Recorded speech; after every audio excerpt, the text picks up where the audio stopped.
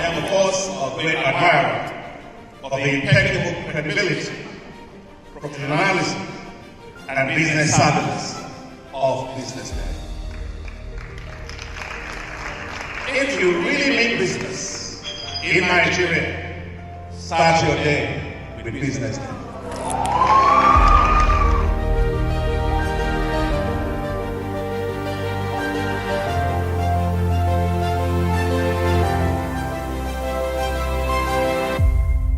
BusinessDay is West Africa's leading provider of business intelligence and information, delivering premium content across diversified media platforms, including online, mobile, and print. Since its inception in 2001 with a weekly newspaper production, BusinessDay has expanded its reach to provide exclusive content accessible through print, mobile, and online channels. Our premium offerings are further enriched with syndicated content from esteemed sources like the Financial Times, The Economist, and the Harvard Business Review. At BusinessDay, our mission is clear: to be the foremost provider of business and financial content, empowering readers to make informed decisions in Nigeria and Africa.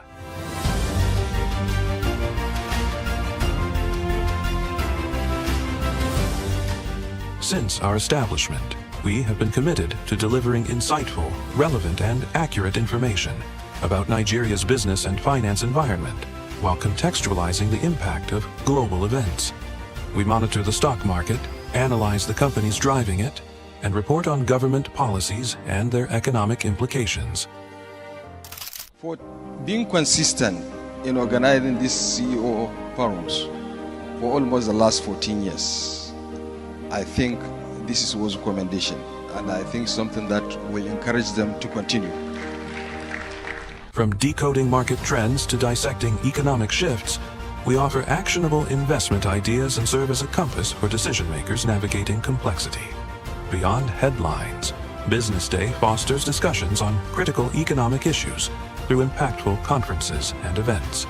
These platforms bring industry leaders together to share narratives that drive innovation and spark meaningful dialogues. Our events galvanize connections, bridging the gap between inspiration and achievement. For businesses seeking visibility, our strong digital presence offers unparalleled opportunities, with millions of followers across social media and a dynamic website attracting visitors from within and outside Nigeria. BusinessDay is the ideal platform to boost visibility for your products and services.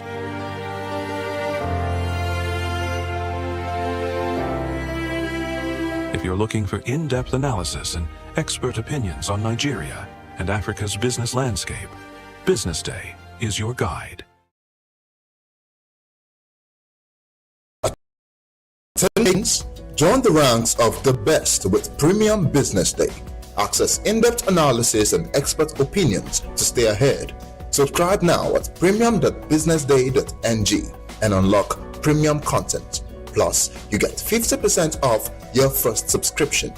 Don't miss out. Make smarter choices and seize new opportunities. Sign up now and elevate your business game. Visit premium.businessday.ng today.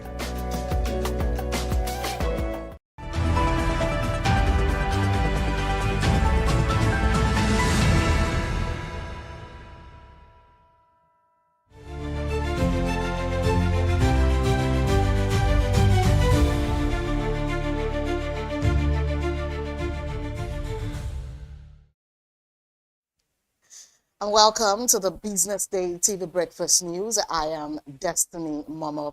Thanks for joining us this morning. And now let's see what making the headlines. Naira rebounds after 2 days of losses as reserves cross $41 billion. And the CBN orders GPS tracking on POS terminals to curb fraud and tighten oversight. Protest rocks NNPC tower in call for Ojulari's resignation. An Equatorial Guinea President, nephew Baltasar Egonga, jailed for embezzlement. Wolves reject £55 million Newcastle bid for Strand lesson. and Oxland Chamberlain's Besiktas contract terminated. And now let's begin the news in Nigeria, where the Naira on Wednesday rebounded to slight gains after 2 consecutive days of marginal losses, supported by rising external reserves, which have now crossed the $41 billion mark. And according to the Central Bank of Nigeria, the Naira in the Nigerian foreign exchange market appreciated slightly by 0.54 Naira as the dollar closed at 1,537 Naira compared to 1,537.61 Naira quoted the previous day. And in the parallel market, popularly called the black market, the local currency remained stable at 1,540 Naira per dollar, with GT Bank's FX rate for international transactions holding steady at 1,544 Naira since Monday, after rising from 1,542 Naira on Friday. The report shows that Nigeria's external reserves also climbed to $41.22 billion as of August 26, 2025, crossing the $41 billion mark for the first time in over 4 years. And I'm moving on. The Central Bank of Nigeria has directed banks, fintech companies, and other licensed payment operators to install GPS tracking on all points of sale terminals as part of sweeping new rules aimed at strengthening oversight of electronic payments.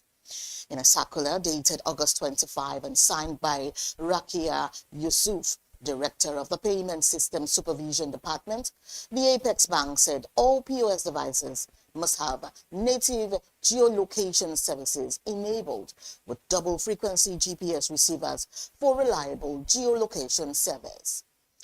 And under the directive, operators must register each terminal with a payment terminal service aggregator providing accurate location coordinates of the merchant or agent business premises. And now, with the recent development, every transaction will now require geolocation data at the point of initiation, while activities outside a 10-meter radius of the registered location will be automatically flagged. Still on, coalition of Niger Delta leaders on Wednesday staged a protest at the Nigerian National Petroleum Company Limited (NNPCL) towers in Abuja, requesting the immediate resignation of Bashir Bayo Ojulari, the group chief executive officer of the company. And now the youths who arrived at the towers in their numbers are calling for the appointment of an indigene of the Niger Delta region as the GCEO of the NNPCL. The protesters are carrying banners with different inscriptions were seen chanting solidarity songs alongside music supplied by a local orchestra and modern music blaring from loudspeakers positioned in an open truck stationed near the towers. And Jonathan Lokoberi, chairman Niger Delta Youth, revealed that Ojulari, since assumption of office, has laid off several staff from the Niger Delta region, alleging that Ojulari mismanaged and transferred monies meant for remuneration of the Niger Deltans who are providing security for pipeline and infrastructures to personal private accounts. And also in the local news, the Academic Staff Union of Universities has reaffirmed its stance on the establishment of a university-based pension fund administration, arguing that the peculiarities of the academic system are not adequately addressed by existing pension administrators. And meanwhile, the union maintains that a dedicated PFA will better serve the interests of university staff, ensure transparency, and also protect the long-term welfare of its members. And this insistence comes amid ongoing tensions with the federal government over broader issues affecting the tertiary education sector. Christopher P. Wuna, president of ASU, emphasized that the insistence of the union on the establishment of a university-based pension fund administration was part of efforts to guarantee the welfare of their members and other workers in the university system at retirement. In his words, retired colleagues continue to bear the brunt of the government's anti-people's policies, manifesting in galloping inflation at 21.88% and rising cost of electricity, transportation, housing, communication, food, and medication. And I'm moving on to the foreign scene. A court in Equatorial Guinea has sentenced a senior government official, Baltasar Ebang Egonga, to 8 years in prison for embezzlement, months after he became notorious over leaked sex tapes with other officials' wives. The Bioko Provincial Tribunal convicted Baltasar Ebang Egonga of diverting money claimed as professional travel expenses for personal use. Egonga, the married former head of the National Financial Investigation Agency, and 5 other senior officials were accused of embezzling expenses worth hundreds of thousands of dollars in the oil-rich Central Africa state. Egonga made world headlines in November with the sex tapes filmed in his office at the Finance Ministry published on social media while he was in detention pending the embezzlement case. Also, Israel on Wednesday launched a series of strikes on former army barracks in Kizwa in the southwestern Damascus countryside, making it second attack within 24 hours. According to reports, the air defense base has been used by Iran during the rule of ousted Syrian leader Bashar al-Assad. The reported strike targets the Kizwa region and the strategic Jabal Mania hilltop, were also among the most significant military outposts used by pro-Iranian militias during the Assad era. Military sources say Syria believes equipment was left behind in the area by Iranian-backed militias that were entrenched there, while the new Syrian army has since established a token presence there, adding that there were initial reports of several casualties. Syrian sources, however, revealed that President Ahmad al-Sarraj attending the opening of a business expo nearly 15 kilometers from the targeted area. And I'm moving on to sports news. Wolves have rejected a second Newcastle bid for striker Jurgen Strand Larsen. The McBees had returned with £55 million offer after a £50 million approach was turned down earlier this week. Reports also reveal that the Wolves do not want to sell the Norway international because of how little time they would have to find a replacement, and with the transfer window closing on Monday, and also because of how valuable Strand Larsen is to their Premier League survival chances. Larsen, who only made his loan move from Celta Vigo permanent for £23 million this summer, came off the bench to score twice in the final 8 minutes as Wolves beat West Ham 3-2 in the EFL Cup on Tuesday. Now, to end the news, former Arsenal and Liverpool midfielder Alex Oxlade-Chamberlain has mutually agreed to terminate his contract at Turkish club Besiktas. The 32-year-old joined Besiktas on a free transfer following his release by Liverpool in August 2023, having a year left on his current deal. Besiktas, who are managed by former Manchester United boss Ole Gunnar Solskjaer, announced they had agreed to pay Oxlade-Chamberlain a compensation of €1.75 million under the terms of the termination external. Oxlade-Chamberlain, who has 35 England caps but has last played for his country in 2019, scored 5 goals in 50 appearances for Besiktas, winning the Turkish Cup in 2024. The former Southampton player also helped Liverpool win the Premier League title in 2020, but was hampered by injuries at Anfield. And that does it this morning on the BDTV Breakfast News. I am Destiny Mama. Up next is a newspaper review. Stay with us.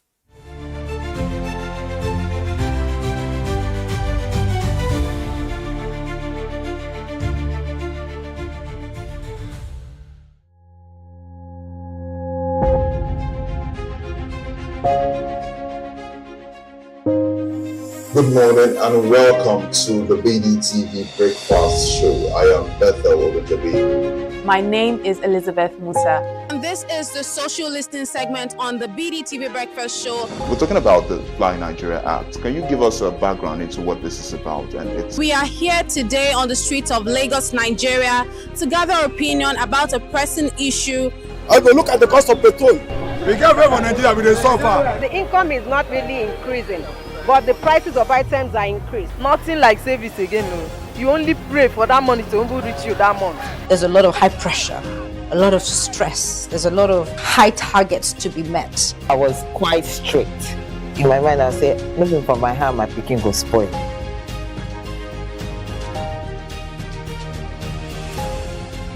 To allow all banks and all the players in the space. 15% inflation target achievable in 2025.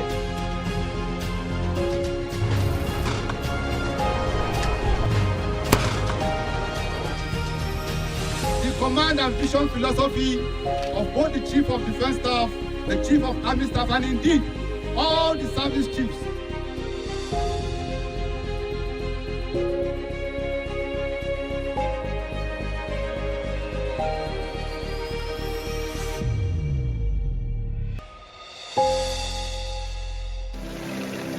They say money never sleeps. Wake up to clarity, insights, and the stories driving business in Nigeria and beyond. From the heartbeat of small and medium enterprises to the pulse of national economic policy, this is where business meets perspective. With expert guests, real-time analysis, and stories that matter to you. We go beyond headlines to bring you the full picture. Join us every morning as we break down the numbers, decode the policies, and spotlight the people shaping our economy. This is Business Money.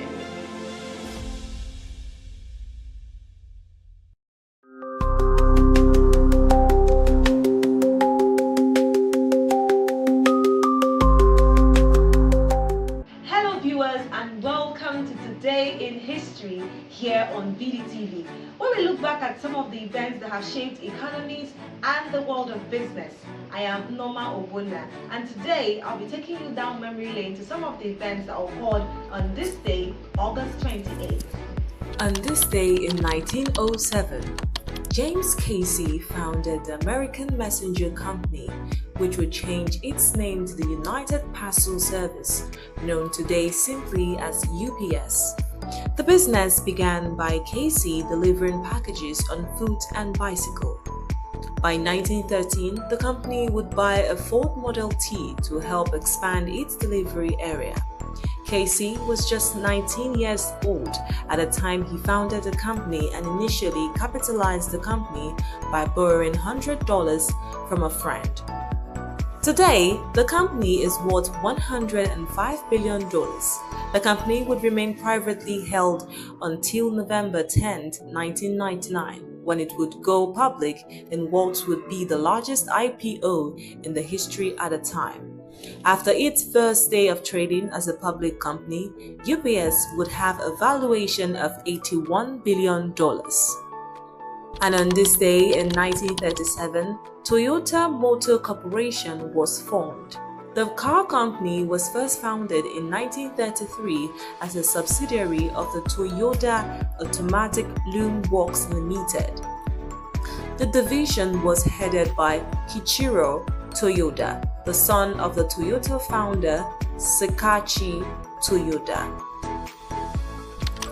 And finally, on this day in 1963, Martin Luther King made his I Have a Dream speech. The historic speech that was a call to end racism in the United States was given in front of the Lincoln Memorial during the March on Washington, a political rally organized by human and political rights groups. Over 200,000 people gathered in Washington, D.C. to demand jobs and equality for African Americans. The I Have a Dream speech by Dr. King became a symbol of the American civil rights movement, and it's one of the most recognizable speeches in the recorded history. And that is how far we can take you today in history here on BDTV. I am Norma Obona. Keep watching BDTV.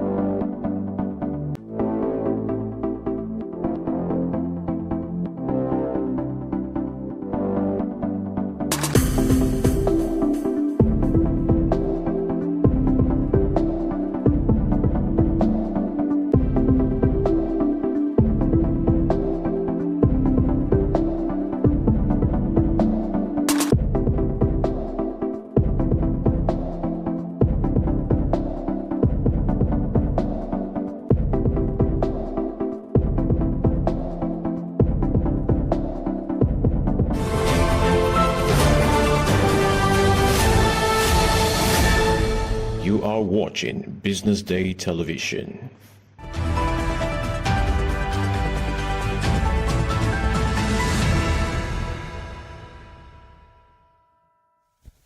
And you're welcome back. Now, this is the newspaper review segment of the BDTV Breakfast Show, where we explore top headlines on the front page of our day.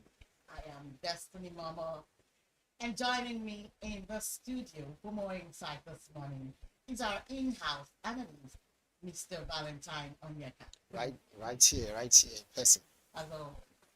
Good to have you. Now let's go straight to the conversation for today. Now we're starting with our Business Day newspaper. The papers that we have on the lineup are Business Day, Punch, Guardian, and we'll also go into other parts of the newspaper review.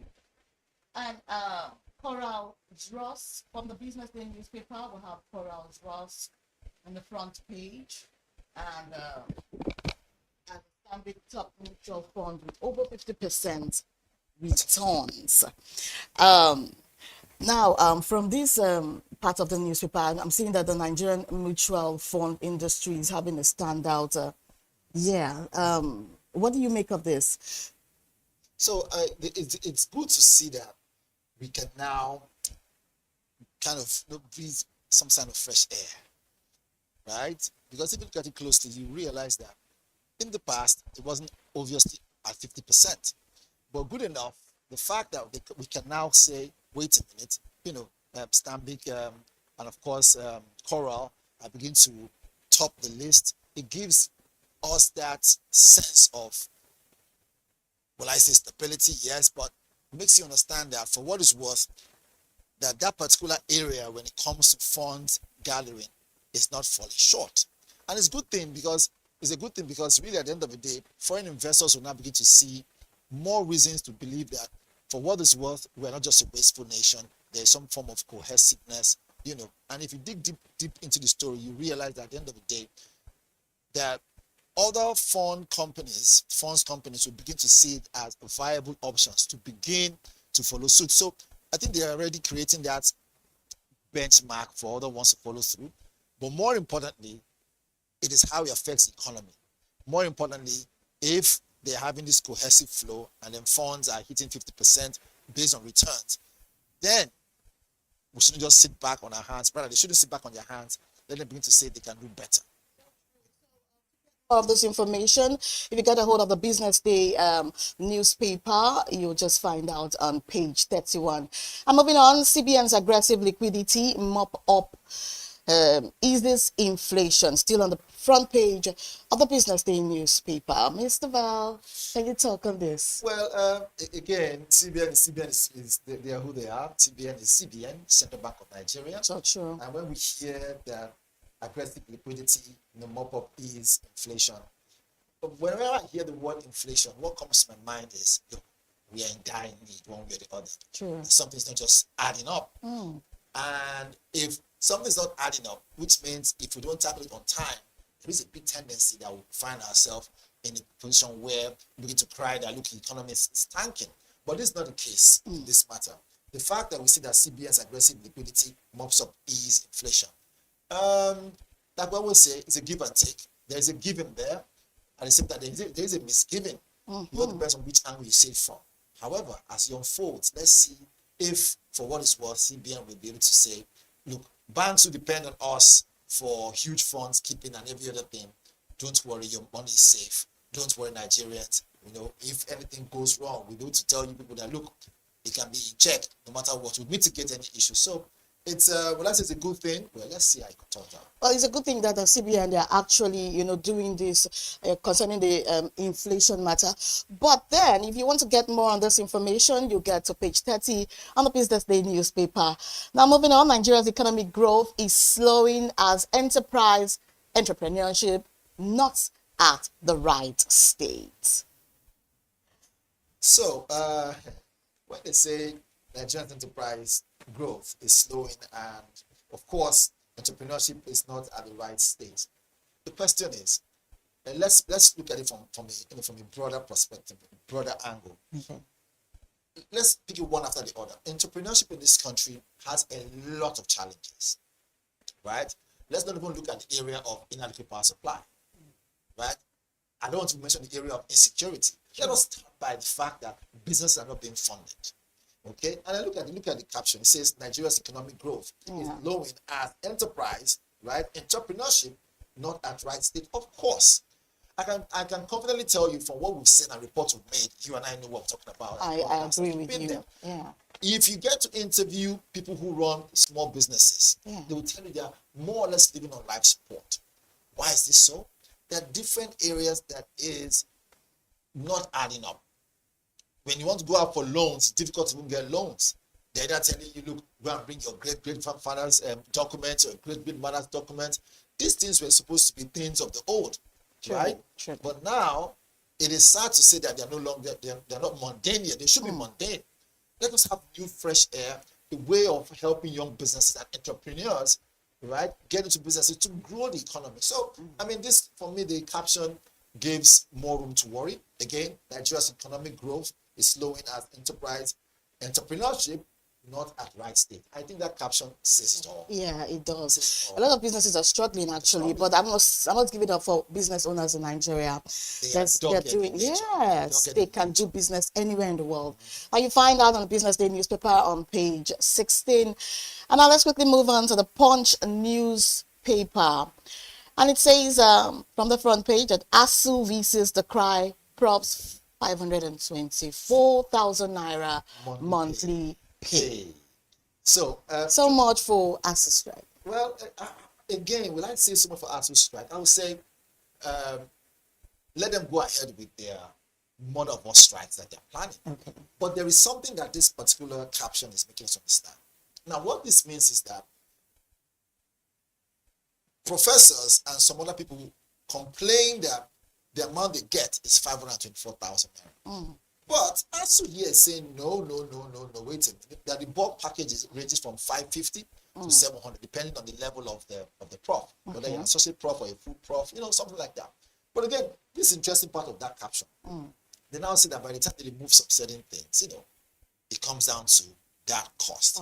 But the question we should be asking is, look, as a professor, as a kingmaker, because as a professor, you are a kingmaker. Definitely. At that level. As someone who is not only maybe in the Senate within that university, because every university has in the Senate people who make rules, a group of people who come together to make rules to run the university. I think that money is too small. Because this is someone who has spent probably 20-something to 30 years in the learning. That high. Exactly.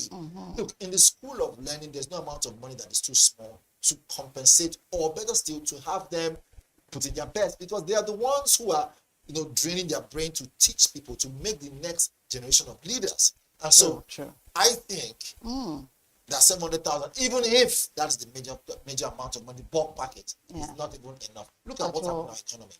Right? I can tell you, if you want to live a normal, run a normal family where of three, not enough. Those money, it's not enough. Okay, then still on the Punch newspaper, Jonathan. So before you go ahead, I kind of justify the fact that they are raising eyebrow. Yeah, that's what I'm trying to say. Oh yeah, I agree with you. Now you find out about the ASU strike on page 2 of the Punch newspaper. Moving on, still on Punch newspaper, Jonathan demands credible INEC chair decries defection. And still in the headlines, federal government nets 393 billion naira tax from Dangote and 9 others. And also the APC mocks ADC over chairmanship tussle. Now moving at the downside of the Punch newspaper, you find out that jailed monarch, the Oshun to obtain U.S. court's judgment. And Lagos man killed in fight. Suspect arrested. Well, before we jump off, the part of that the gentleman that got killed, I'll tell you, it has now become a thing that we have moved past worry now. We should now really be extraordinary worried, because truth be told, people are dying on the daily because they can't control their emotions. Yes, a fight could have broken out, you don't know who caused it, but the fact that a life was taken, maybe that person that died has family depending on him, has children that depend on him for school, he does have look, he could just be the breadwinner of a major family tree. So what happens now? The thing about what causes fight these days is not something that you can actually place a finger on. A lot of people are angry over little things. The economy is not smiling. The economy is actually affecting a lot, and that's why you see a lot of problems with the married people. Of course. A lot of people are arguing over, I'm sure it's the economy. And exactly. It cuts across board. That's why it's important that for the people listening at home, it's important that every now and then, just go talk to your counselor. Exactly. It's not until someone takes off his clothes and runs on the street that they've lost their mind. Some people who are well dressed, driving their vehicles, but are not in right state of mind. It's called emotional issues. Check it out.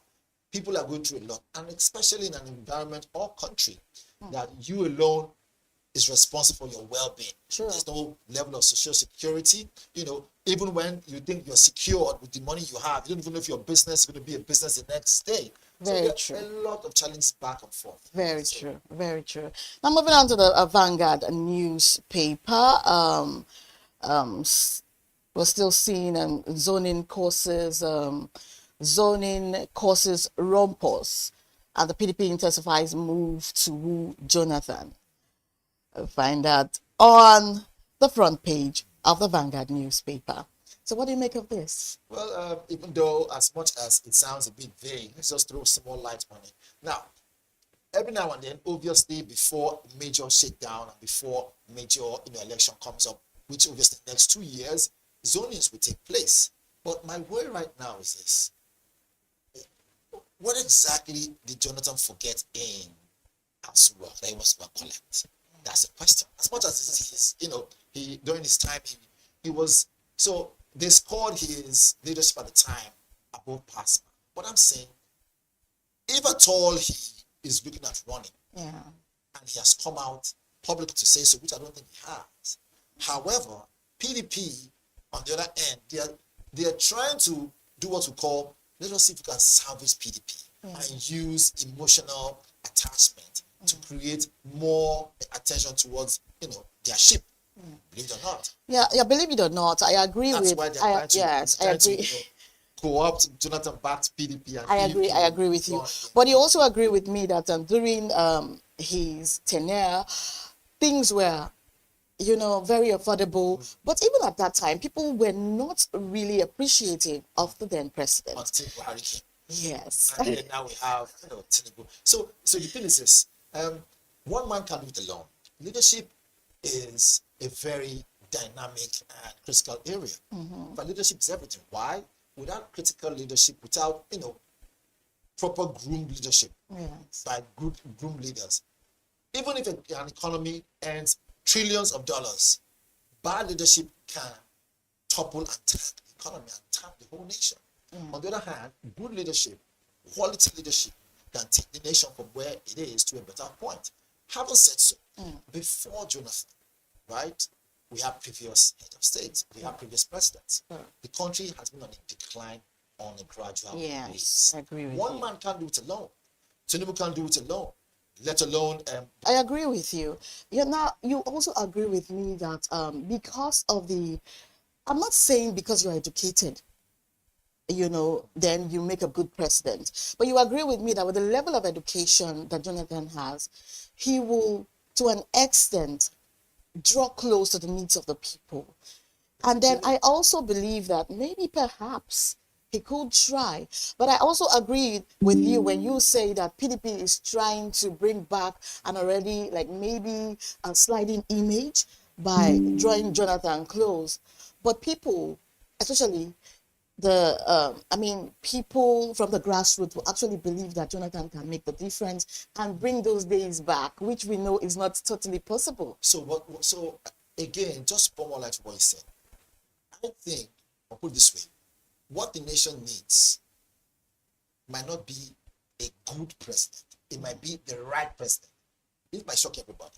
You see, when I say good, I mean a good man as a president. It needs the right man as a president. And the right man means you make some strong decisions that you might not like, but in the long run might take us out of, penury. But that was what people thought when Buhari came, because they felt like because of that military presence, that military experience. In this case. Now, who is a good man and who is a bad man and who is a right man? These are very important words that I'm using here. So when I say good person, you see, Nigerians are very quick to say, that guy is a good man because he's doing what you like. Sure. What if what you're doing is wrong and the man is telling you, I cannot support you, he becomes a bad man? Exactly. See now, which is why it's important to have the right man and the right leadership. And guess what? Leadership is different from, rulership. Leadership will say, my people, come, let's go, let's get this done. Rulership will say, no, I must be the one to do it. I must be the one to take all the glory. Oh, wow.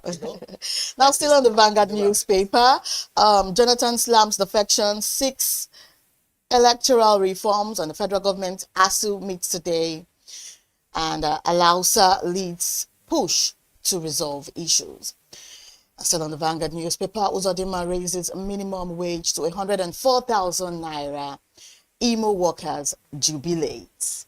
That sounds like good news. I mean, although his counterpart, who is his neighbor, Abia State, has been equally very well. Oh, wow. But it's good to hear that Imo State governor can say, look, or those who run Imo State can say, let us increase. Can this be sustained? You see, this is a great question. A such question, right, should have come to their mind when they said, let us increase this thing. Sure. However, I think a supporting question will now be, are they putting the cart before the horse?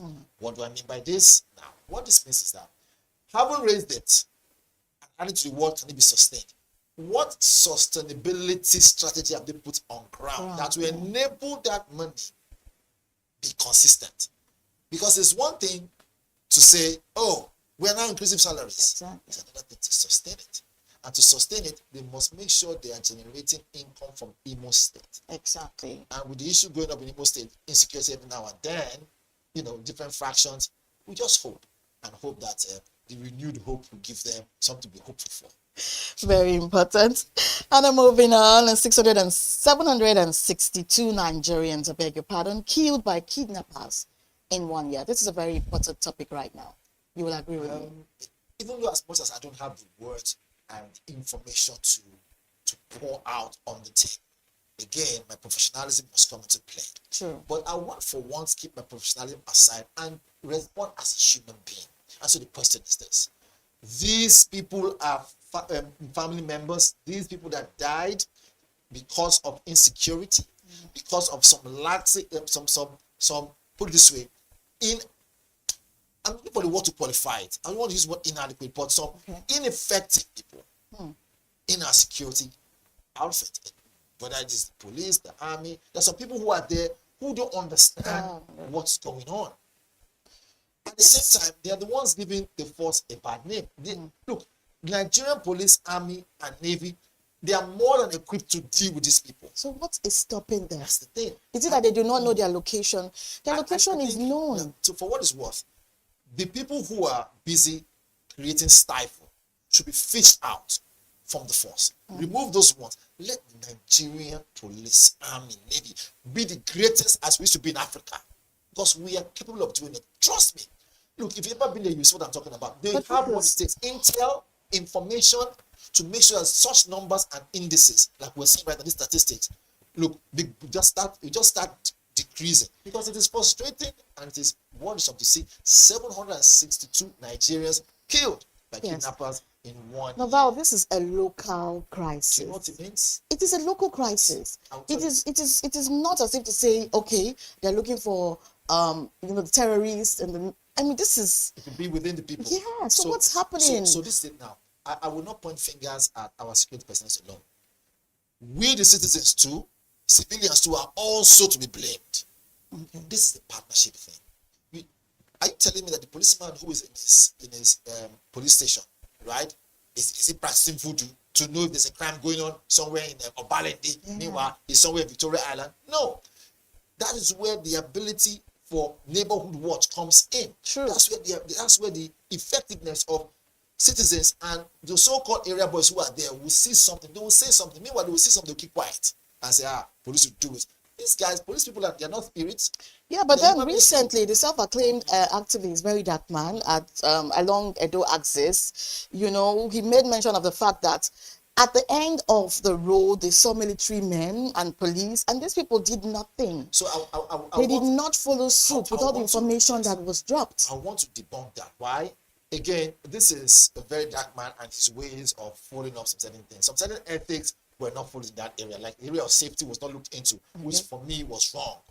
Again, it's good to see that we can have someone who can, boycott some certain modalities and just go with the flow. But going with the flow also means you're putting yourself at risk, people around you at risk. However, having said that, he has, in his post, he said, okay, that we saw some personnel and they didn't do anything. Yes. Let me tell you. The army and the police doesn't work the way civilians work. You must be given order to move. Every bullet that you have in your weapon is accounted for. Every move you make, you've been posted there for a reason. So your commanding officer, that's why people don't know this. That's why I keep saying, look, just go ahead and post anything in social media. No. Your commanding officer must give you the go ahead to say, yes, go ahead. Or if not, if unless you are threatened personally, then you are now obliged to defend yourself, right, and come back and give details.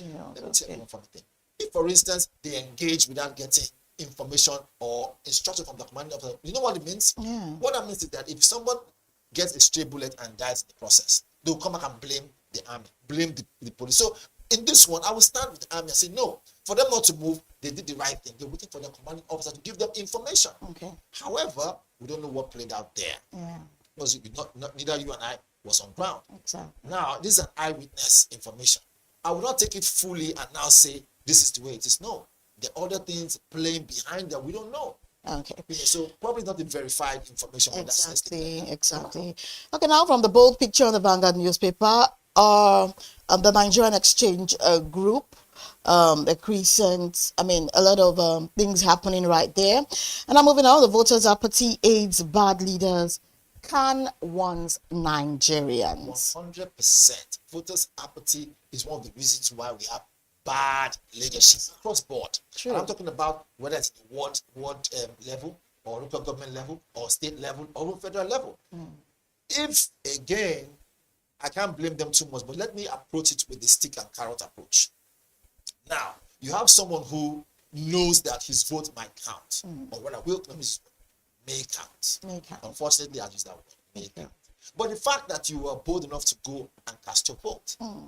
Now, with or without that bag of rice, you've been surviving. And so when they now present you with the bag of rice, present you with something that will turn, change your perception. What happens? What happens is that your ability to deliver becomes swayed. Definitely. That's one end. The part of, I'm afraid something might happen, I don't want to turn out, so I don't want to go register, you stay at home. If 200 million Nigerians stay at home and only maybe 5 million go to vote for a particular person, how do you expect that quality leadership will come? Because those few, or maybe 2 or 3 million people might have been, giving money. Just go and place your finger and that's it. And the many 200 million Nigerians who understand what leadership is, for fear of not being of being attacked or whatever it is, stay at home. How do you expect to get quality leadership? Sure. Also, as much as you say you need quality leadership, remember, you also need quality followership. Thank you so much on that. Now, the president says that he will await full briefing on the Abuja-Kaduna train disaster. It was a disaster, although I don't know if there were any deaths, but again, I didn't hear of any casualties. We prayed even one got killed, but whichever it is, anything could have played out, right? If those tracks were newly built, the idea of it failing would be ruled out, which means to begin thinking about the area of sabotage, right? Exactly. Now, if it's sabotage, meaning to say that aren't you supposed to have, like every kilometer have like a camera to view, right? What really happened? As much as we can, if we can light up the 3rd mainland bridge with solar power, why can't we also light up lights. So what I'm trying to say in essence is that anything could have happened, right? It's a machine. Train is a machine, and of course human factor also comes in. So let's see what turns out. But it was a tragedy. See what the amount of money we spent on those trains, bringing them in, building the track. That money, these things happened. That money could have saved. Well, put this way, as much as we are complaining about what happened, let's also see the fact that, at least for what it's worth, there are no scores of death. That happened. People didn't really die in that amount compared to what we have here. The kidnappers and killing up to 762 Nigerians every year. If you do that math, you see almost like 2 Nigerians die every day. Now moving on, and from the 2027 election, our presidential ticket open despite endorsing Tinubu. That's according to the APC. Well, it is what it is. If you look at it deeply, we have 2 more years to go for 2027, and they're already making so much noise about that particular year, which is 2 years away from now. I'm more worried, even though, yes, I understand what the caption is, but I'm more worried about how. So let me speak very frankly. Some will say he has delivered, but are we satisfied with the delivery? Are you satisfied with it? So again, if that question comes my way, then I'll throw it back to people who are listeners and viewers. To say, viewers, are you satisfied with the delivery? If you say you're satisfied, then 2 years from now. But every government does put efforts. But obviously, what the people want to see is what they want to see. Most definitely. We stay on the fence and give them what it is that they want to hear. Exactly. Right. And I'm moving on to sports. 2026 WCQ Super Eagles will prove doubters wrong, according to Chile. It's a good thing to see that. I mean, we have, Super Eagles working so hard. It sounds as if they are now, they've been given what we call a long gap, or rather, they put on the hot seat by the Falcons. However, at the end of the day, right, that motivation of $100,000 given to the Falcons, but I might also be motivating them to move. But let us see how they will play out and what will come out of it. Give and take. We hope that they will make the nation proud the way the female team has made the nation proud. Okay. If I throw more light to that, that'll end up being a sports program. So let's leave it that. All right. It's been a very awesome newspaper review. And now we can't end the review without going in for our cartoon of the day. Oh, waiting for his by the way. Oh my God. And that's it right there. So we see awesome. An image on the screen. Yes. The image has a flag stuck on the side. We see two people watching. One here says, "Are you still hungry?" That's from the first viewer. Yeah. The answer goes, "No, I am filled with promises." Here we go. And then on the screen there it says, the president promises to end hunger crisis. But now, there's something we're not seeing there now. Destiny. I do not have the eyes that you have. Okay, fine. So let me use my eagle eyes. So we see a plate there. And the plate is empty. We see a bowl. Exactly. The bowl is actually empty bowl. But there's something else I want to say. There is a twist to this. As much as hunger is more or less the theme of this creative work, the fact that there's electricity for them to watch the TV exactly gives you reason to say, let's just give the this government some applause, and they're giving you electricity for you to watch to know what's happening in the country. Right? Before people say there's no food on the table, exactly. There's electricity. So I'm being on the fence now. Oh wow. Now this is very creative, and whoever would have done this will be a very deep thinker. His name is Asupo, and we must give him credit for it. Applause. Awesome.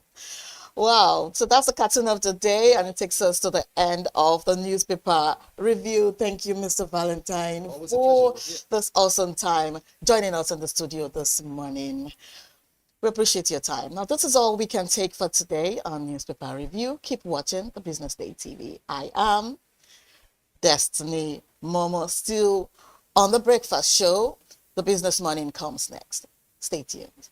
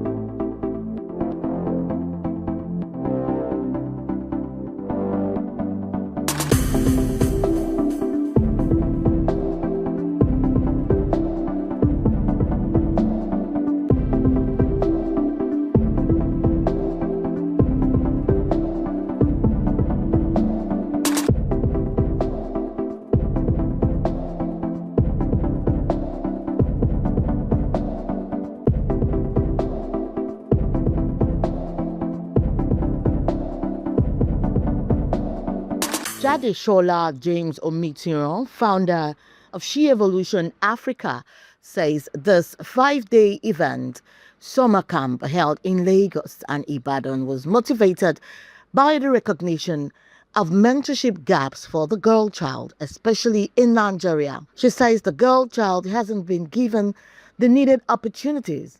Hence, She Evolution is bridging that gap to create opportunities and expose girls, particularly in underserved communities, to the skills and knowledge needed to be confident in life. She Evolution Africa has provided mentorship opportunities to over 300 Nigerian girls geared towards empowering the future female leaders by bridging critical gaps in their career development. This initiative aims to inspire confidence, leadership, and future success among African girls. She said the initiative focuses on girls between the ages of 11 to 19 years in underserved communities, and it's also open to all. Meanwhile, Mary Owolabi, Policy and Advocacy Manager at She Evolution Africa, said the 2025 edition is remarkable, being the 5th anniversary, hence the introduction of vocational skill trainings. She says parents are encouraged to be intentional about the upbringing of their girl child. This year's event is a landmark because this is our 5th year, and it is significant to us because we've done this over the years, and a lot of our girls, we've seen compound effects in their growth and in their upbringing. And this year is for 5 days, and it's going to be happening in Lagos and in Ibadan, 2 major cities in the south, in south and west. And we're combining using the TVET model, that's technological skills, educational skills, vocational skills, and just bringing everything together to raise the wholesome leader. In bringing up a girl child, I would say that every parent should be intentional to raising self-leaders. We're not necessarily saying, of course, it is a part of it that be leaders in different socio-economic sphere, but we're saying from when they're children, raise them to be leaders, raise them to take responsibility, raise them to be owners of both their lives, their actions, and the things that you give them to do. Atim Uko, Chief Executive Founder of AfroLems, who facilitated the dining etiquette session, says it is important to be grateful at the table. She said the 2025 edition was special to her because it combined food and etiquette training spaces where she said people mess up a lot. I've worked with She Evolution for a few years where I've done a few lessons with them. But I think this one was special to me because it was combining my core strength, which was food and etiquette, and also being in spaces where I see people messing up. I'm like, you have to teach people from the grassroots point so that they can learn and they don't get ruled out of conversations even before they've opened their mouth.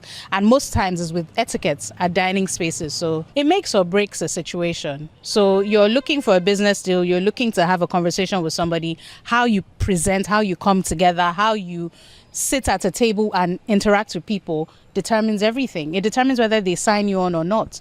So for me, like I said, I've seen people lose opportunities because of it. And I don't want, because of background, people now don't get a seat at the table. It's not fair. So let the knowledge be there. Let them be exposed to what everybody else is exposed to. And I think it just makes for a better success story. Esther Adedoja, a 200-level law student at the University of Lagos and an alumnus of She Evolution, expressed her excitement at seeing the initiative evolve. She said the program gave her wings to express herself and become her very best. They started with us, so we're the first set for them to start this with in 2022. And I'm here today as a volunteer. It just shows how much I have grown as a member of She Evolution and how we have achieved the big goal, which is to impact the lives of so many different girls. So this started in 2022, and we started with just girls in secondary school. And I'm very happy, I'm very excited that it has grown to be what it is today. And we have so many girls, so many different girls every year that are being impacted and are learning so much, to go to the next step of their life. For me, I learned so much. It has helped me. When I was in secondary school then, I was so confused as to my next step in life, and I had so many questions, and She Evolution helped me to answer so much. And I'm now a student in university, and I have big plans. I have so much I'm doing. I'm just glad that the program gave me confidence to express myself and to, express myself with what I love to do, and just bring the best bring the best person, like the best Esther out of me. Yes. At that time, I was not sure what I wanted to study, because I wanted to do music, I wanted to do law, I wanted to do so many things, and I was too shy. I was very, so I had no one to talk to then, and I was very confused about what to do, the next step to do. And yeah, I was able to see clarity through their various teachings. I was able to know, this is what I want to do. I want to help people all over the world. I want to do so much. That's so I decided to study law. Destiny Mama, BDTV News.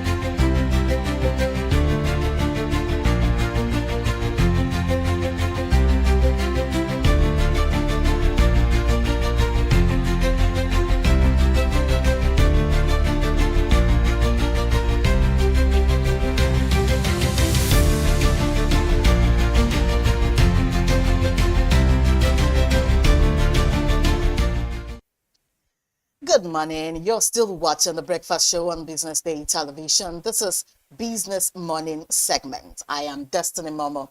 Thank you for starting your day with Business Morning. And now let's move to the first conversation for today. AI innovation reshapes Nigeria's battle against online fraud. You will agree with me that in recent years, innovation in artificial intelligence and advancements in cybersecurity have significantly reduced the operations of internet fraudsters, popularly known as Yahoo. Experts say new technologies are not only tightening the digital space, but also protecting individuals, financial institutions, and also businesses from cybercrime. But today, the story is changing. Artificial intelligence now powers advanced fraud detection systems, enabling banks and fintechs block suspicious transactions in real time. Biometric authentication such as fingerprints and facial recognition is also making it harder for cybercriminals to gain unauthorized access. And now beyond technology, collaborations between regulators, law enforcement agencies, and global tech firms is also yielding results.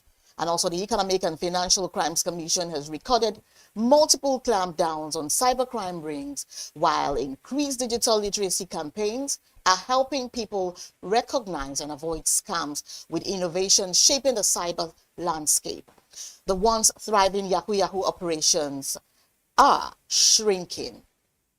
And now very quickly, joining us to access guaranteed information on this development is Dr. Oluwarotimi George Taylor. He is the influential chairman of Gotham Security Limited and an innovative cyber security expert. Good morning, Doctor. Good morning, and thank you for having me. So good to have you this morning. Now, how would you assess the role of artificial intelligence in transforming the fight against cybercrime, particularly internet fraud known as Yahoo Yahoo? Well, I'll say technology. We are no longer in a reactive mode. We are now in a proactive mode, to detect when, before several things are done, before a system is breached, when a system is breached, before any damage is done. So now we're at that stage at which we can predict and we can predict attacks and we can avoid them. So we have made, technology has come to the stage that we've made significant breakthrough in which that we can prevent a large majority of all these attempts. Okay, so now in practical terms, what AI-powered tools or innovations are actually proving most effective in detecting and even blocking fraudulent online activities? Okay. So what I would say as of this point in time is CDM tools. CDM stands for Continuous Diagnostics and Mitigation. This is a new program. It was actually rolled out by, the U.S. Homeland Security, in which that they made it mandatory for all federal organizations and defense, U.S. Department of Defense contractors to use. And it has expanded as well, far from, the U.S. federal government to private individuals. And we see it being adopted, around the world, all over. And this is the technology now we're using in order to prevent major crimes. Okay. Major crimes. All right. So Nigeria has faced reputational challenges due to cyber fraud. You agree with me? But then how much progress has been made in actually curbing these activities with the help of new technology? So the way it is now, it's easier for us to, track down people, to know when they're in a device, to even monitor them when they're in devices, and they don't even know anymore. That's why you see now the EFCC and the FBI are working together, and they have made a lot of arrests. They are, some people have been extradited, and even those who falsely use Nigeria, who claim they are in Nigeria and perpetrating fraud in other countries. We now see that with thanks to technology. It's no longer a Nigerian thing, so to say, but several other countries also smear our name and, just claim that they are Nigerians and they are doing fraud here when they are in other parts of the world, actually, and they are not even African. Wow, that's not good enough. But then how do AI-driven fraud detection systems differ from traditional cybersecurity approaches? So the difference is the traditional attempt is once something has been done, it reacts to it. It maybe revokes access or it closes up the system or it halts all functions as a whole. While the new attempt, which is, with the help of CDM and several other types of software, what we do right now is we check for anomalies, whether, I'll give you an example. There's something that we call privilege for documents. If a document's privilege has either been increased, which is the 777, which means read, write, and edit. Okay. Read, write, view. If it has been increased to that, so it's 677 or 655, you would know that immediately, and you would know that there's somebody that has increased the privilege of a certain company's directory or document in which they are trying to perpetrate something. So at that point in time, we can now proactively carry out measures to prevent anything being done. At the same point in time, we can notice where the breach came out from, whether it's a RAT, remote access tool, whether it's a Trojan, different ways, identify and then find out the roots of where this attack is coming from. Oh, wow. So now could you actually explain how biometric authentication and predictive threat intelligence are reshaping online safety for individuals and even businesses alike? So now, we're moving away from the two-factor authentication method. That is in which maybe you get a text message or you get an email, for you to, log into your certain service. The reason why we're moving towards authentication tools and biometrics is because this is a safer place. If you have Face ID or fingerprint ID, these cannot be cloned remotely. This is something that you have to be in person to authenticate. Okay. And same with authentication tools. These are dynamic passwords in which they change every second. And this is how we're staying ahead with keep being safe online. It's easier to use these tools than your regular passwords. And let me give you an example why. Recently, there has been some study and we've noticed a new pattern in which individuals try and hack certain systems. Okay. Remember when you go on websites and you see accept these cookies? These cookies basically is just a reminder for your digital footprint on that website. It saves your password and it basically helps you pause and continue where you are or the things you're looking at on a website. Now, what these hackers do is they have figured out a way to steal people's cookies. Now, with this, they can automatically log in to your account without having to even put in passwords or certain things like that. So that's why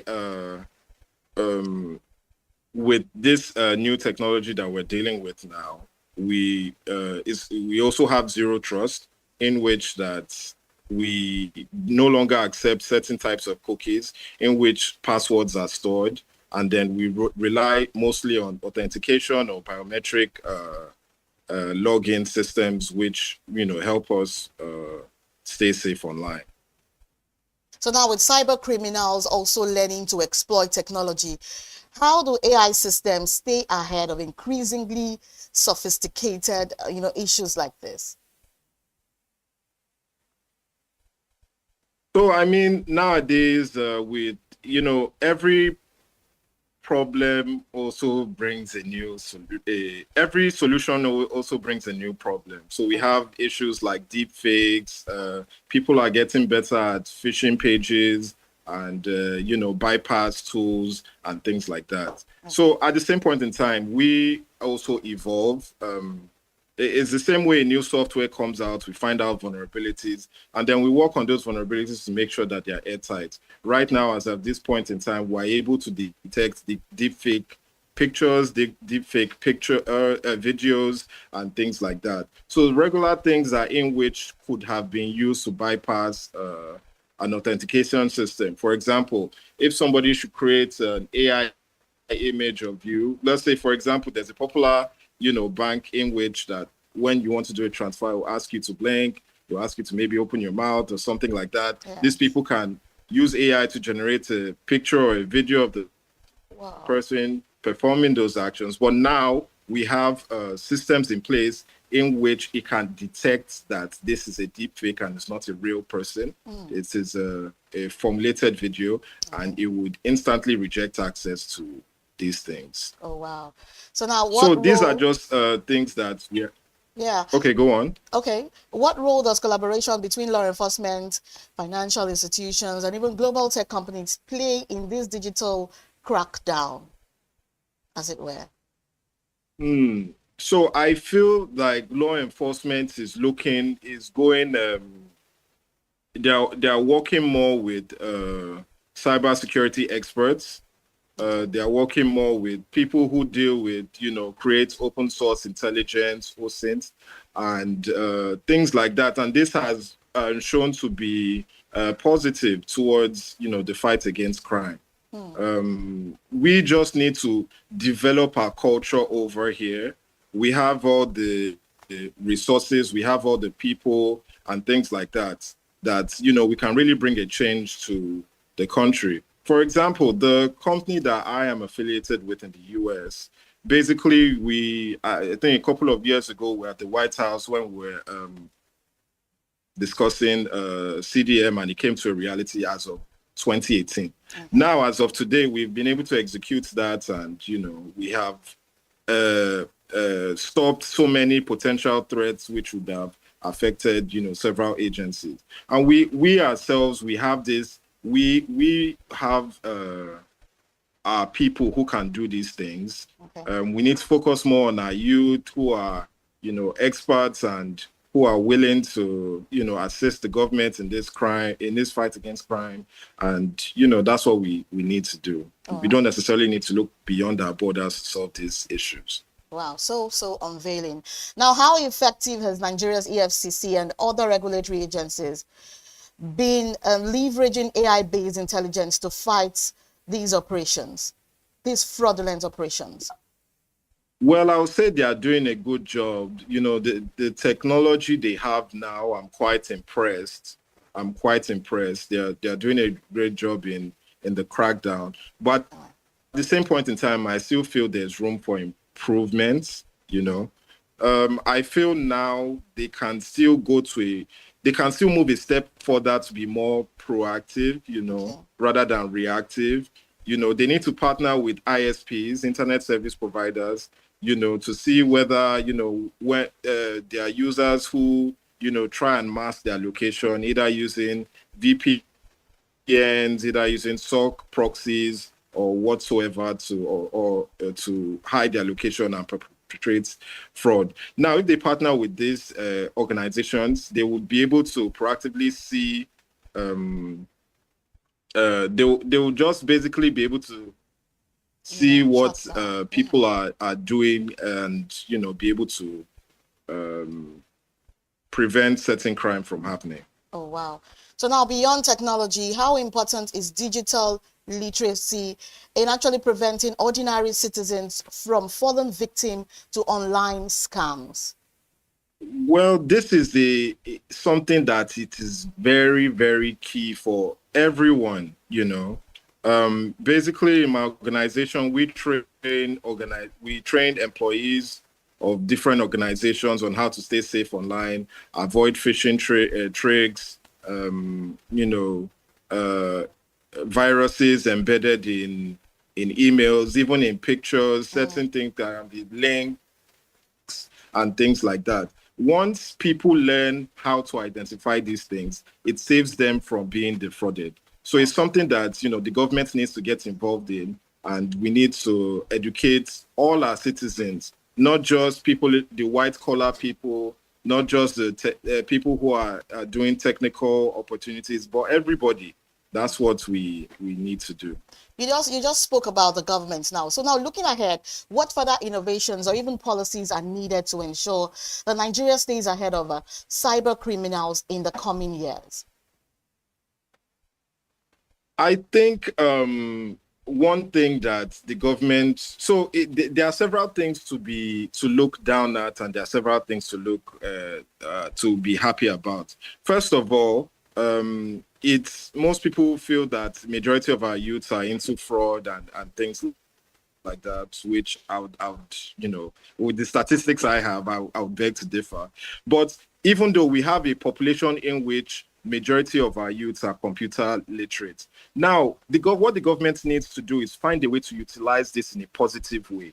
How can we use this to encourage the youth to do something productive with this, come up with ideas? The government needs to give out loans for grants for STEM, improve development in research and development, promote ideas, people's personal ideas, promote people coding, promote people coming up with technology, because AI is the new oil. That's what is going to drive the future, and we need to encourage our youth to be at that forefront. So with the hardworking youth we have in this country, we only need the government to just promote ideas and we would get to that promised land as we are all hoping for. Oh, I want to thank you so much for joining us this morning. It's been so unveiling and very revealing this morning. Thank you so much for your time, Dr. Oluwarotimi George Taylor. Thank you. Dr. Oluwarotimi George Taylor is the influential chairman of Gotham Security Limited and an innovative cyber security expert as well as a politician. Thank you so much. On Business Morning, we will be right back after this break. Stay with us.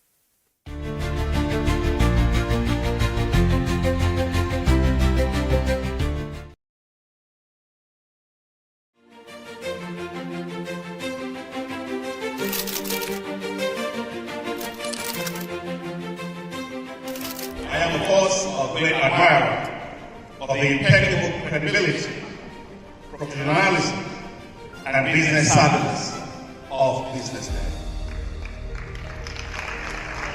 If you really mean business in Nigeria, start your day with BusinessDay.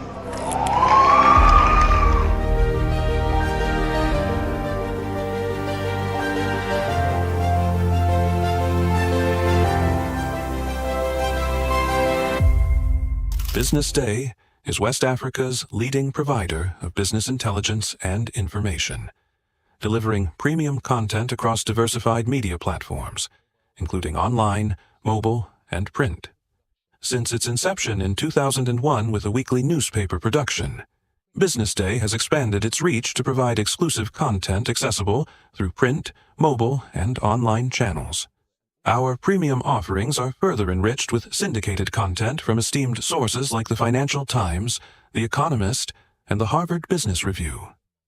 At BusinessDay, our mission is clear: to be the foremost provider of business and financial content, empowering readers to make informed decisions in Nigeria and Africa.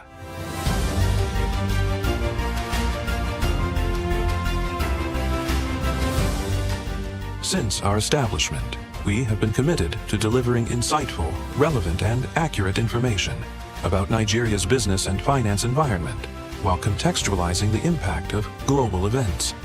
We monitor the stock market, analyze the companies driving it, and report on government policies and their economic implications. For being consistent in organizing these CEO forums for almost the last 14 years, I think this was a commendation, and I think something that will encourage them to continue. From decoding market trends to dissecting economic shifts, we offer actionable investment ideas and serve as a compass for decision makers navigating complexity. Beyond headlines, BusinessDay fosters discussions on critical economic issues through impactful conferences and events. These platforms bring industry leaders together to share narratives that drive innovation and spark meaningful dialogues. Our events galvanize connections, bridging the gap between inspiration and achievement. For businesses seeking visibility, our strong digital presence offers unparalleled opportunities, with millions of followers across social media and a dynamic website attracting visitors from within and outside Nigeria. BusinessDay is the ideal platform to boost visibility for your products and services.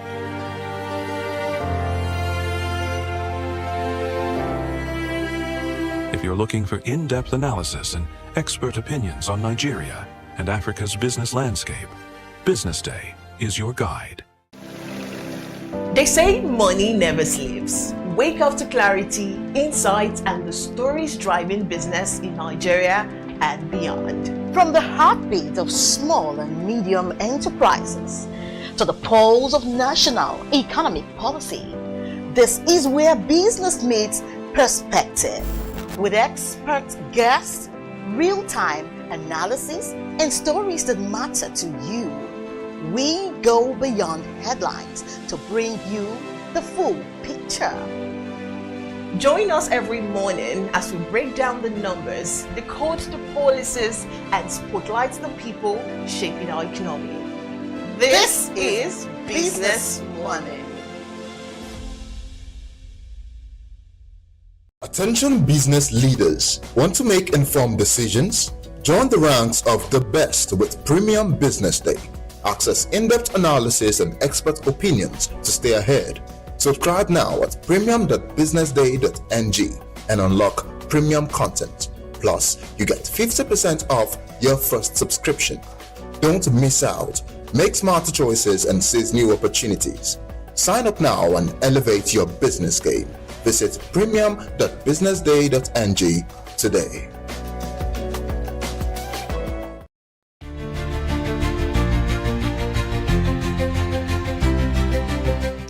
Welcome back to Business Morning and still on the breakfast show. Now let's move to the second conversation for today. And our youth powering wealth, how Nigerians' innovation is driving a new economic future. Nigeria's youthful population is fast becoming the engine room of economic transformation, with over 60% of citizens under the age of 30. Wealth empowerment trends are reshaping how young people earn, invest, and even thrive in today's economy. Now, from the buzzing tech hubs of Lagos and Abuja to the farmlands of Ogun, Kanu, Nigerian youth are creating new wealth pathways. In the digital economy, in agriculture, youth-led agripreneurs are actually leveraging technology from drone-powered farming to agro-processing startups, unlocking food security and income growth. The fintech sector continues to also empower young Nigerians with digital banking, online investment platforms, and meanwhile, the creative industry, Afrobeats, Nollywood, fashion, and gaming has gone global, opening fresh income streams beyond entertainment. Experts say that alongside entrepreneurship and financial literacy, government and private sector initiatives such as grants, startup accelerators, and training programs are actually helping young Nigerians shift from job seeking to job creation. And now, joining us to understand this development is Dr. Daniel Moses, as a founder, Property Wealth Corporation UK, and also a wealth strategist, a diaspora leader, and also a member of the Forbes Council. Good morning, Dr. Daniel. Good morning. Thank you so much for having me on your show. Thank you so much for joining us. Now, very quickly, Nigerian youth are increasingly leveraging digital platforms and innovation for wealth creation. In your view, which sector currently holds the most sustainable opportunities for young people? Well, thank you so much for that question. So I think one of the things I always like to say is to have a holistic view of, platforms that can actually help a lot of, not just Nigerian youth, but youth across the world. Fintech, e-commerce, and, content creation at the moment are industries that can really help Nigerian youth to democratize and basically help take information to the grassroots. And, platforms like social media should be used correctly to enhance businesses. I mean, as someone who has lived in the diaspora for over 20 years, in the last 10 years alone, I specifically have been able to use social media to basically transform my own personal business. So a lot of youth should basically look at, using platforms like social media to actually pass across genuine information, inspire, motivate, create collaborations, and as well as raising private capital. And just to kind of take one more step up, because I'm in the real estate industry, platforms like social medias are actually providing information that people can actually use to invest in real estate. So I launched a platform, on my organization called the Property Wealth Fractional Real Estate, for example. Through social media, I'm able to connect people from Africa who have a minimum of £1,000 to co-own a UK real estate property that is cash flow producing, that is also appreciating over a period of years, of time to basically create wealth and generate income. Oh, wow. So nice. Now, the rise of fintech and the creative economy is changing income streams. Now, how can youth balance quick digital opportunities with long-term wealth sustainability? Well, diversity is very important. So it is so important for youth to learn how to diversify income. Understanding the use of short-term digital income. Again, I'll bring it back to social media. A lot of content creators. I read something on the news the other day. There was a guy from the University of Benin who basically made over 30, I think it was about $30,000 within 48 hours of live streaming on social media, streaming content that was quite impactful. So again, people being able to diversify and using this tool that has been given to us freely without any sort of limitation, for you to understand how can they generate income from that, and again, how can they use that as a tool vehicle to basically create a long wealth, such as again increasing real estate. Why do I talk about real estate a lot? Because real estate is going to be here forever. Land is something that it's going to be there, people can develop. So again, using diversifying income, creating income, and then at the end of the day creating equities in businesses, and using that to drive long-term wealth is the way youth can continue to see how this can help them build their own personal economy and as well as government economies. Wow. So revealing. Now, access to funding remains a challenge for many startups. What practical steps should government and even the private investors take to actually bridge this financial gap? Well, access to funding is such a huge, not just in Africa, even in the West. As someone who has basically lived in the diaspora for over 20 years, when I wanted to start my property business, I couldn't raise capital from the bank or get into institutional lenders. So personally, one of the things that I did, because I built so much credibility on social media over the last 10 years, I was able to get people who were friends, who were friends on social media, to take them offline take them from online to offline, so in person to person conversation.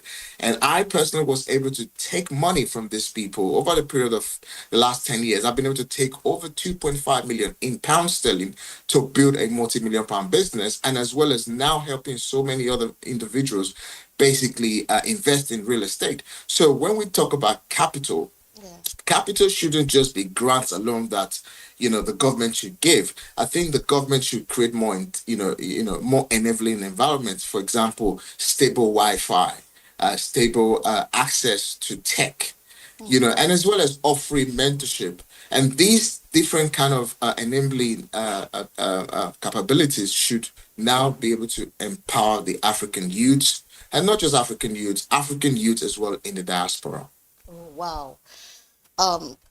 Talking about infrastructural gaps like poor electricity and internet connectivity still affecting youth-led businesses, what policy or private interventions are most urgent to address these barriers? You just spoke about the government intervention, but what other measures can actually address these barriers?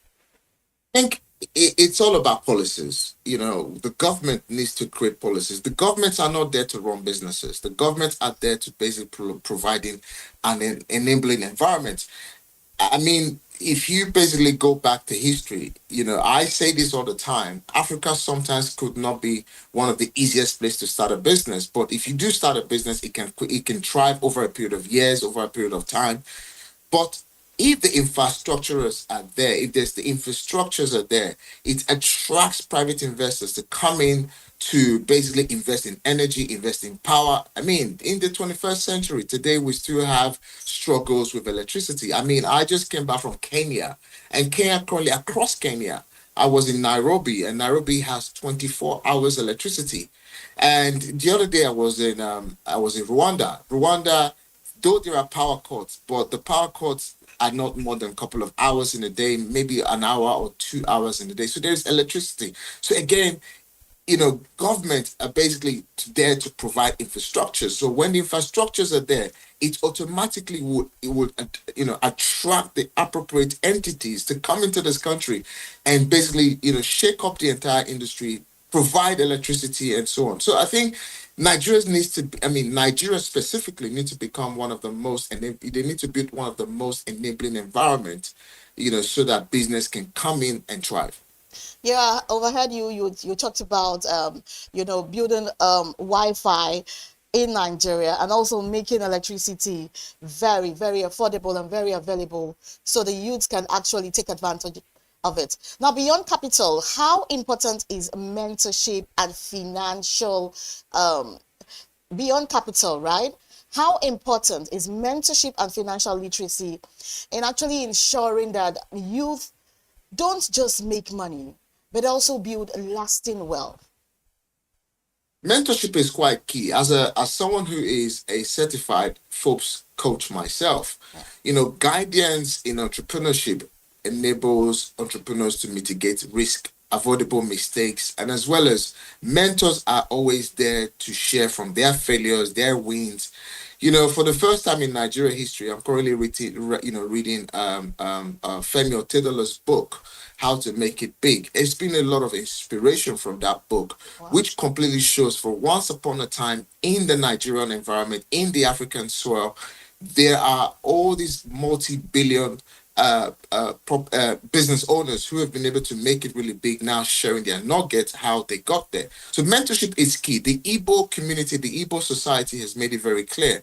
An Igbo man goes to employ, or rather take a family relative, teach them the same business, and then they graduate after a couple of months, after a couple of years, pardon me, after a couple of years, and maybe 5 years, 10 years, and they go and set up the same business, and they become so successful in that business because they've learned that business over years and years and years and years. So mentorship is everything. So mentorship doesn't really have to be the use of money, or mentorship doesn't even have to be the use of basically telling someone what to do. It's also being able to help entrepreneurs leverage the risk that they've taken over time, so that those they're mentoring don't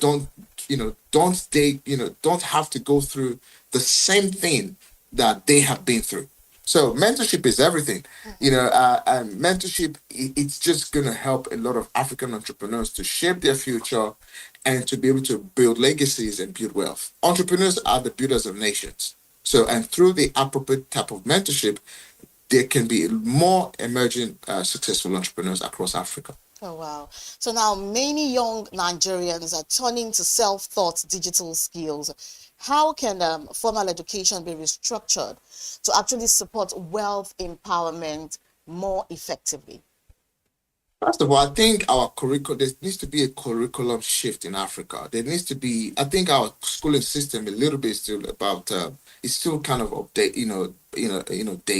We need to basically start introducing tech. We need to start, introducing mentorship. We need to start, introducing entrepreneurship. We need to start talking about coding. We need to talk about financial literacy. Our school system needs to move from the traditional, academical system and basically embrace, the shift that is taking place. I mean, look at the use of AI. Back in the days, we had Google. Google, is fast fading away, and AI is coming in place. How many of our youths in primary schools knows about AI today? So it needs an overhaul, and through overhaul exposure, I think our youth are our greatest resources to drive African forward. Oh, wow. You just made mention of something very valid. Talking about, learning AI from the primary schools, it will go a long way. But you also agree with me that children born these days were born into these things that sometimes they don't even need to learn these things. You see a child of months old pressing a gadget and getting to where they truly want to get to. Now, how do you think the government can actually, bring this idea you just gave, into functional display so that they start it? Because I know that in China, in other Asian countries, and in other, Western world, they're already doing this, catching them young. You can say that again, catching them young. I think, I was born in the 80s, very early in the 80s. From when I was born, as a young man, respecting your elders was very important. So respecting your elders was nurtured into you, was built into you. You don't square up to look at your elder. And that was the era I was coming from. And today's children that we're raising in this country, People call you by your name, no respect, and all of these things. So where am I going to with this? It shows that we need to really catch them young. For us to build a society that is wealthy, a society that becomes progressive, a society that becomes, a leader, we need to basically teach our children. We need to basically catch these people young, give them tools, not to gain, not to commit fraud, not to do things that are on, that parents can be unproud of. So basically, giving them tools, systems, introducing that AI is here to stay. AI is here to revolutionize economies. AI is here to revolutionize businesses, and basically teaching them how to actually use these AIs as a progressive, as not as a, a destructive. AI and it's a good thing for business. AI is a good thing for humanity. But are we teaching our children? Are we rewiring our children's brain from a very young age for them to go out and use this tool that's been given to us to create economy that we want to see and be proud of? Yeah, I agree with you on that. But you also agree with me that the young people are actually taking advantage of this trend. And sometimes you would think that, people born in the 80s are more successful in their thinking capacity and all of that one. But it is so shocking how that these young ones are able, to be very strong innovators and policy leaders and even business leaders, as it were. So what do you make of this? Fair enough, you used the word just now that a lot of our young ones, I don't agree that a lot of our younger ones are, actually aware of what is available out there. Because, I lived in the UK for over 20 years, and I recently been to the local primary schools. And trust me, some of these students still don't know what a computer looks like. Some of these students still don't. A smartphone seems to be something special. My daughter is 15 years old. From the age of 11, she was already using an iPhone.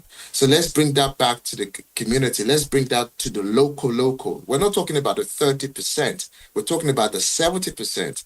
How many of those children have an access to a laptop? So, and these are the children of tomorrow. These are the leaders of tomorrow. So we need to kind of we need to look past the 30% and look into the 70% of these children who have never seen a computer before. And these are the leaders of tomorrow. So until we basically go back to the grassroots and basically make a normal public primary school have access to electricity, access to tech, access to tools, access to technology, it's a big conversation. We can be here all day. Leader in the creative space and well-grounded in real estate. So how can the digital transformation help create wealth for the average person in Nigeria? Well, as a property leader myself, as someone who's done various property vehicles across the globe, in terms of how can we take wealth to people?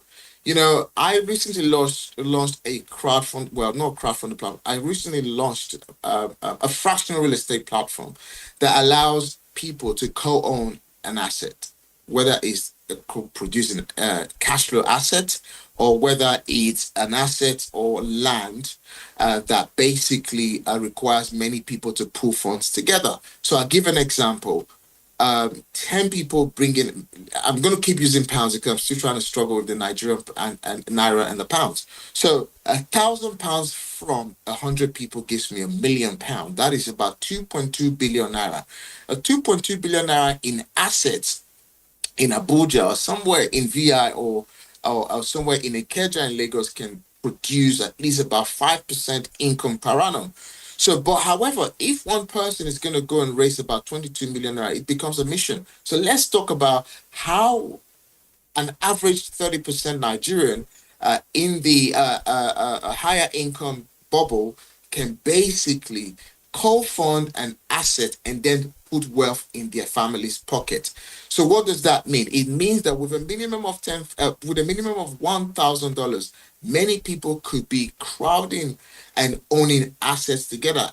And this is one of the things I do. in the last 5 to 10 years alone, I've continually, populate this information, how, transparent organizations like ourselves are basically going to the grassroots, going to people, with a minimum of a $1,000, which is less than 2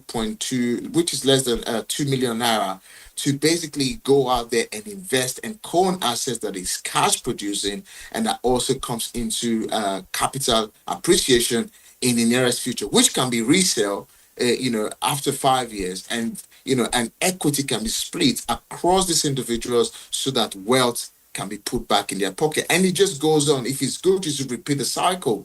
And that is how wealth is created. It becomes a compounding effect. Oh, wow. So now with over 60% of Nigeria's population under 30, what does this youth-driven wealth trend mean for the country's economic outlook, especially in the next decade? I think we need to harness we need to harness our youth energy. We just have to harness our youth energy. We need to basically sort for leaders who have walked the work to basically teach entrepreneurship to these people. Entrepreneurial hubs needs to be built across, well, I wouldn't use the word built up, probably. I'll probably say entrepreneurial events needs to be promoted across the country. The Nigerian youth needs to basically start to be empowered in entrepreneurship so that they can start to build thriving businesses. Otherwise, collaborations needs to be promoted, but collaboration cannot be promoted without credibility. So we need to first think about how do we go back and make the Nigerian youth credible again. And once we're credible, how can we foster more collaborations? And through more collaborations, wealth can be built, and these can be delivered through entrepreneurial hubs, or these can be delivered through entrepreneurial events across the country. With that, the Nigerian youth can start to build real wealth, and we can obviously completely eliminate the pandemic, which is currently in Africa, of begging cycles, and as well as on expected expectations of not going to seek a job and basically becoming a true leader and business driven individuals that can basically move Africa forward. Now, so as a wealth expert that you are, you've spoken so much about wealth creation and all of that one, and also as a Forbes Council member, how do you think a lot of young Nigerians can be admitted into the Forbes list? Well, there are different tiers of the Forbes list. Okay. It's a platform that enables and promotes credibility, like I said just now. So credibility is everything. I got invited to the Forbes Council platform after being in the UK real estate market for nearly 5 years. And it was basically based on recommendations, based on my appearances, and based on business records. So at the level that I am in, it comes with a lot of hard work. So entrepreneurs in Africa needs to understand there is time of seeding, planting, and watering. So when you're still seeding, when you're still trying to get the seed on the ground, you might not be able to get into platforms or get recognition. So you just have to understand the 5, 10, 15, 20 years plan is what gets people credibility. If you do one thing long enough with massive credibility, after 5 to 10 years, opportunities to be on platforms like Forbes will knock on your door.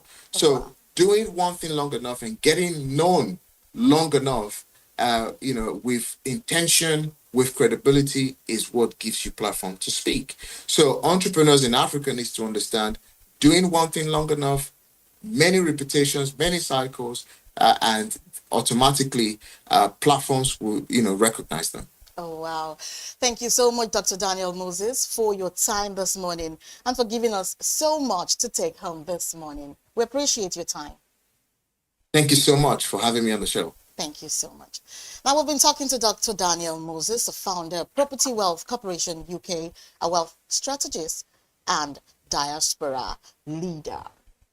And now, this is how we earn business money today. Thank you for staying with us as we track the latest trends shaping markets and the economy. Remember, business decisions are stronger when backed by the right information. I'm Destiny Mama. To stay tuned for more updates on Big Story and join us again tomorrow for another edition of Business Morning on the Breakfast Show. Good morning.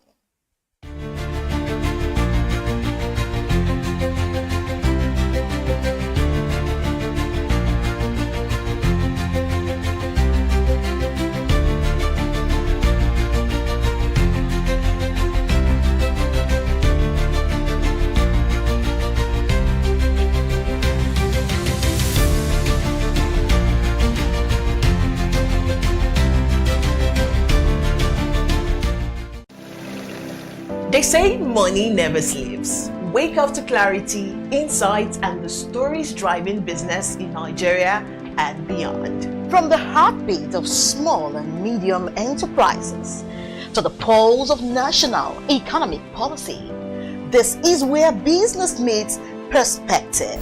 With expert guests, real-time analysis, and stories that matter to you. We go beyond headlines to bring you the full picture. Join us every morning as we break down the numbers, decode the policies, and spotlight the people shaping our economy. This is Business Morning.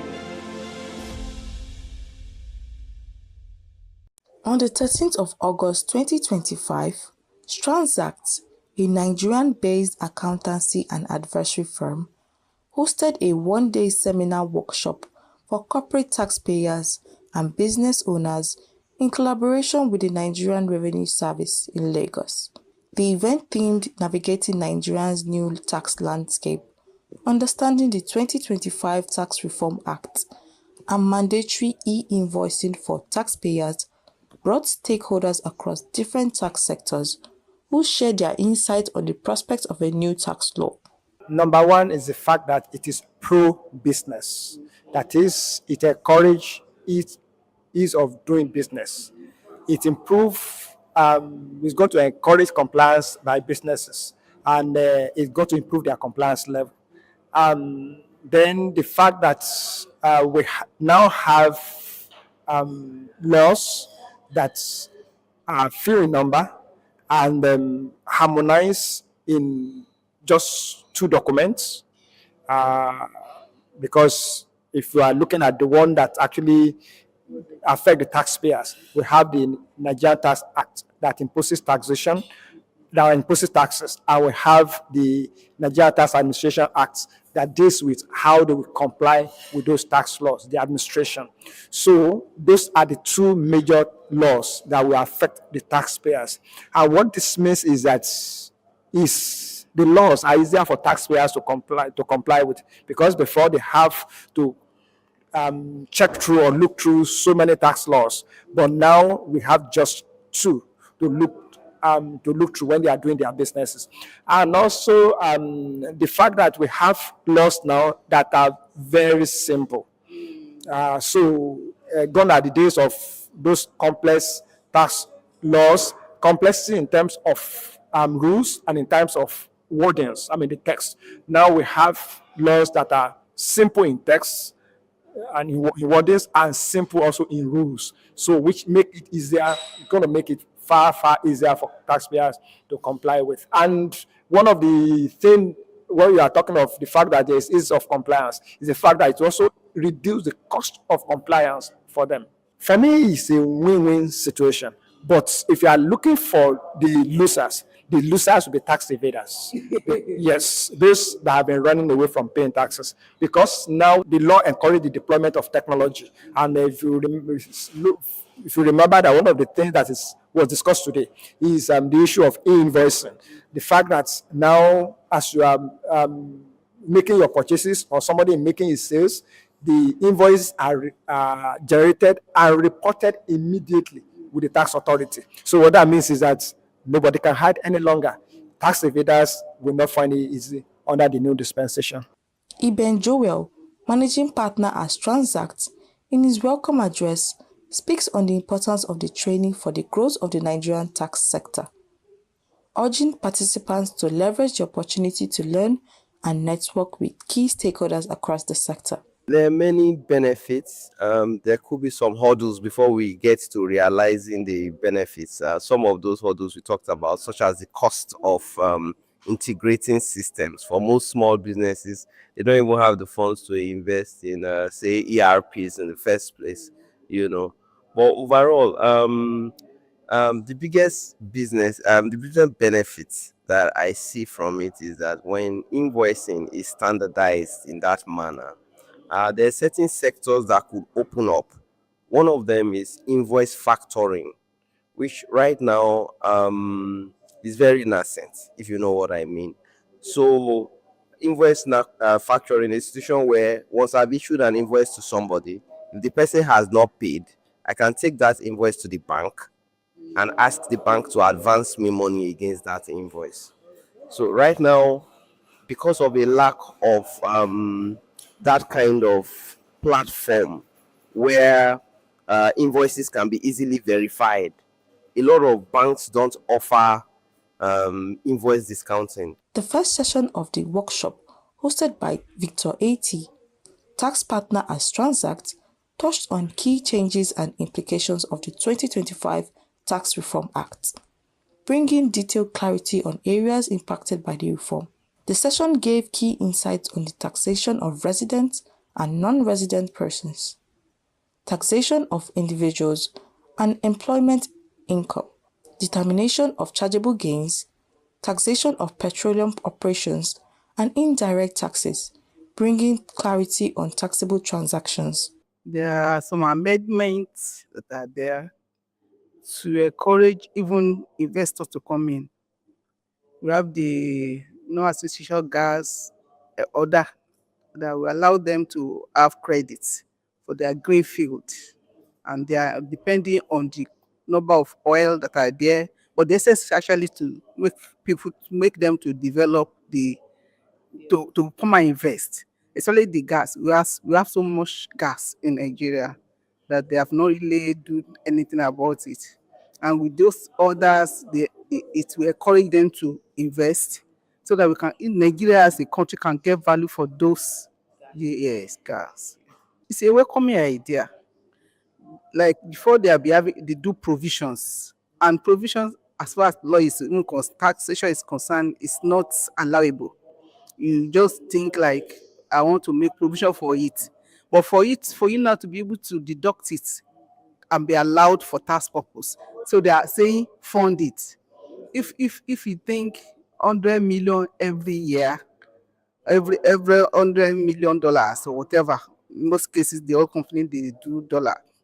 So it's going to, and because at the end of your leaving the production place and you want to leave that, you're supposed to restore the place back to its normal state. And so you are making provision that by the time I want to leave, that I've done, I want to restore the place. You are making provision to get money to be able to do it. Because towards that end, the feed will not be producing as such. And so to wait till that end will be very difficult. And that is the essence of, okay, make provision for it. And for you to enjoy it as a tax benefit, then fund it. So they're now funding. Before it was like put it in an escrow account, which may mean putting it overseas. And given that we are developing, we don't even have money.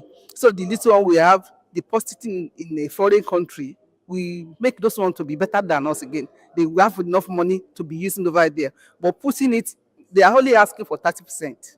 And I think it's CBN they want to use. So if there is a fear of if the bank may collapse, it's like they want to use CBN.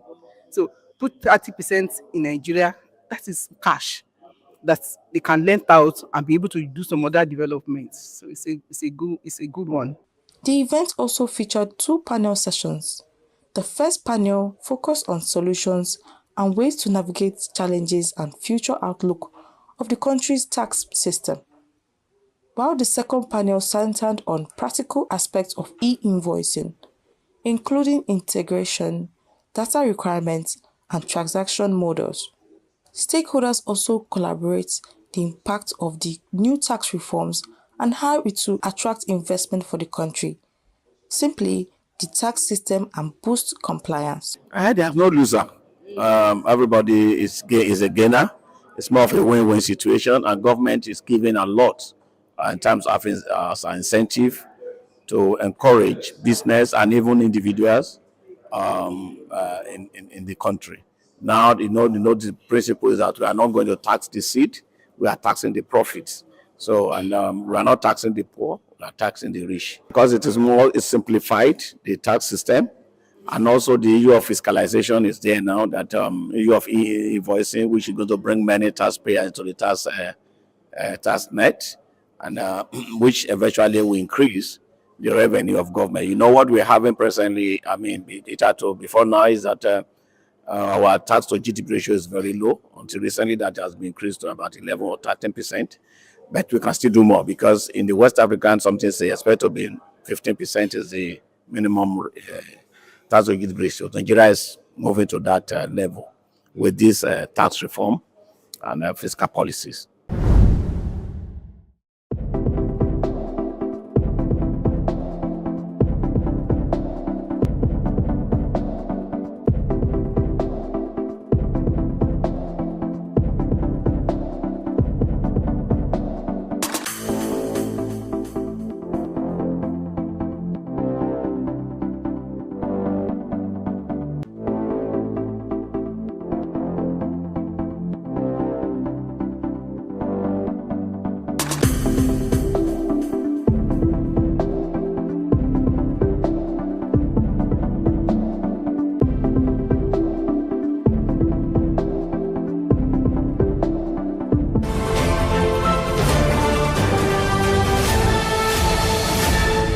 You are watching Business Day Television.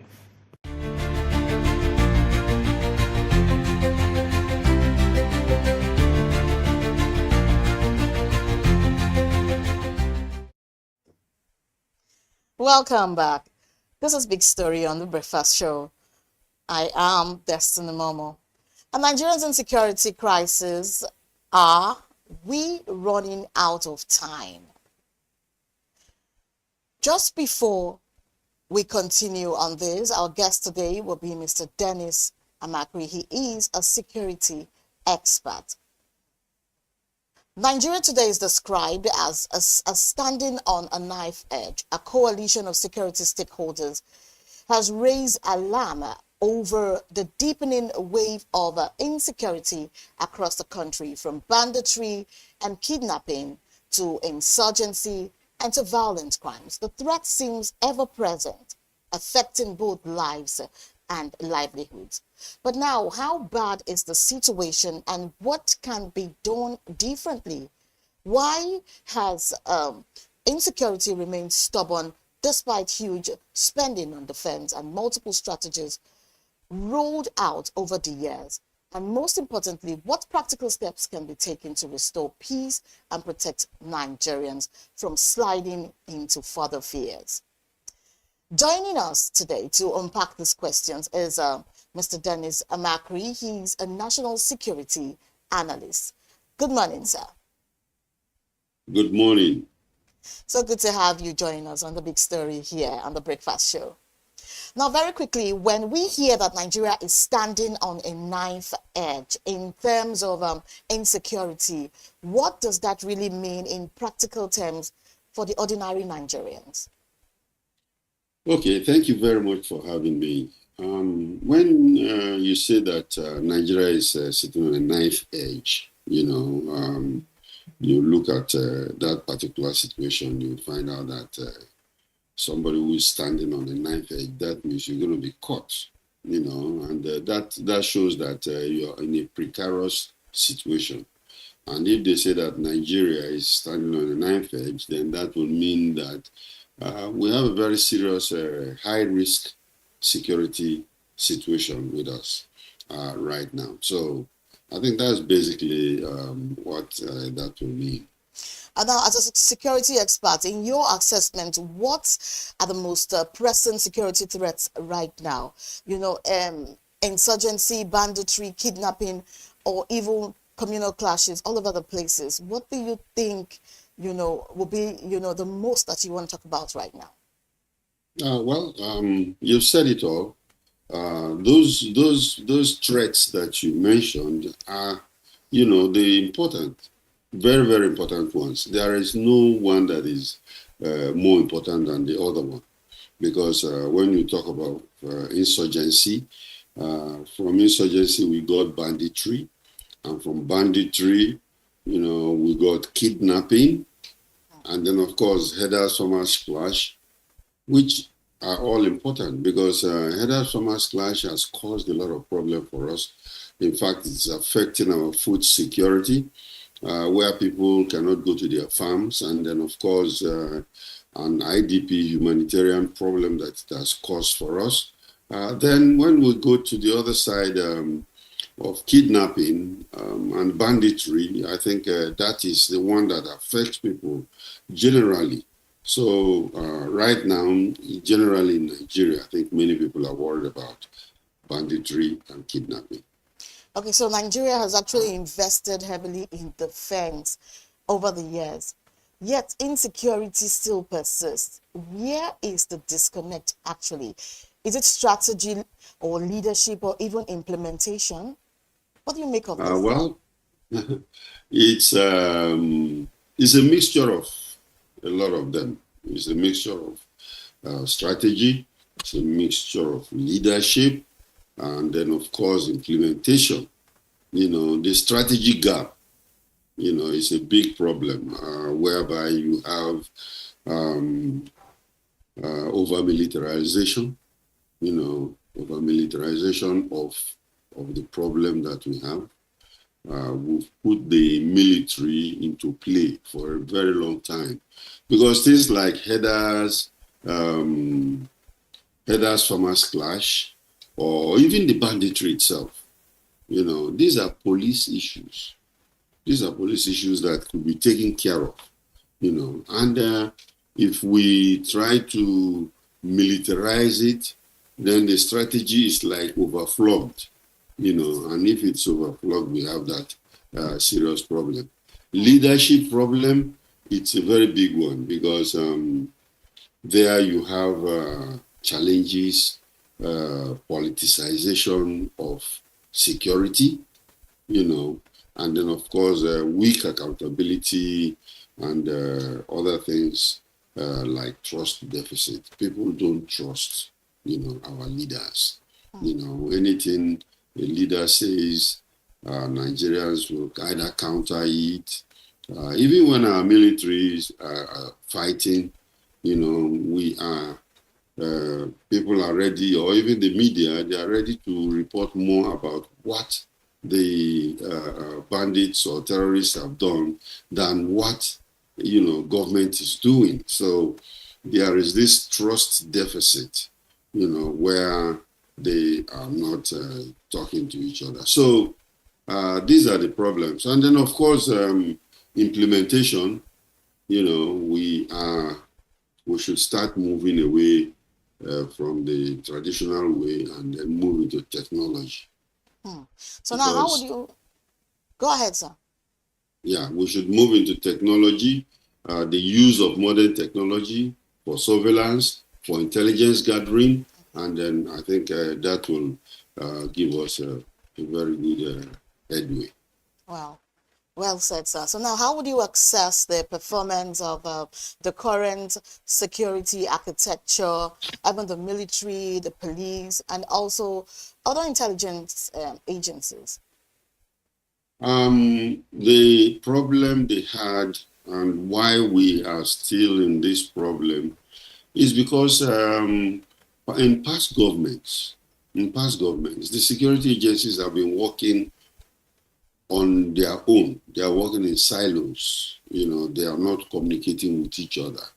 All of them were trying to impress either the president or, so that is already, causing them problems. It's like they say, if there's a single broom, it cannot sweep the floor very well, but if you tie all the brooms together and you have a full broom, then it can sweep better and clean better. So this is where we find ourselves. But right now, The security agencies, I think with the leadership of the National Security Advisor, the CDS, the Director General of the DSS, all working together, I think, and because of that, I think we're getting some results right now. Because before they were waiting, they are reacting to the problem, but now I think they are proactively going for it and not allowing the bandits a resting place. So now, is there too much reliance on force without addressing maybe the root causes of insecurity? Yes, we have, like I said earlier, it's part of the strategy which is not working. We are militarizing, and we cannot give what police is supposed to do. We call the military to come and do it. It doesn't make sense. I know that there are, some years back, there has been a deliberate, attempt to weaken the police, but I think they are recovering. But we should give them their rightful place, in the country, whereby if they are not well equipped, because we don't have enough policemen, they should recruit more policemen, at least even 40,000 every year, because right now the police force itself is not up to 500,000, for a country like Nigeria, which is more than 200 million. So that is what we need to do. And then, of course, train them properly and they can do the job. Because asking military to come in does not solve the problem. Military people are not trained to serve and protect.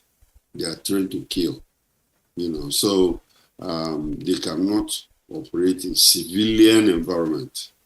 And so the people that can do it is the police. And we should train them, equip them, and, take care of their welfare, and they will give you a very good result. Many argue that poverty, unemployment, and weak governance fuel insecurity. We all agree that there might be an atom of truth in this, right? Yes, of course. Nigeria produces thousands of graduates every year, and then, of course, besides the graduates, that's for urban areas. When you go down to these rural areas, there are a lot of children, out of school children. And these out of school children are just roaming around.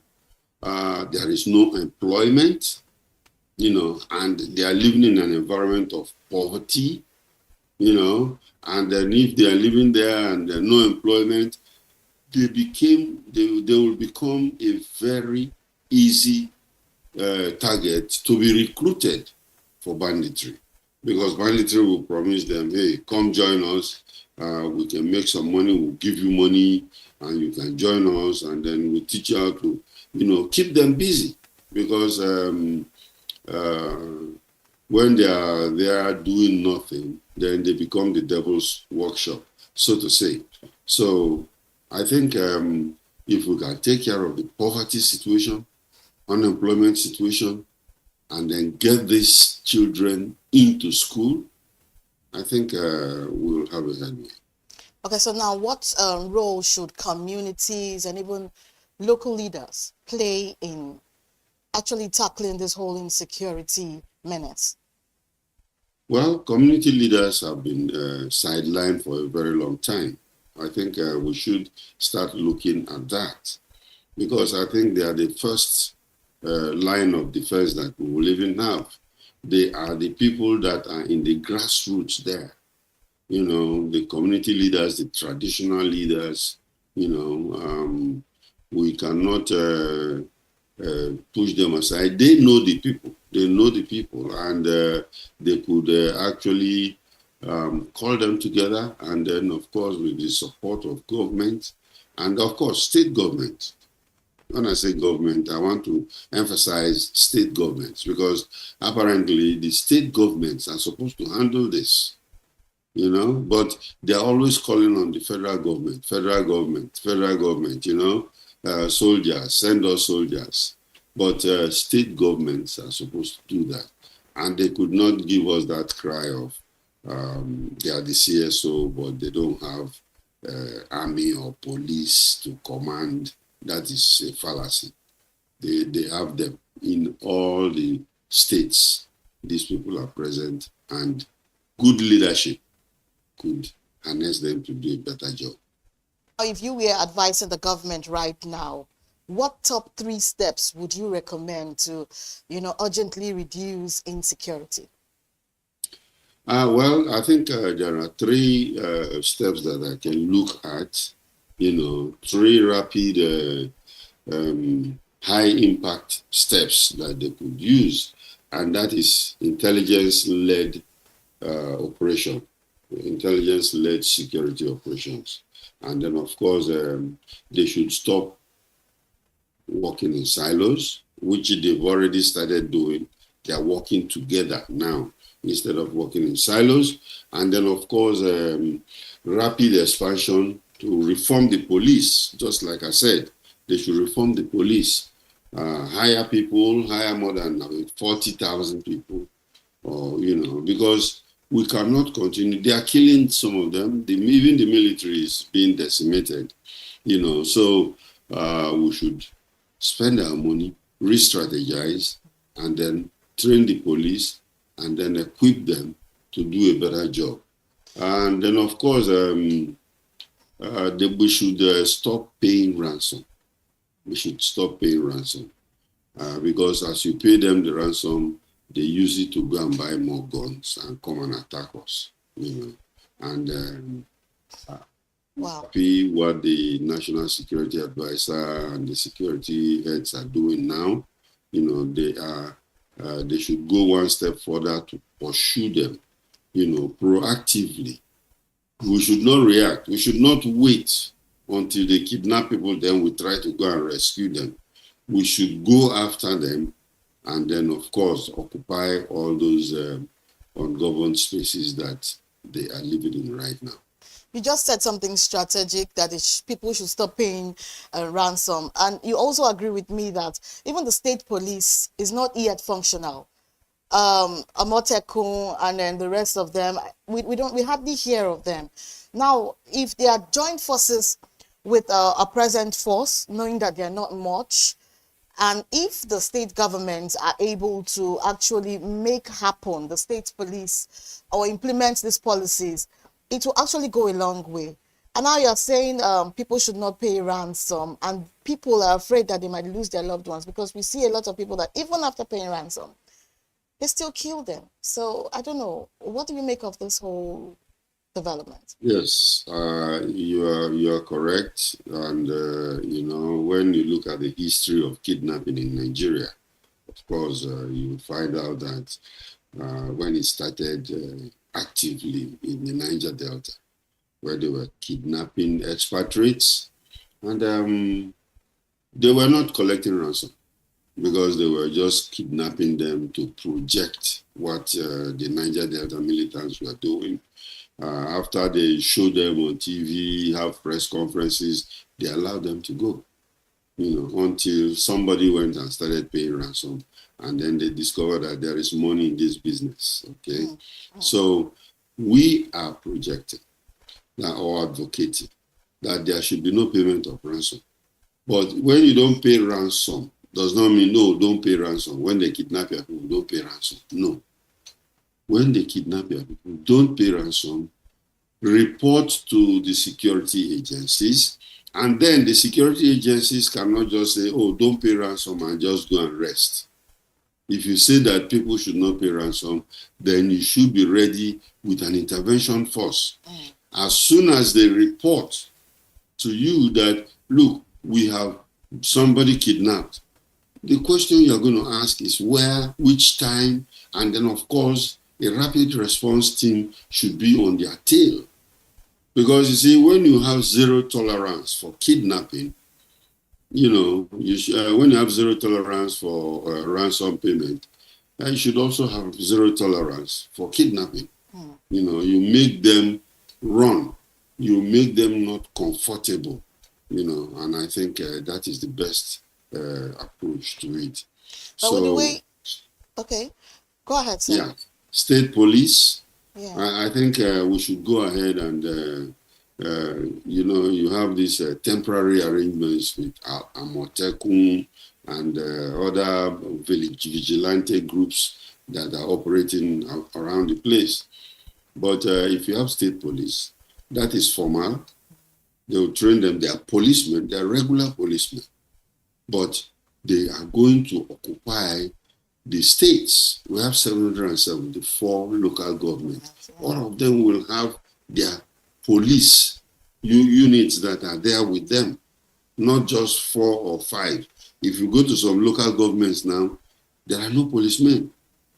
If you go there, if you see policemen, maybe there are only about 5 of them.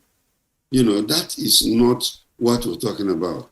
That's why I said we should recruit heavily, create state police, post them all over the place, and then they will, even serve as a deterrence, to all these bandits and terrorists. So now, do you believe that Nigeria can realistically overcome this insecurity challenge in the short to medium term, or are we in for a very long struggle? We've already passed the long struggle, and of course we're going to get out of it. Remember that Nigeria went through a civil war for 30 months. For 30 months. So almost 3 years or so. So if we can get out of that, of course we can get out of this one too. We want our people to stand strong.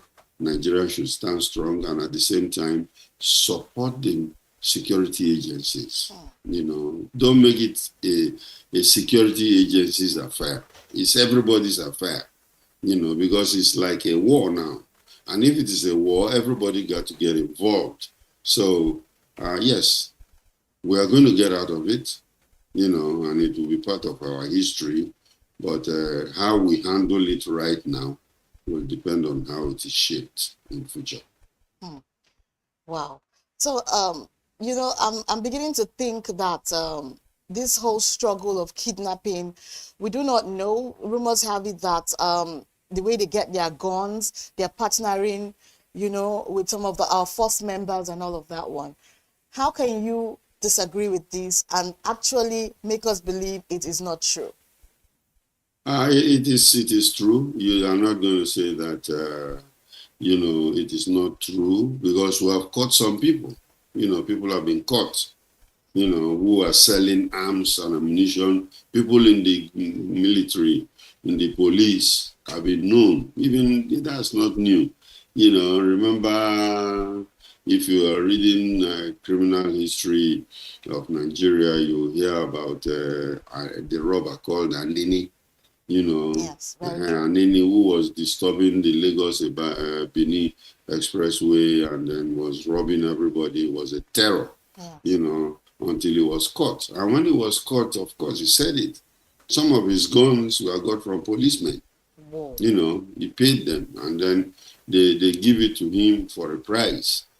So in a situation like this, in an economy, a war economy is a very lucrative economy.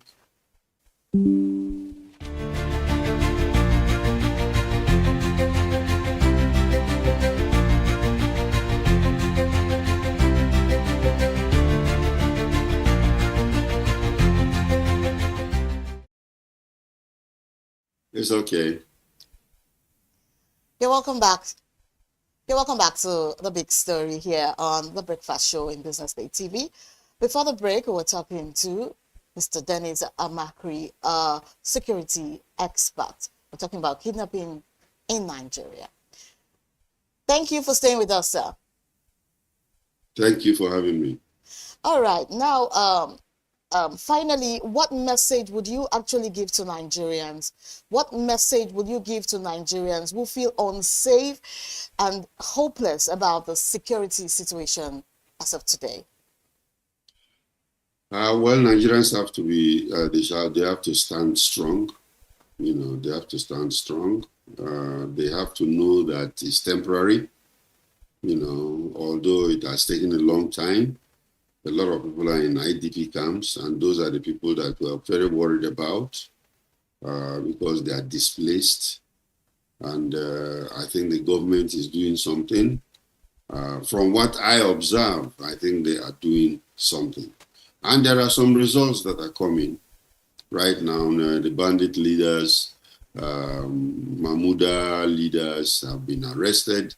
And then, of course, we are also having other people being forced to surrender. So if the unity of purpose with which they are working goes very well, then I think we should be able to overcome it. But we should not relent, because like I said earlier, Nigeria went through a civil war. And then, of course, we went out of it.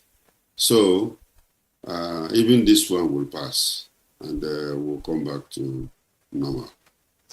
Oh, well, thank you so much, Mr. Dennis Amakri, for joining us this morning on our morning show, Big Story. Thank you for your time. We appreciate all your contributions and all your efforts. Thank you for having me. Oh, yes, we've been talking to Mr. Dennis Amakri. He is a national security analyst. And this is where the draw the curtain today on the Big Story on the Breakfast Show. Up next is Social Listening. I am Destiny Momo. Good morning.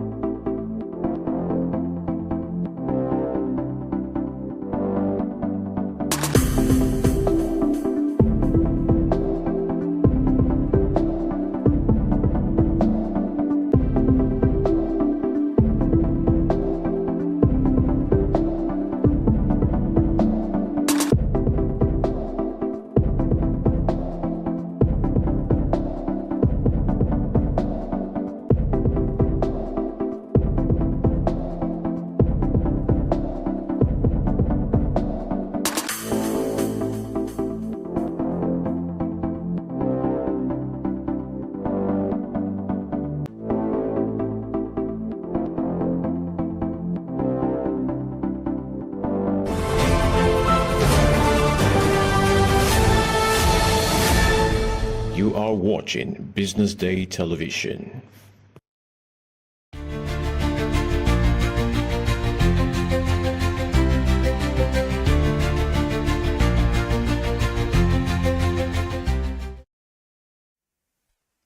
Good morning and welcome to the social listening segment here on the BDTV Breakfast Show, where we break down stories that are trending online. I am Norma Obodna, and today I am joined by Valentine Onyeka.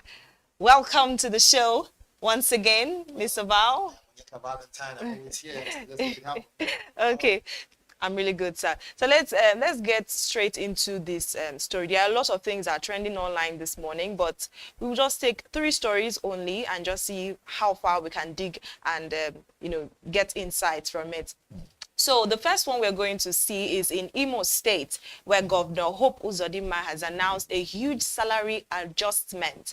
Doctors in the state civil service will now take home 533,000 naira monthly. He also approved a new minimum wage of 104,000 naira for civil servants. Starting this August, the governor says the new wage review was possible because of increased internally generated revenue and federal allocations. Labor unions in the state are calling it a victory for workers. Mr. Val, I know that you are itching to talk about this, but let's look at the tweets first of all. Right. Let's look at the tweets first of all. Okay, so we table it. What a name. Says, this is definitely big news for Imo.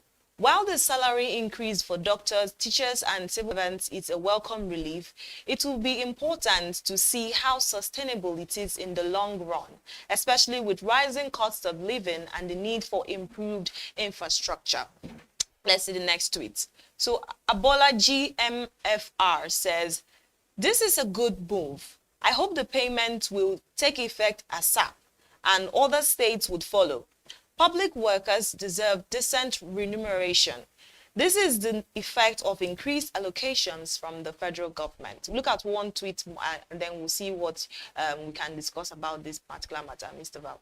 So, very commendable. It shouldn't be an audio increment. It should be talk na do. I like that part. Okay, let us take one more tweet. I think that one was quite short. Ogechi Ali says, but the question still remains, what is the rationale behind the wage increment devoid of peaceful and conducive environments to enjoy the money? Though you tried, but I think the most important thing Imolites need from you now is total sanity in Imo State. Ogechi, I think you are writing to the wrong person because this is just Twitter. But do you think this message will reach the governor? So, truth be told, first and foremost, it's social media, right? And the way the government works is that there's what they call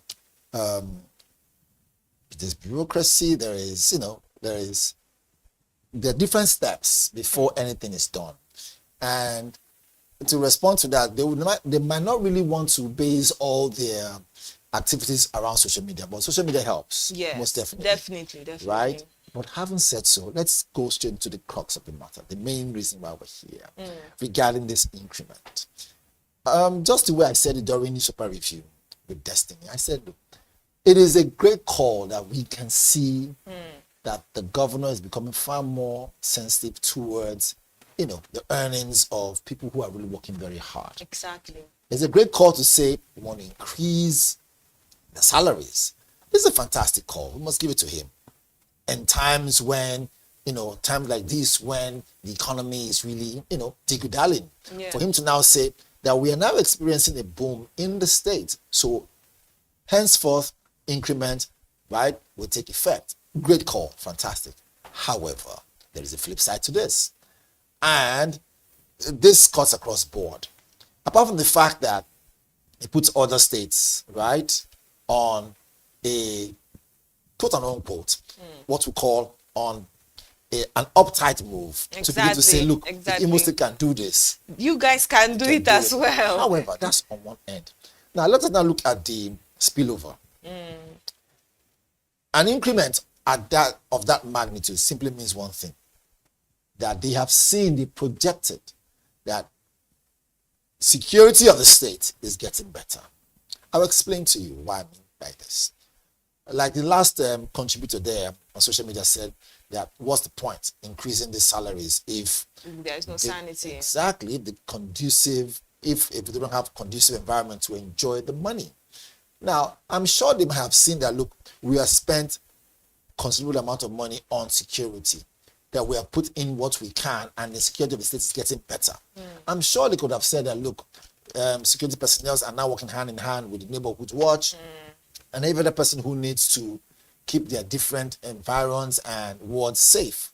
Having said so, the flip side of this thing simply means now that those people who like to target people based on those quote unquote, those kidnappers, right, are now saying, okay, there's now increment. Meaning to say, these guys are going to be better now. I think they're going to double their ransom. So give and take, as much as it's a bad thing to say, we're not here to hype them. I mean, these are criminals, people who kidnap people. But they'll now say, okay, wait a minute, so these guys are not being paid well. And let me tell you, to who much the money is expected, right?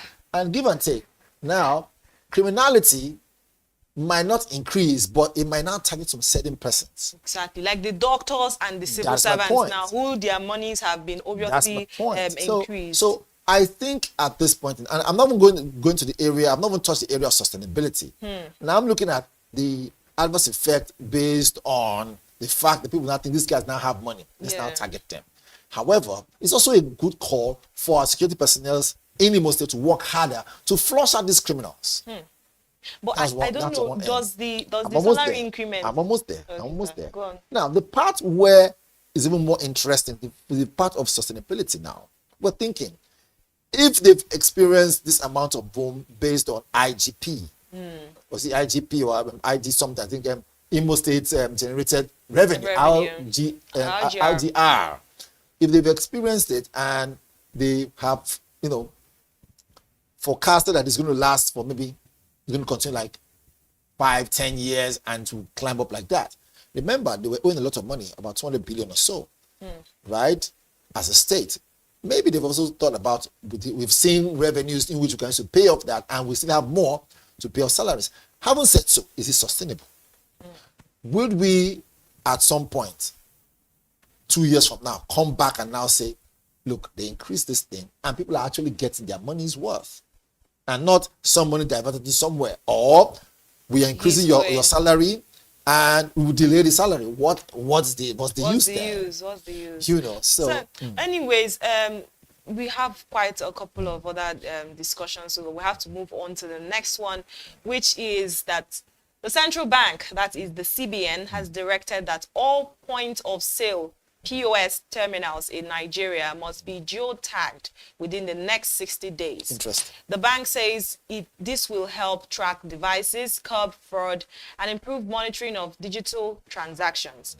POS devices that fail to comply by October 20th, 2025 will be deactivated. Let us see tweets. I know that people are going to have a lot to say on this particular one. Let's just see what people are saying on X. So Laugh and Learn says, this is a good step, considering the alarming rate at which POS is being used for fraud. Most definitely. Mr. Victory CO says, how many crimes do Nigerians commit using POS? You might hate operators, but they are certainly not your problem. Government reduced POS withdrawal per ATM. Did ransom payment cease? No. Most kidnapping are done with cash, and security operatives know their location. What did they do? This is a big question. A lot of big questions here. Nigeria Censored says they would do this instead of fixing the existing ATM machine problems. These are another points. Honestly. The next, let's see the next tweet. Says by Paul Kritovates, he says, so let me get this straight. CBN wants every POS terminal geotagged, but who is protecting the privacy of ordinary Nigerians using them? Is this really about security or just more control? Another angle. I don't. Do you think that POS operators will actually buy into this? First of all, that's what I want to know. And do you think they are going to cooperate with the geotagging rule? Because with you know, when they say go into the world and multiply, I think that POS users took it.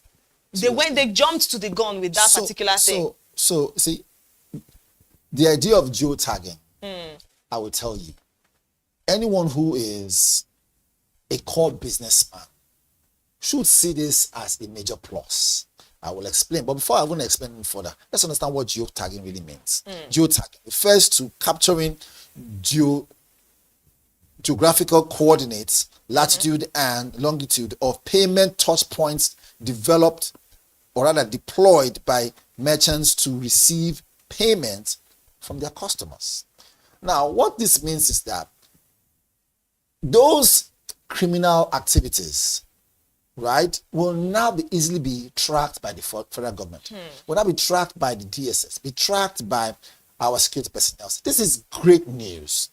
Yes, I understand that maybe, well, put this way, financial people might now say, okay, maybe some extra commission might be added to it, but whichever it is good to know that when someone steals your phone, because most of those people who steal phones, they go for your SIM card, or they steal your wallet, they go for your ATM, your ATM card and all that stuff. That it's now difficult for them to quickly go and use someone's PIN to withdraw and run away. Right? As soon as you put it there, that geotagging will show the location where that POS device is. It's a great call. Whether or not, now to answer your question, whether or not the operators will like it, it is well off in their favor. This way, they will hold on to their machines very tight. Which brings me to another conversation. You know, criminals are very, very crooked in nature. Every time they come with a law, they find a way to boycott that law. Boycott it. This is someone, when you say someone is criminally minded, they have perfected the act of criminality. Be it cybercrime, be it, crime, call it as you may. Once you devise a new way to catch them, they find another way to escape. Find another way to boycott sharply. Yeah, so I want, for this one, even though I hardly agree with some certain government policy, but this one I want to agree with this. Why? It will help to track some criminal elements and people who want to use POS to defraud the public. However, it's also, not even however, plus, it's also a good call because we know in the past some bad eggs in the security personnel, right, will want to, one way or the other, rope somebody into a crime and then they will accuse you and they drag the person to a POS point to collect money. Good. So if there are no cameras, at least it will show the location. That geotagging is a welcome idea. But now, even though it's a welcome idea, we hope that it will not be exploited, right? And not become something that will be another whole problem again for the masses. Oh, okay. Let's go to our final story, which is at the Nigerian Bar Association conference in Enugu, where former Minister of Education, Dr. Obi Ezekwesili, gave a hard-hitting speech that drew plenty of reactions. She told lawyers that as part of Nigeria's elite, they share responsibility for the country's broken system. Right. She said 133 million Nigerians are trapped in poverty because the rule of law has failed to punish bad behavior, while politics has become the main path to wealth. Ezekwesili challenged the legal profession to stop enabling corrupt politicians and to stand up for the poor majority. So let's look at that video first so that we can see the context and get everything she was talking about. Some 133 million are perniciously in that state of poverty. One thing that is fundamental are the choices that we make as a people. And guess what? The lawyers determining the rule of law of this society and what is rewarded, what is punished, at the heart of it. So, stop trading this profession. Stop giving this profession over to a bunch of lousy politicians. Some 133 million are punished.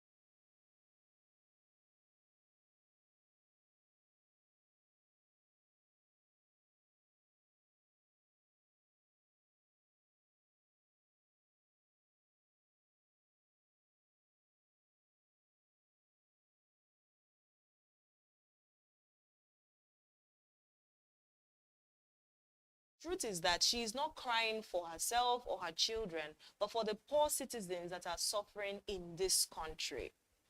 Another tweet from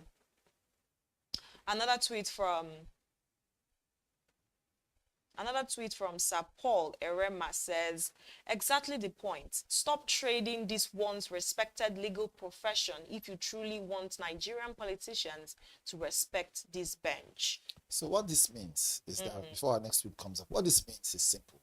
That as much as the legal profession is seen as a sacred and, well-respected profession, that, quote and unquote, the idea of favoritism, put this way, wrong word to use, the idea of favoring people, yes, right, should be swept under the carpet. Having said so, I thought the court of law makes it very clear that everyone is innocent unless proven guilty. Are you saying that if I'm a legal advisor, I'm a lawyer, because a politician has been arrested, I shouldn't go and defend the politician? I don't There are two ways to this thing. But although, again, I want to agree with Obi Ezekwesili, right? When she says that you stop, selling the profession for cheap, from the way she said it. But having said so, look at the markers there. A lot of quack lawyers are out there who will be willing and so quick enough to collect brown envelope, right? And do things that you will ask questions. The way you really call to the bar. So you see, I wouldn't really blame her for saying what she said. But again, as much as we want to draw out of context what she has said, let us still approach it with what we call carrot and stick approach. There are a lot of lawyers out there who are very learned, like they call themselves, learned colleagues, and know exactly what to do. Exactly. And the law also provides like I rightly said, look, everyone is innocent unless proven guilty. But again, in the area of politicians, we have some low-life politicians who would rather see the country go down for them to have their way than to step aside and allow the country move forward. And I think those kind of politicians are the ones who we call the shafts.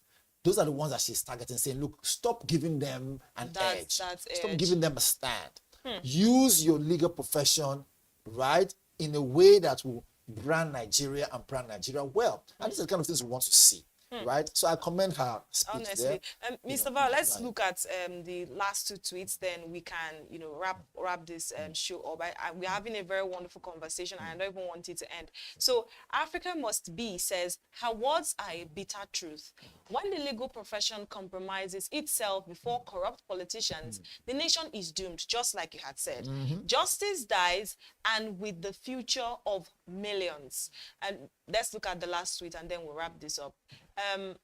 The next tweet says, amazing message, but we know it means nothing to them because they will go back to their ways once she's out the door. Who told you? Who told you that that's what they're going to do? Again, these social media people, they have a way of twisting things. People on X in particular. Which is why we don't take it too seriously. Just look at their messages and move on. However, it's one of the ways that they can express themselves. So, let's let them go ahead. But having said so, if we must draw meaning to that, right, it cuts across board. He has asked a question, or rather, he has dropped his own statement. We will not ask the question, like you said, who told you? Who told you? And I mean, these are just alleged things. But then again, as much as we have professions out there, whether you're in the legal profession, you're in the healthcare sector, you're a security person, whatever it is, you're first a human being first. And you see, anyone can be compromised if put in a very bad position.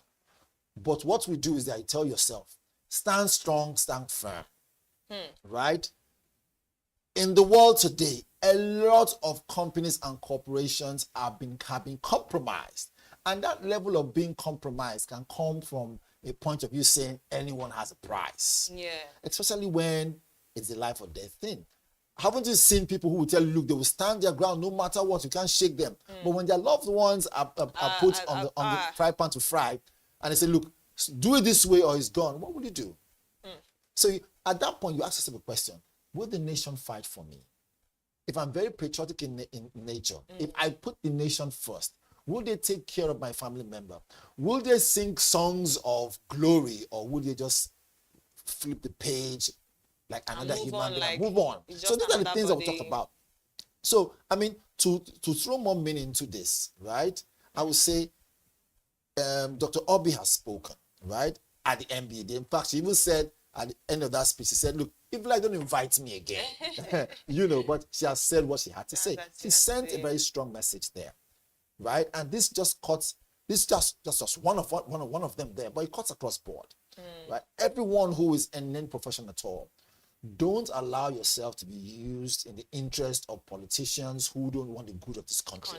Exactly. Remember, in politics, you have no permanent friend, no permanent enemy, only permanent interest. And these people, right, are willing to do anything they can to get that that power. Interest. Yes. And at the end of the day, they don't even mind using you and your family and move on very quickly and probably block your number afterwards. So I think for what she has said, it should be a strong message to the people who came for that conference and those who didn't even show up. And I think it should go beyond that. We should think about other people too who are in other professions who are allowing themselves to be used and dumped. Open your eyes, like you say, shine your eyes. Okay, that is where we wrap it up today here on Social Listening. You know, from salaries in Imo to CBN's fresh policy and Ezekwesili's speech at the MBA conference. We hope that you had a good time with us. I am Norma Obodna, and with me was Onyeka Valentine. And that's thank you so much for watching BDTV and tuning in at this hour. Be sure to join us again tomorrow. Until next time, bye.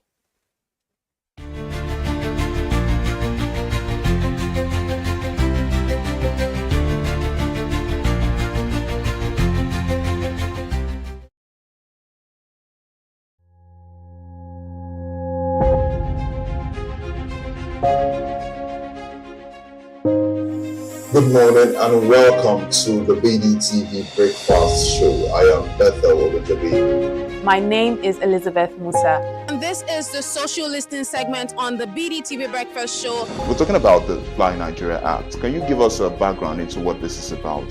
We are here today on the streets of Lagos, Nigeria, to gather opinion about a pressing issue. I go look at the cost of petrol. We get very Nigeria with the suffer. The income is not really increasing, but the prices of items are increased. Nothing like service again, no. You only pray for that money to reach you that month. There's a lot of high pressure, a lot of stress. There's a lot of high targets to be met. I was quite strict. In my mind, I said, looking for my hand, my picking go spoil.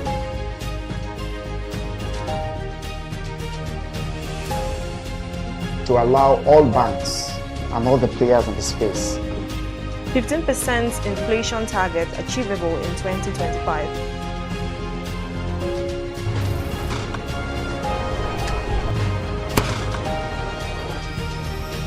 The command and vision philosophy of both the Chief of Defense Staff, the Chief of Army Staff, and indeed all the service chiefs.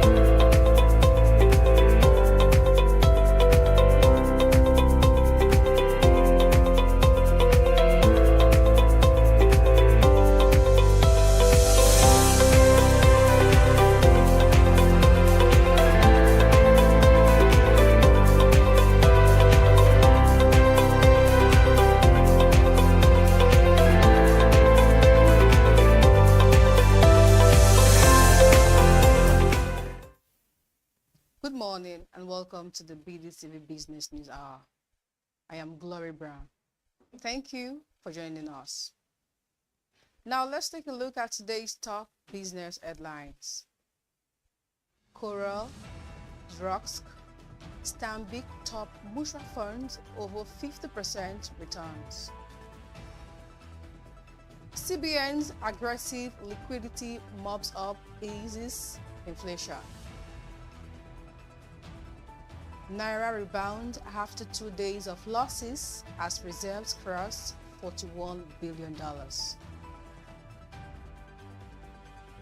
CBN orders GPS tracking on POS terminals to curb fraud, tighten oversight. Doubts over 2.7 trillion naira gas to power debt oversight plan. Let's begin the news in Nigeria, where the Nigerian mutual fund industry is having a standout year with returns of investment on several funds surging above 50% in the first 7 months. The general growth of the industry reflects renewed investors' confidence and stronger market performance. Leading the pack are Cora, Drosk, and Stanbic mutual funds, which have each delivered over 50% returns, making them the top performer so far this year. The performance highlights the growing appetite for alternative investment among Nigerians seeking higher yields.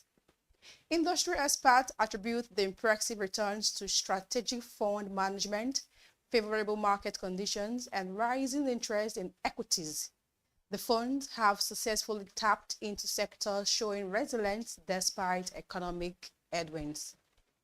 Analysts predict that mutual funds will continue to play a key role in Nigeria's investment landscape, with more investors diversifying their portfolios. And moving on, as open market operation sales rise by 79.2%, the Central Bank of Nigeria's liquidity mop up through open market operation sales increased by nearly 80% this year, helping to ease inflationary pressure while supporting naira stability. Fresh data from the CBN revealed that it withdrew 13.35 trillion naira from the financial system through these operators. The aggressive liquidity mop-up comes at a time when inflation remains a top concern for households and businesses. By selling more open market operation bills, the Apex Bank is reducing access to excess cash in circulation, a move aimed at curbing rising prices. According to analysts, this strategy shows the CBN determination to balance inflation control with currency stability. It also signals a tighter monetary environment for investors and commercial banks. Economists says for now, the mop-up appears to be delivering short-term relief, but its long-term impact on Nigeria's fragile economy remains to be seen. In other news, the Naira on Wednesday rebounded to slight gains after 2 consecutive days of marginal losses, supported by rising external reserves, which have now crossed the $41 billion mark. At the Nigerian foreign exchange markets, the Naira appreciated slightly by 0.54 as the dollar closed at 1,537.07 Naira compared to 1,537.61 Naira quoted the previous day, according to data from the Central Bank of Nigeria. In the parallel market, the local currency remained stable at 1,540 Naira per dollar. Similarly, GT Bank's foreign exchange rate for international transactions held steady at 1,544 Naira since Monday, after rising from 1,542 Naira on Friday. Nigerians' external reserves rose to $41.22 billion as of August 26, 2025, surpassing the $41 billion mark for the first time in over 4 years, according to CBN data. This reflects a year-on-year increase of $54.53 billion from $34.47 billion in 2024. The reserves, which strengthened the CBN's capacity to defend the Naira, were last at the similar level on March 12, 2021, when they stood at $41.08 billion. A report by FBN Quest highlighted that total foreign exchange inflows into Nigeria's foreign exchange markets regained momentum in July 2025, reflecting renewed investors' appetite. Still on, the Central Bank of Nigeria has directed banks, fintech companies, and other licensed payment operators to install GPS tracking on all points of sale terminals as part of sweeping new rules aimed at strengthening oversight of electronic payments. In a circular dated August 25th and signed by Rekia Yusuf, Director of the Payment System Supervision Department, the Apex Bank said all POS devices must have native geolocation services enabled with double-frequency GPS receivers for reliable geolocation service. Under the directive, operators must register each terminal with a payment terminal service aggregator and provide accurate location coordinates of the merchant or agent's business premises. Every transaction will now require geolocation data at the point of initiation, while activities outside a 10-meter radius of the registered location will be automatically flagged. The move comes as POS operators have become a backbone of Nigeria's cash economy, processing millions of transactions daily aimed limited bank branch network and frequent ATM cash shortages. However, the sector's rapid expansion has been accompanied by rising fraud compliance and security concerns, with authorities reporting cases where kidnappers compelled victims to transfer ransoms payment through nearby POS machines to evade detection. In another development, Nigerians bid to settle a crippling 2.7 trillion naira debt owed to gas suppliers has drawn skepticism, with analysts warning that the move may only provide short-term relief while leaving the underlying dysfunction in the country's electricity market unaddressed. Nigerians' gas-to-power debt is not new. Since the start of power sector reforms, unpaid obligations have repeatedly stalled progress. The federal government announced the repayment plan as part of efforts to restore confidence among gas suppliers and improve. Officials say clearing the areas is necessary to sustain supply and reduce frequent power shortages. Analysts conclude that while the settlement could ease immediate tensions, lasting solutions will depend on deep reforms to Nigerian power sector. Until then, households and businesses may continue to face unreliable electricity despite huge financial interventions. To wrap up the business news hour, India saved billions of dollars by stepping up imports of discounted Russian oil in the wake of the war in Ukraine, but punitive tariffs imposed by the US came into effect on Wednesday, will quickly wipe up the gains with no easy solutions in sight. Analysts estimate India has saved at least $17 billion by increasing oil imports from Russia since early 2022. U.S. President Donald Trump's decision to impose additional tariffs of up to 50% on India imports could slash exports by more than 40%, or nearly $37 billion. This April to March fiscal year alone, according to New Delhi think tank Global Trade Research Initiative. Russian crude now accounts for nearly 40% of India's total oil purchases, from nearly nothing before the war, and analysts says any immediate stoppage would only signal giving in under pressure, but also not practical financially. And that wraps up today's Business News Hour. Thank you for staying with us. I am Glory Brown. Stay tuned and keep watching BDTV.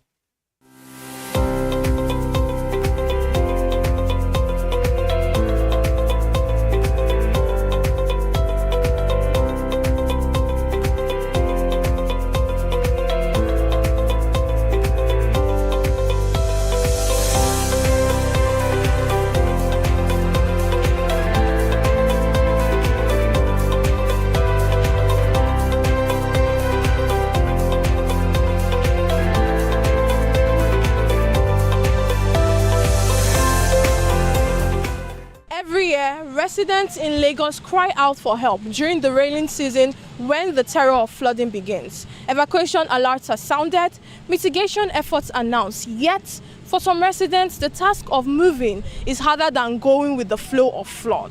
We are here on the streets of Lagos seeking insight from individuals who are experiencing this tough period of flooding and who will bail the cats. Our citizens are really cause the flood. Government really stay with us over here now.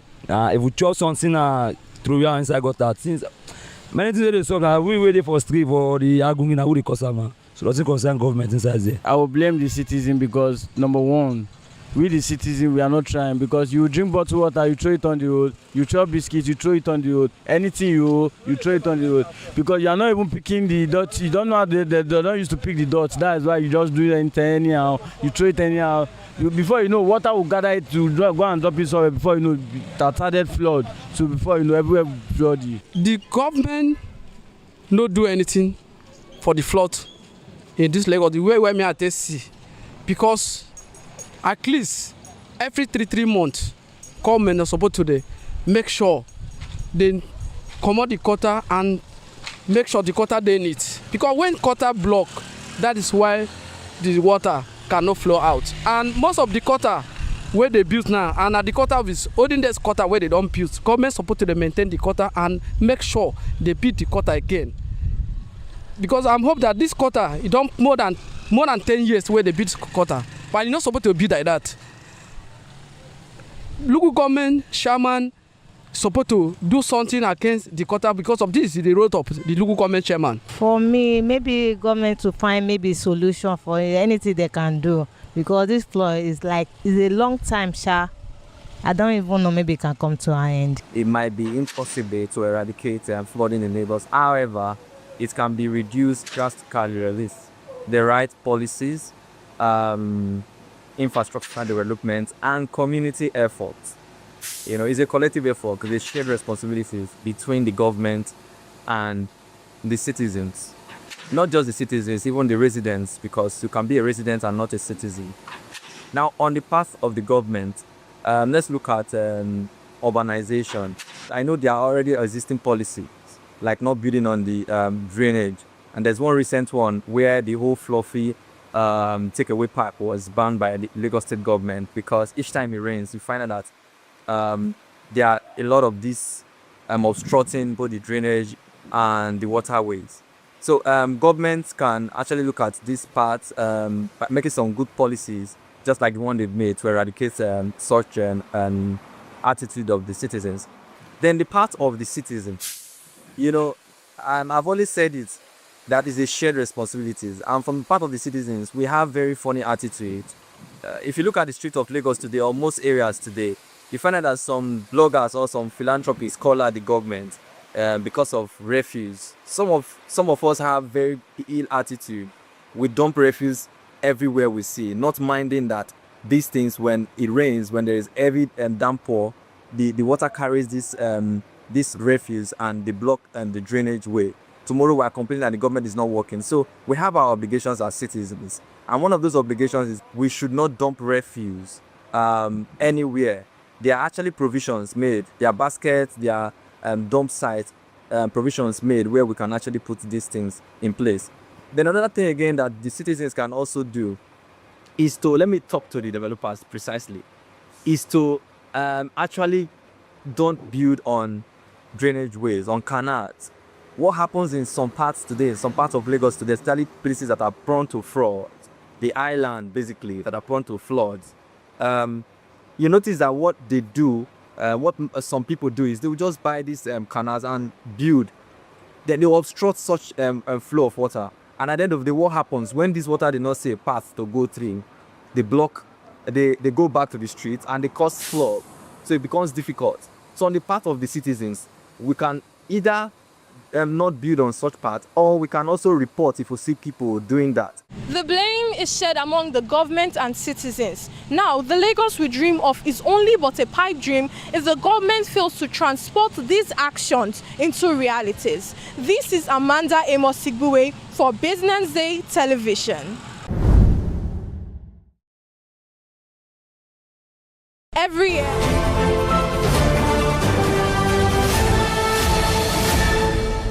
are watching Business Day Television.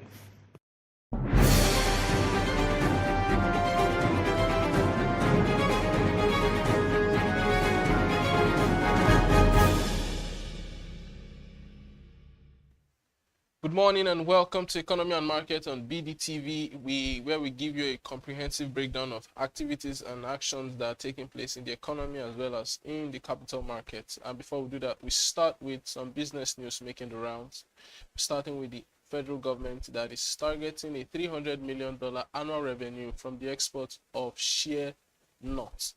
This is as the president has banned the export of raw shea nuts for 6 months.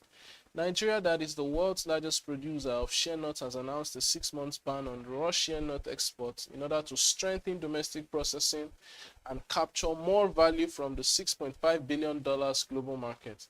President Bola Tinubu approved the directive, which aimed to secure raw materials for local factory and generate at least $300 million annually in the short term.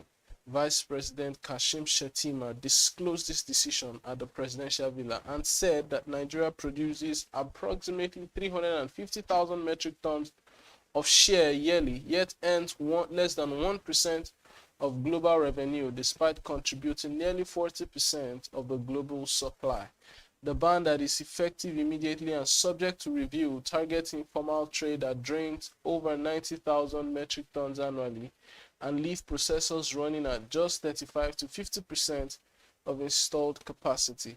By prioritizing value addition, the government is projecting a 10-fold revenue increase by 2027 and access to new markets, including Brazil, within 3 months. The Agriculture Minister Abubakar Kyari stressed that Nigeria, with over 5 million hectares of shea trees, hold both comparative and absolute advantage in the industry.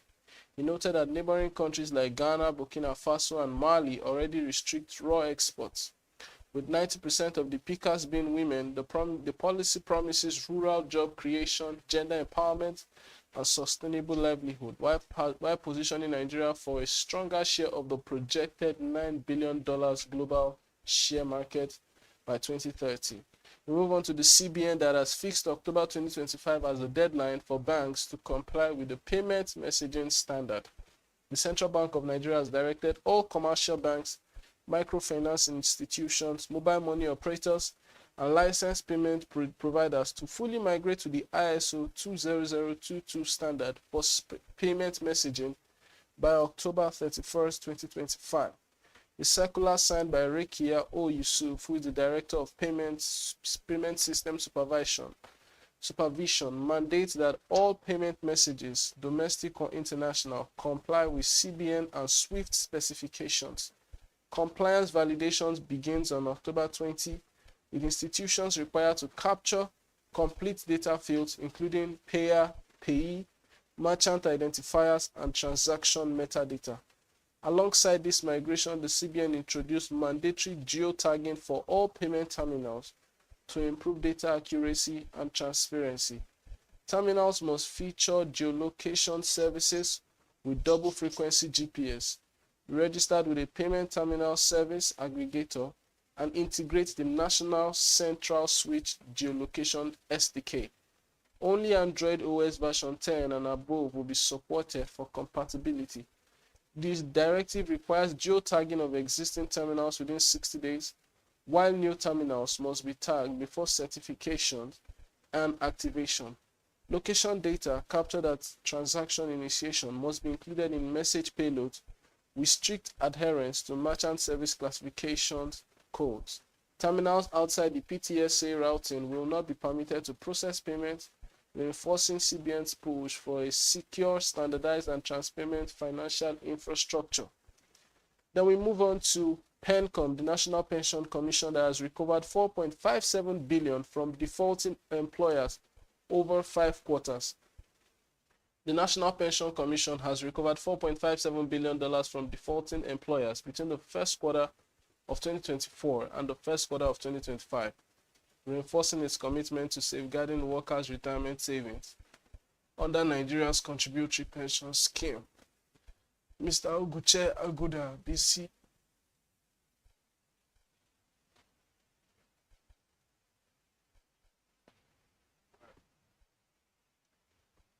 Mr. Oguchi Aguda, the CEO of the Pension Fund Operators Association of Nigeria, PenUp, disclosed this in an interview with the News Agency of Nigeria on Tuesday in Lagos, noting that the sum comprised 2.12 billion in outstanding contributions and 2.45 billion in penalties imposed on 138 non-compliant employers. Aguda explained that the enforcement is evolving from episodic recoveries to proactive prevention, with tighter real-time monitoring, stiffer sanctions for chronic defaulters, and deeper employer education. In Q1 2025 alone, Pencom recovered 972.12 million in contributions and 381.88 million in penalties from 19 employers, averaging 71 million per employer, higher than Q1 2024 levels. He stressed that the goal is not just big recoveries, but fewer defaults and stronger pension compliance. Meanwhile, Pencom has directed pension fund administrators and custodians to halt equity contribution applications from 7 primary mortgage banks, including the FHA Mortgage Bank, Delta Trust Mortgage Bank, and Infinity Trust Mortgage Bank, over alleged guideline violations. The regulator reiterated that all employers with 3 or more workers must remit pensions and urged employees to report defaulters through Pencom's whistleblowing channels.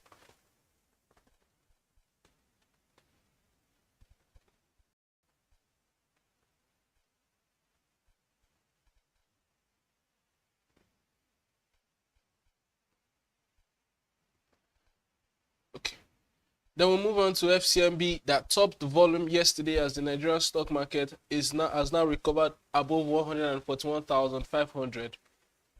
According to yesterday's trading data, the Nigerian stock market closed positive with an all-share index now advancing by 321 points to settle at 141,761.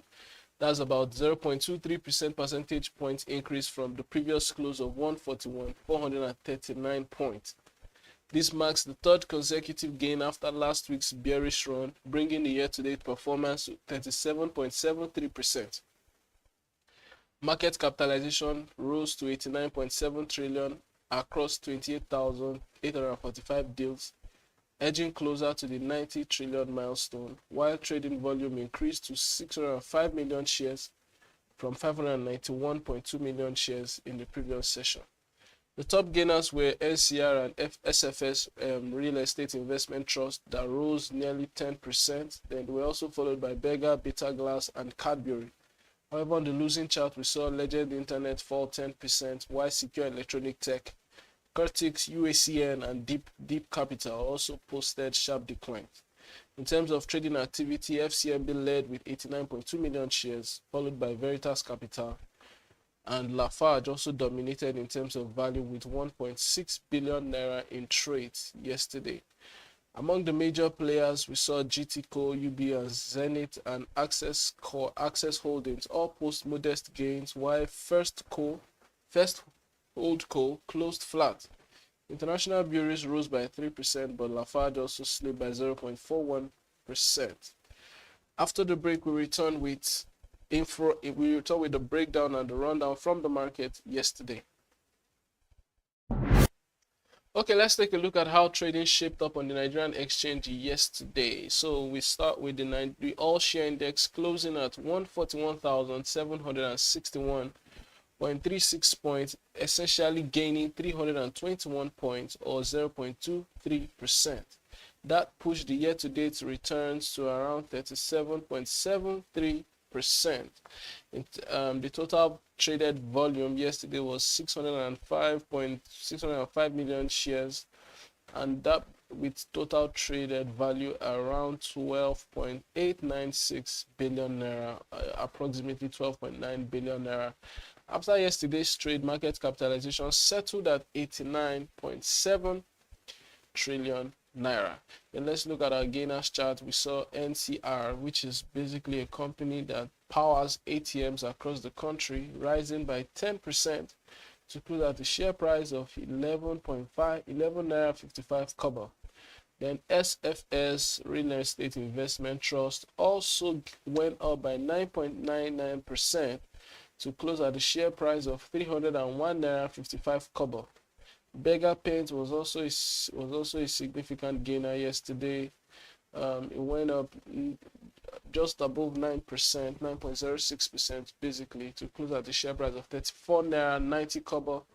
Then Bitter Glass hitting a new record high as Bitter Glass has continued to maintain its rally in the market. Bitter Glass is now the top trading stock of the exchange this year. It gained 8.16% yesterday to close at the share price of 486 naira.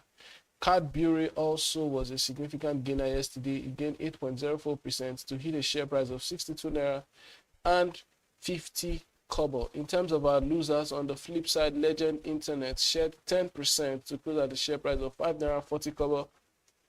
Then Secure Electronic Technology also was down significantly yesterday as it went down by 9.26% to close at the share price of 98 kobo.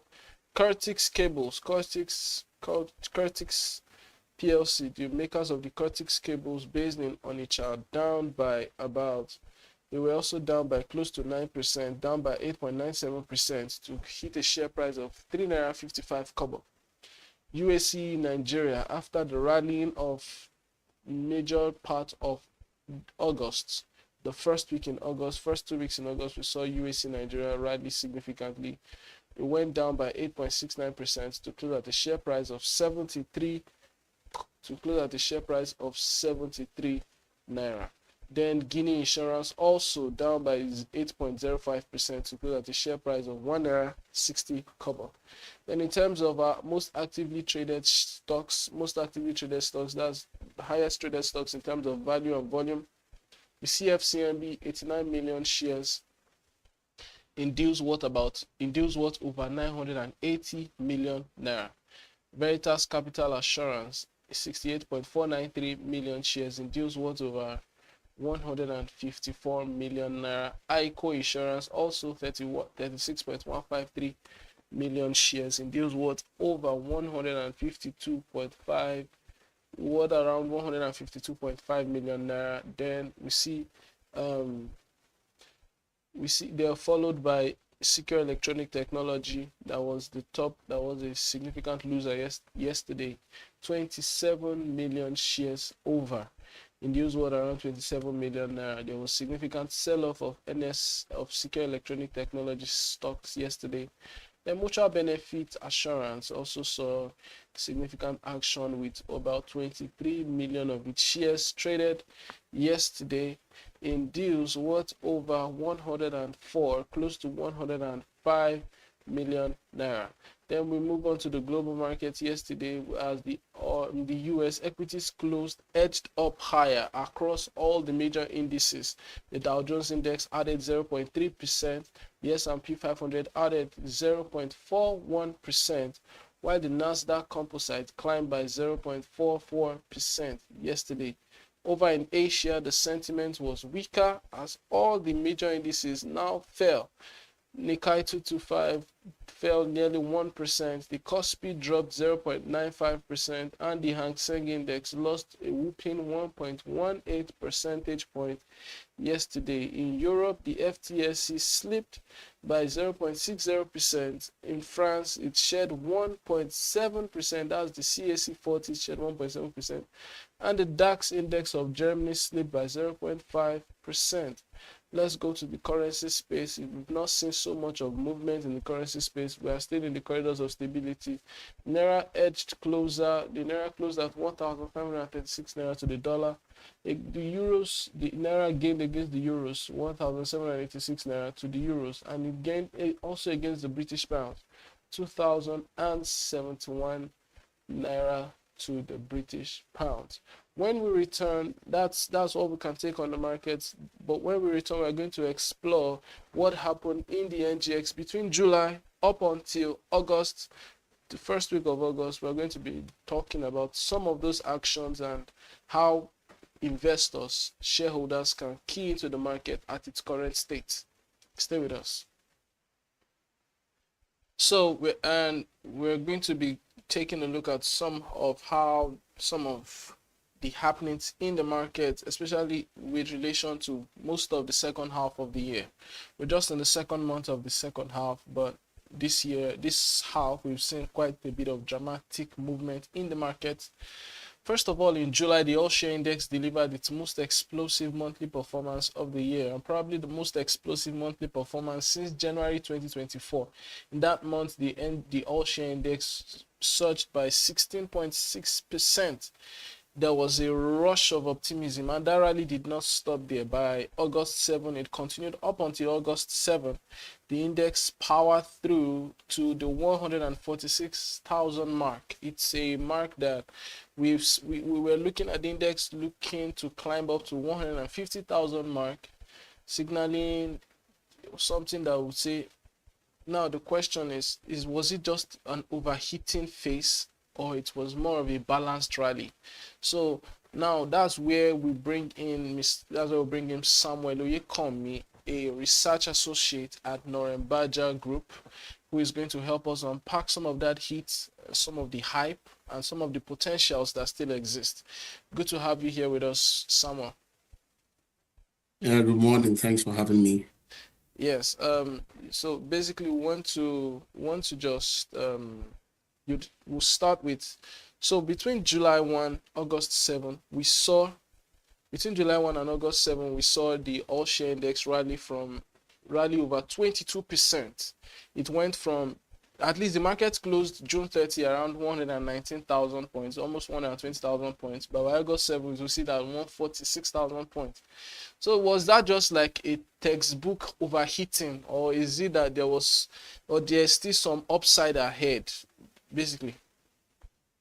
Yeah, I think it was an interesting move, right? The market saw a daily consecutive gain for, I think, about 26 days, right, before we saw some corrections or some profit-taking activity around 7th or 8th of August.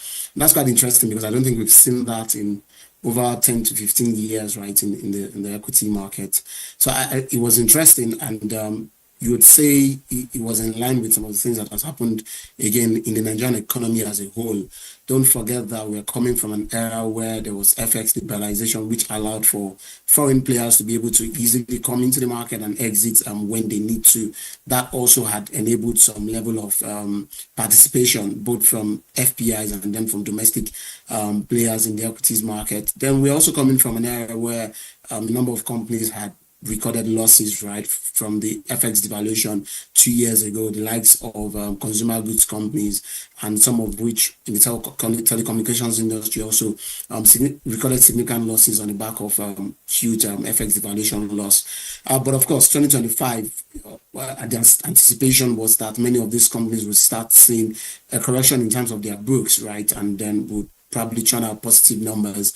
And we saw that, right? And what happened was that a number of investors positioned themselves in anticipation of the release of those results that then in July. And that drove significant rally in the equity markets. And you could see just from the fact that the likes of consumer goods, banking, telecommunications stocks were the major drivers. And then insurance also, of course, with the signing of the bill by the president a couple of weeks ago, saw that also translated into upsides gains, right, in the stock market. I don't think it was overrated. Of course, some stocks enjoyed from the fact that counterparts in some of those sectoral indices did well, and then because for the stocks that probably interested in, maybe it was overpriced, and then they started buying other stocks that are associated with that. So there's always that effect of fear of missing out playing out in the market. But I think generally the bullish trend was anticipated in line with some of these factors that I mentioned.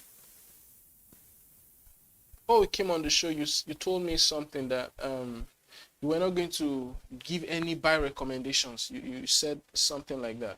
But now let me ask this question. A little bit of market correction has happened. We've seen the index move from that all-time high of 146,500,000 points 146,500 points to just around, now it's, as at yesterday, 141,700 points. In recent days it went down to 140,000 before we started seeing a backtrack even onto the 141,000. So when you look at the market, do you think that there are still some entry points in specific sector, or do you think that the rally that we've seen so far has really priced in all of the upsides? You talked about, now you just mentioned the fact that when a lot of actions, when a lot of corporate actions kicked in 2024, it was expected that the market corrections were going to happen that would lead us to the point of upsides in many companies. So do you think that the rally has priced in all of that upsides, or there are still some entry points in particular sectors? Right. I think there's always an opportunity for gain in the market. It just depends on the kind of investor that you are. If you're someone who is looking the long end, or you're someone who is playing the short game, someone who just wants to actively trade and then gain from market movement. If you're someone who does that, well, you can always find those opportunities in the market. If it's the long run, then I think you have no problem. Pretty much any solid stock does well. If you look at what has happened so far this year, the NGX 30 has pretty much mirrored the ASI broad performance. And what that tells you is that a larger part of the movement in the ASI, that 37% that we've seen so far this year, has been largely driven by the NGX 30, which has done about 35.5%. The rest has been probably low cap stocks and all that. What that tells you is that the solid stocks has really driven the market. But then again, you break the performance of the ASI into different sectors. There are still some sectors that have not necessarily done well. A typical example is the oil and gas industry. It has pretty much been on the red so far this year, less than a bit over 12% deficit. What that tells you is that there are some stocks in that region that could also be underpriced at the point in time, that you can also use that as an opportunity to enter. Again, even across those other industries that have also done well, there are still some specific stocks that still present some good entry positions, right? And then again, generally, when you look at the market, dividend-paying stock, oftentimes, what history has showed us is that they tend to do well year in, year out. So there are still opportunities for investors to want to look at some of these sectors, as I said. Okay. The question I wanted to ask was, now the next question I wanted to ask was based on that oil and gas sector especially. Now we know that most of the rally, like you said, the all share index has majorly mirrored the NGX 30. Those are like the most capitalized stocks. So we've seen a lot of the rally come from industrialized goods, banking, consumer goods. Yes, it contributed significantly, but majorly industrial goods, telecoms. That's another point. Telecoms has also helped, especially MTN, helped gains in the market. But for the oil and gas stocks, we've not seen any significant budge. In fact, through all of that rally that we saw between July to August, the oil and gas sector just gained around less than 2%. So are you saying, do you think that sector basically offers compelling value? Now let's look at it from this point of, there are upstream companies there and there are downstream companies there. So let's just take us through it, especially considering the fact that maybe on the upstream side and on the downstream side, the stories may be different. What can you say about that sector especially? Yeah, I think the oil and gas sector or industry as a whole is an interesting one. Don't forget, when you look at it again, as you said, from the upstream side, you want to look at in the international market. What is happening in the international crude oil market? Is it favorable to the companies in there? And maybe that's why we've not really seen so much rally in that area, because crude oil prices have not particularly been high in recent times. And as a result of that, companies who are exposed to oil or crude exploration would probably not do so well at this point in time, but not to say that's still not good stocks. Then again, you come to midstream and downstream. Don't forget that we have Dangote Refinery now playing in that space, right? There is a lot of silence around the mid and downstream industry right now, because there's an expectation that Dangote Refinery could be listed on the NGX at any point in time. What that does is that it brings significant competition into the market, and that could be downsides to other guys who are playing in that industry. So of course, investors will be looking at, if Dangote Refinery is coming into the market, I don't think I want to buy stocks in these other stocks, right, because of that level of competition, and then the firepower that the likes of Dangote Refinery will bring in into the market. But that being said, the entry or non-entry of Dangote Refinery in the market still means that some of these stocks are good entry positions, right? Looking at the oil and gas sector as a whole in the broad economy, it looks like it's been growing in recent quarters based on data from the MBS, right? And what that suggests for you is that things are shaping up better in that industry. And if we're able to have a well, which we do have to an extent, right, regulated prices in terms of petrol prices, if we're able to tighten all that together, I think some of these companies could still continue doing well in terms of their profitability, and that could also offer some form of upsides for those who are looking to explore oil and gas industry in terms of stock buying. Okay. So now I want to move on to the foreign portfolio investors. So we've seen that double in the first 7 months of the year. We've seen a lot of FPIs come into the market. It's now around 1.3 trillion for this year. Now, how crucial are these inflows for stabilizing the market, and do they risk creating vulnerabilities if they reverse?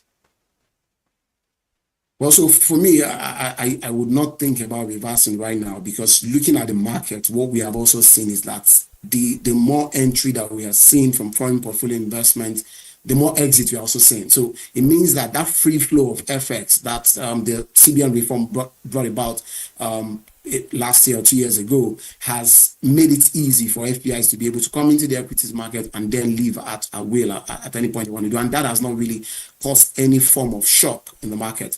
So right now, I think having them participate actively in the market is good.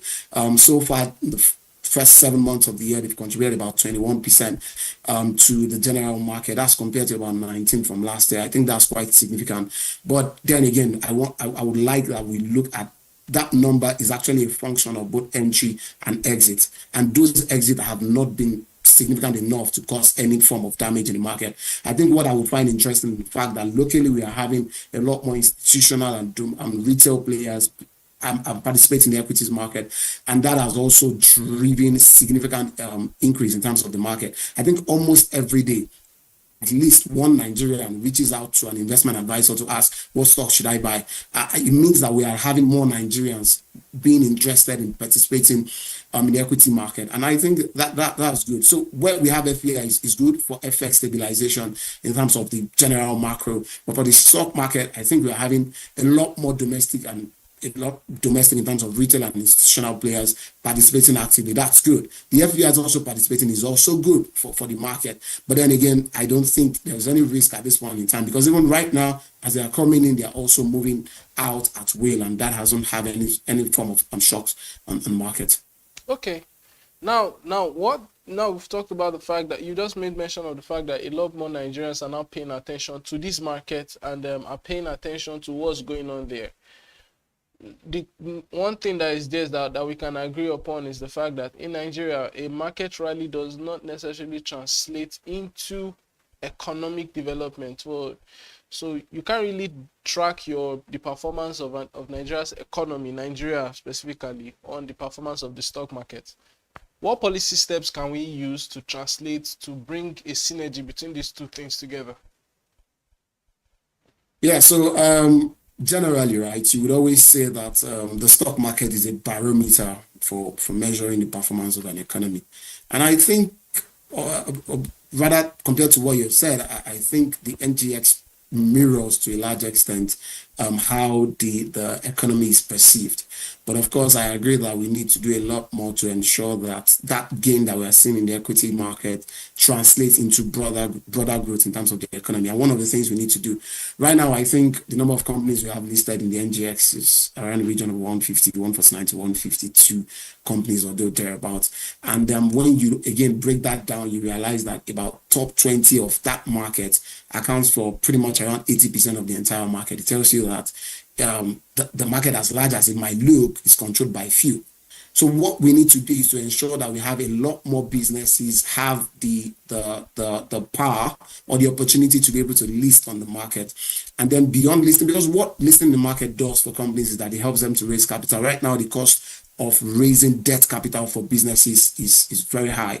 MPR is 27.5, which means loans in a bank or commercial paper will be significantly high. So, but businesses being able to come into the capital market and raise equity capital could be some form of good things for them, right? And if you have businesses able to raise as much capital, that drives expansionary activity. And at the end of the day, it reflects on the broad economic growth in terms of the general Nigerian economy. So I think if the regulator, right, the government, the NGX, the SEC, the whole pile of them come together to ensure that the market is placed in such a way that companies who are low caps, SMEs, have also some level of equal opportunity to be able to list in the market, allows them to be able to raise capital, which also drives expansionary activity. I think that's also going to be good. That way we can see the performance in the equity market rub off on the broad economy. And that's why it looks like there's still some huge dichotomy between the performance of the equity market and then the Nigerian economy. Okay, now I want to throw in this question. You made a mention about the fact that, based on what you said around raising capital, one reality there is that over the past, since 2020, from last year till this year, we've seen a lot more capital raises on the equities market, considering the fact that debt capital is becoming prohibitively expensive. We've seen more lower cap companies trying to raise 15 billion, some trying to raise, but basically we've seen a surge in the amount of volume of capital being raised in the market. But the question I want to ask now, what steps can be put in place to help some of these lower cap companies list on the market? It's like the barrier to entry on the NGX is already placed at the point where it's for at least is for the maybe top 10% of companies that exist in Nigeria. Is there a way they can lower this barrier to entry? Yeah, I think there needs to be a balance, right? Yes, the barrier to entry seems to be high. And then to be fair on the NGX, I think is also needed, right? Because if you're going to bring your company, you're going to list your company on the NGX, it means that the NGX is somehow vouching that this company is right, and the public can invest in those companies. So of course, there needs to be some huge level of due diligence, one of which includes things like around corporate governance, right? So for companies to be able to list, they just need to tick some boxes, right? And that also speaks to businesses generally, even beyond regulations, right? Because regulations we do there, companies also need to be able to ensure that due diligence are being met, right? Things around your corporate governance, how you do your business, how well are you guys accountable to your shareholders. I think those are a number of things that companies who would like to list on the NGX need to do to be able to do that. While on the NGX part, I think it's just about more publicity, education around the benefits of companies listing on the NGX. I think one of the things around financing is that businesses are often scared to raise equity finance again, because what it means is that you're also bringing other people to be able to look into your books. They now have the right to look into your books. They now have the right to share from your profit. And somehow, from a Nigerian point of view, I think we're used to the one-man business type structure, and I think that's a huge one. So of course, before we can get to that point, there needs to be some reorientation around businesses and why equity capital is not such a bad thing. While doing that, businesses who would also like to list also need to do their part in terms of ensuring that corporate governance is tight, how they do their books are also tight. That way, I don't really think there will be an hindrance for them to be able to list in the market or any other market as a matter of fact. Okay, so thank you so much for your time on the show this morning, Samuel Oyikomi. Thank you so much for talking to us. You're welcome. Thanks for having me. Yes. So I just had Samuel Oyikomi, who is the research associate at Norembaja, speak to us on the Just Seen rally. So it's a question of is it a balanced rally, or was it just a case of an overheated market? And he gave us quite a bit of insight. He gave us quite a bit of understanding of what has gone on. So thank you for sticking with us on Economy and Markets this morning on BDTV. We'll see you again on Friday.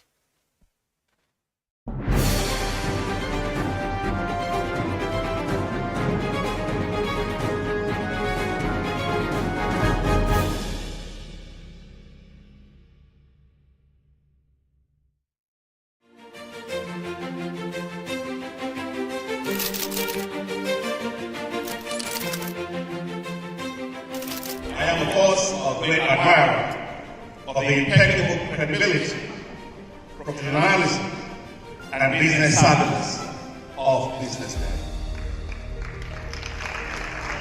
If you really mean business in Nigeria, Start your day with Business Day.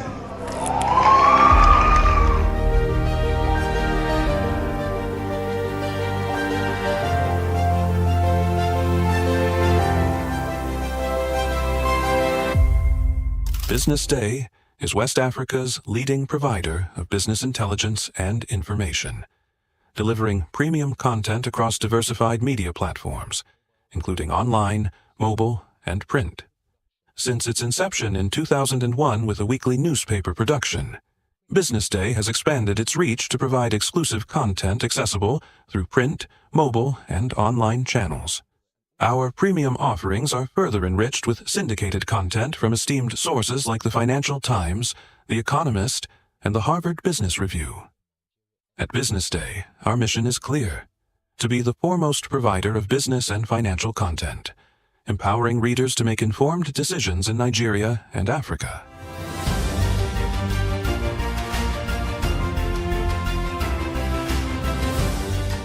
Since our establishment, we have been committed to delivering insightful, relevant, and accurate information about Nigeria's business and finance environment, while contextualizing the impact of global events.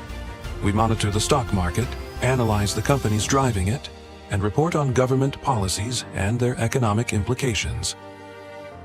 For being consistent in organizing these CEO forums for almost the last 14 years, I think this was a commendation, and I think something that will encourage them to continue. From decoding market trends to dissecting economic shifts, we offer actionable investment ideas and serve as a compass for decision makers navigating complexity. Beyond headlines, Business Day fosters discussions on critical economic issues through impactful conferences and events. These platforms bring industry leaders together to share narratives that drive innovation and spark meaningful dialogues. Our events galvanize connections, bridging the gap between inspiration and achievement. For businesses seeking visibility, our strong digital presence offers unparalleled opportunities, with millions of followers across social media and a dynamic website attracting visitors from within and outside Nigeria. Business Day is the ideal platform to boost visibility for your products and services.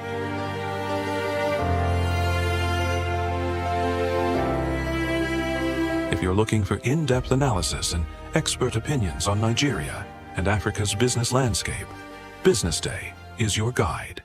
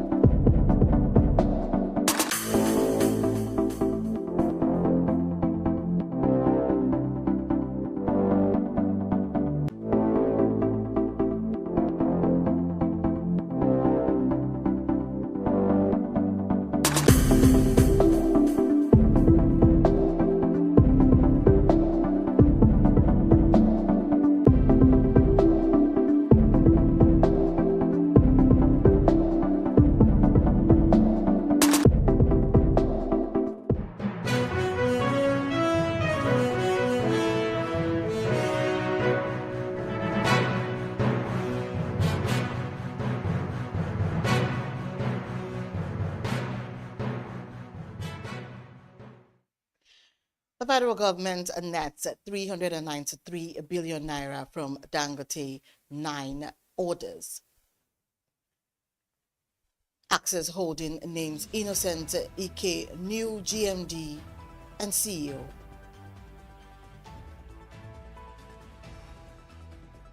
Tinubu arrives in Abuja after 2 weeks diplomatic visits to Japan and Brazil.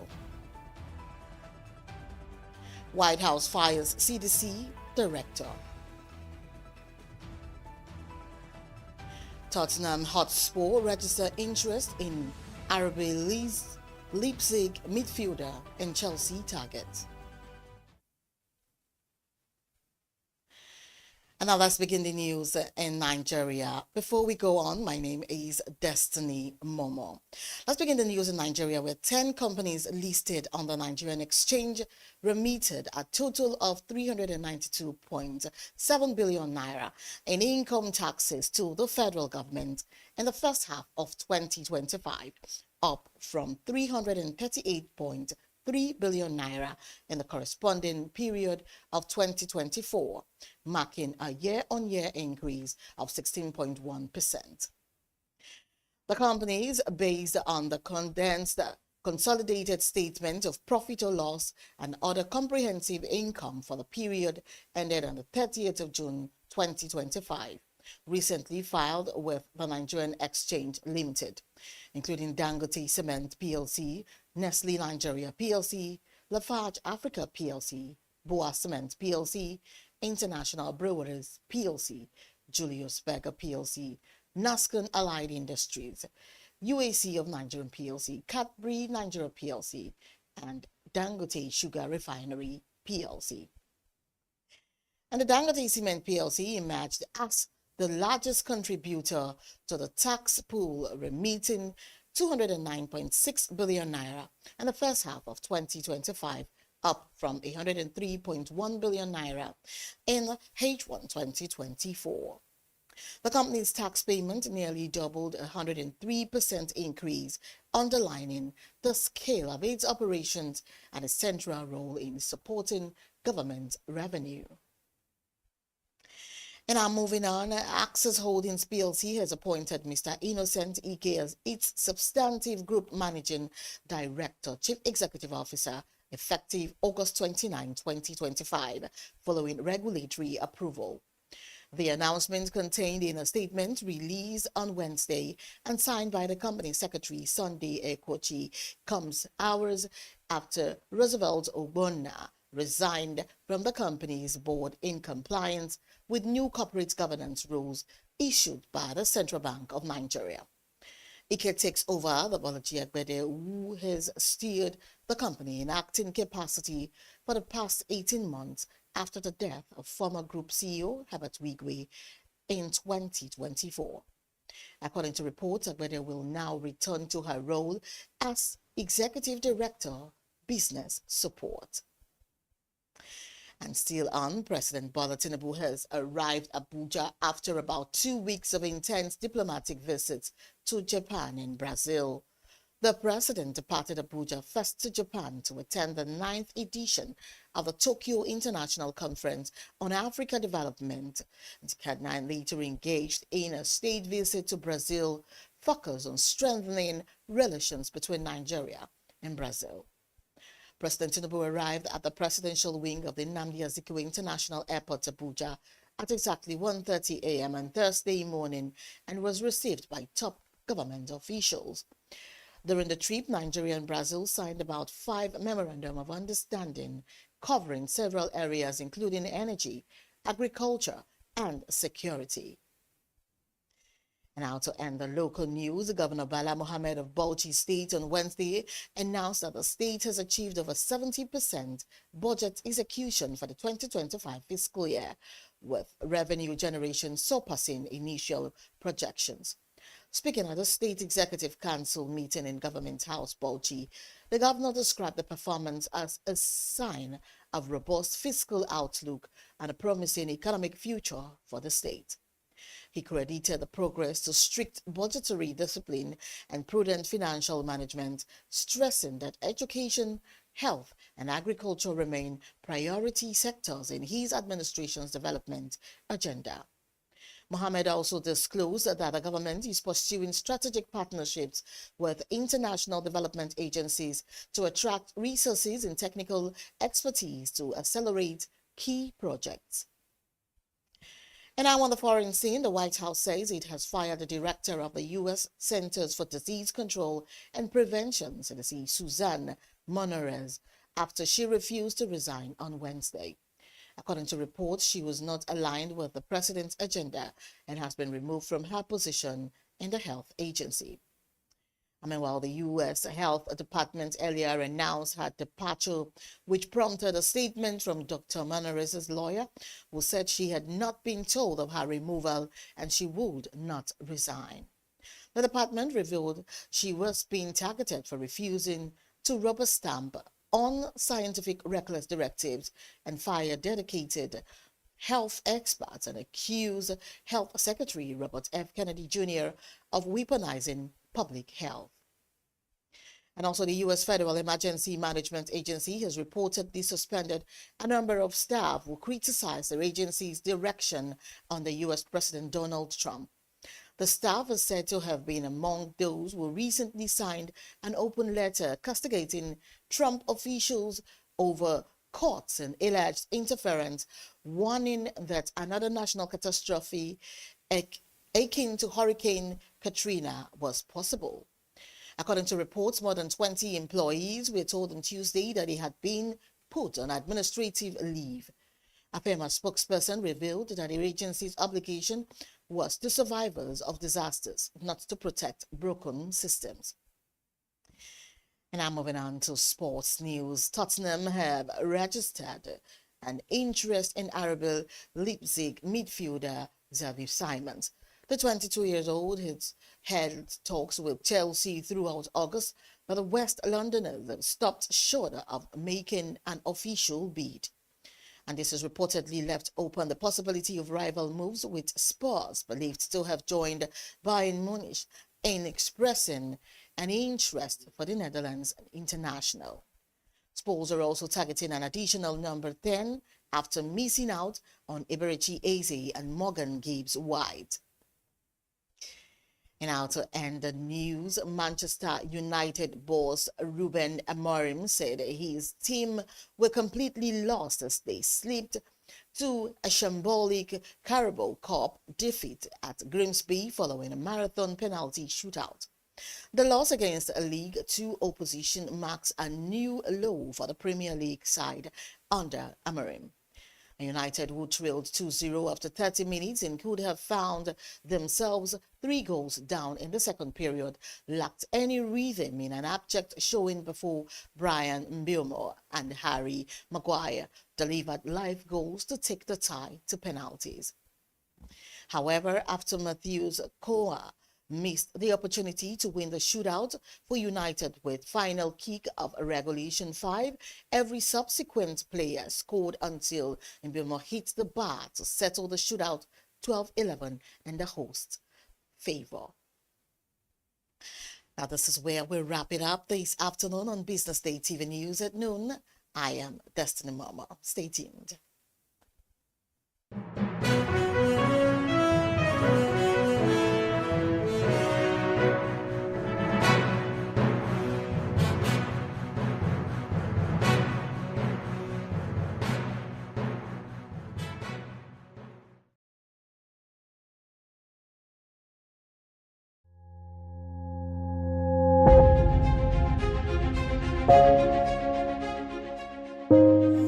Good morning and welcome to the BDTV Breakfast Show. I am Bethel Obajabi. My name is Elizabeth Musa. And this is the social listening segment on the BDTV Breakfast Show. We're talking about the Fly Nigeria Act. Can you give us a background into what this is about?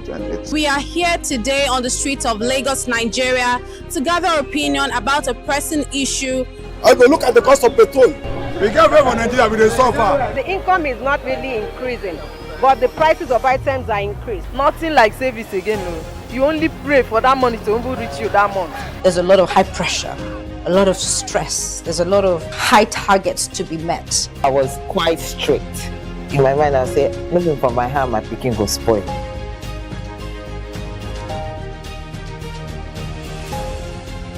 To allow all banks and all the players in the space. 15% inflation target achievable in 2025.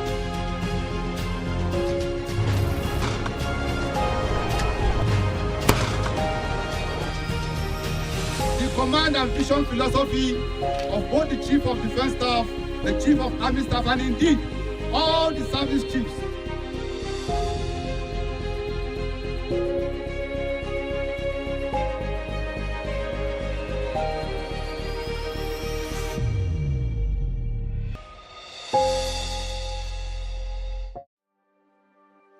In the Federal Capital Territory, a growing humanitarian crisis continues to unfold as thousands of Amajiri children roam the streets, trapped in a cycle of poverty, neglect, and exploitation.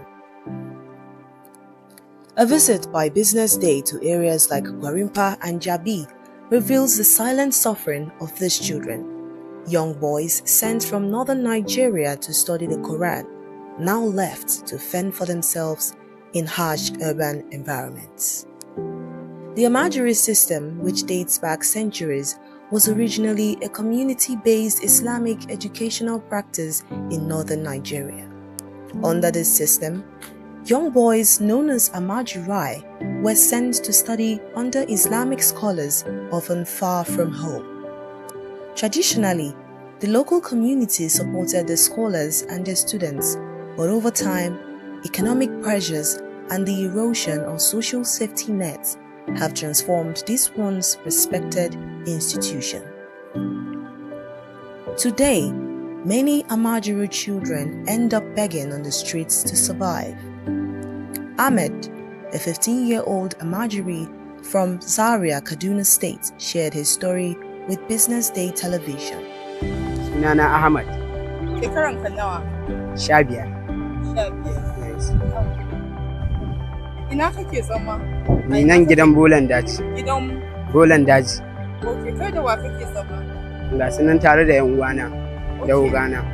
Amma iyayenka suna nan? Eh, babana bi nan. Ya rasu. Suna Abuja nan? A'a. Ina suke? Zaria. To ya ka zo nan Abuja? Kudin na ne ma na zo nan. Okay, daga Zaria ka zo nan? Eh. Kwana nawa kake Abuja nan? Kai shekara nawa Abuja?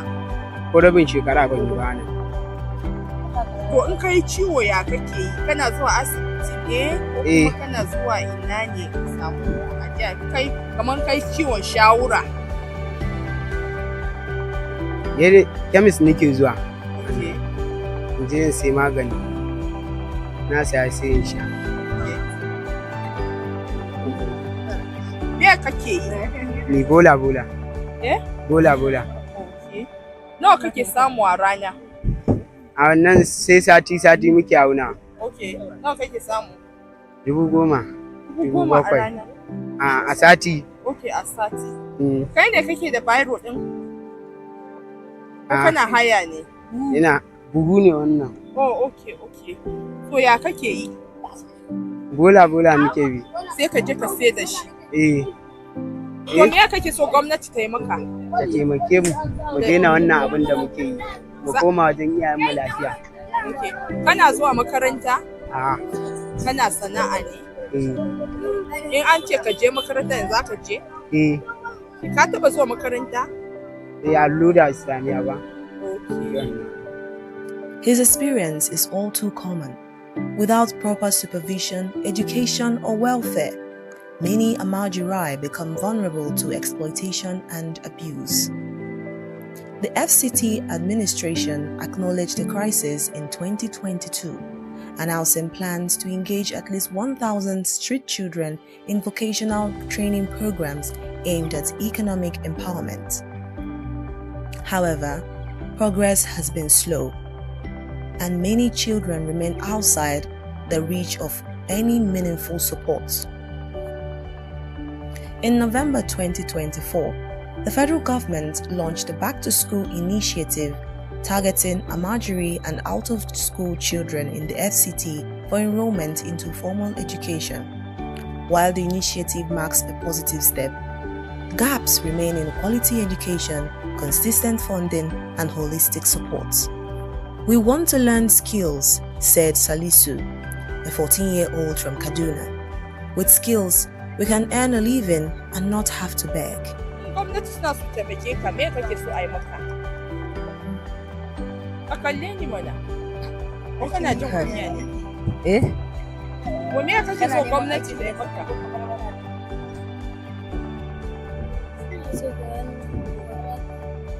Ina so marwara, in samu aikin yi. Wani irin aiki kake so ka yi? Eh? Aikin hannu. Eh? Aikin hannu. Allo. Abdulaziz. Shekaran ka nawa? 13. Okay, kana zuwa makaranta? Ba na zuwa makaranta. Okay. Ina kake kwana? Masallaci. A masallaci. In kai ciwo ko ba kai rashin lafiya, ya kake shan magani? Wa yake kai ka asibiti? Ni da kaka ta muke nan. Okay, kai da kakan. Eh. So, me ka kawo Abuja? Neman kuɗi. Neman kuɗi. Kana da ƴan wannan garin ko? Eh. Waye kakanka? Da kawuna. Kawunka. Karan babana. Ya kuka zo Abuja? Eh? Ya kuka shigo Abuja? Ta yaya kuka shigo? Kun shiga mota ne ko mun shiga mota. Okay, daga Abuja daga Kano zuwa. Daga Kano zuwa garin nan. Okay. Daga me kake so ka zama a gaba? Ni. Likita. Likita? Eh. Ko ba ka zuwa kana so ka zama likita ke daga ina ka fito? Jigawa. To me ne kake yi? Bola nake bi. Me kake so gwamnati ya yi maka? Ne nake so ta mun talla wata kai ni gida. What these children need is not just access to classroom, but also training in employable skills and economic inclusion. As the nation's capital grapples with the consequences of a broken system, the voices of these children demand attention, not just pity, but policy. Their future depends not on charity, but on a coordinated effort to restore dignity, education, and opportunity. Haruna Ibrahim, a respected Islamic scholar, emphasizes that the Amajiri system was never intended to involve street begging. Traditionally, Amajiri children were supported by their communities while receiving religious education. However, due to current economic challenges, many now beg out of necessity rather than as part of their education. Ibrahim advocates for urgent reform by integrating Islamic and Western education to improve their future. He also acknowledges positive initiatives such as efforts by the National Commission for Amajiri and State Programs in Kano, which aim to combine spiritual learning with practical skills. You know, in Islam, our Prophet Muhammad sallallahu alaihi wasallam, the first revelation he got was Iqra, means read, seek for knowledge. So the Al-Majri school can be traced to that history. It is in the pursuit of Islamic education that whoever is going to seek Islamic knowledge is called Al-Majri. But in the Nigerian context, it has been divided into two categories, I can say, because those who are beggars on the street, most especially from those who are at poverty level, that is those who are adult, you cannot categorize them as al-majri because they are just beggars, because they are not seeking Western Islamic education. But when you talk about majri, it's just teenagers who are very young and their parents send them out in the communities to seek for Islamic education. That's what we call al-majri. And it dated back even pre-independence. So people seeking for Islamic knowledge, even if you are at your home, you are called Al-Majiri, because begging is not part of being Al-Majiri. Begging is different matter at all. But seeking knowledge is what is called Al-Majiri. And it started for the younger age, when while unfortunately, some of those small children doesn't pursue the Western education at an early stage. But in no shell, seeking for Islamic knowledge is what is called Al-Majri, who is doing that. You know, when in the olden days, it was not a problem because of economic factor. That time everybody is well-to-do. You can go to any place, you will be sure of where you will eat, where you will drink, where you will sleep. But because of the economic condition we found ourselves in, the system of sending small children outside their immediate families to go and seek for that knowledge become very difficult. And unfortunately, most of our parents, some may not like to adapt to the changing situations. Because if the economy changes, it means you have to change your style of living. You cannot send your child now outside where you are not sure of his clothing, you are not sure of his health, you are not sure of his basic need. That's where the problem comes in. I can personally say it is an economic problem from the parent, but not seeking the knowledge itself. And the federal government has introduced what we call the Western education. And instead of those guys, small children, to combine the Western education and the Islamic education,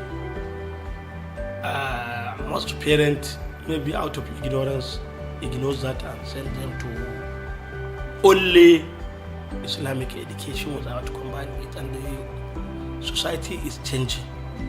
As the society changes, we have to adapt and make sure that as you are privileged to get the Islamic education, which is Al-Majri, you also have another privilege to combine it with Western education. Yes, all of us have a role to play. Like you said, the federal government has established a national commission for Al-Majri and the out-of-school system to improve or to remove small children from the streets and give them skills acquisition, give them Western education, and at the same time give them the Islamic education, which is better. I think the most important thing is awareness. We need to create awareness for both government, for the society, and for the parents themselves. Because all the time, those children need to be accepted, not rejected and totally condemned. They are part of the society. The media, they are supposed to educate public that a federal government has now established the commission, which is good. So the parent can leverage on that to remove our Al-Majri from streets.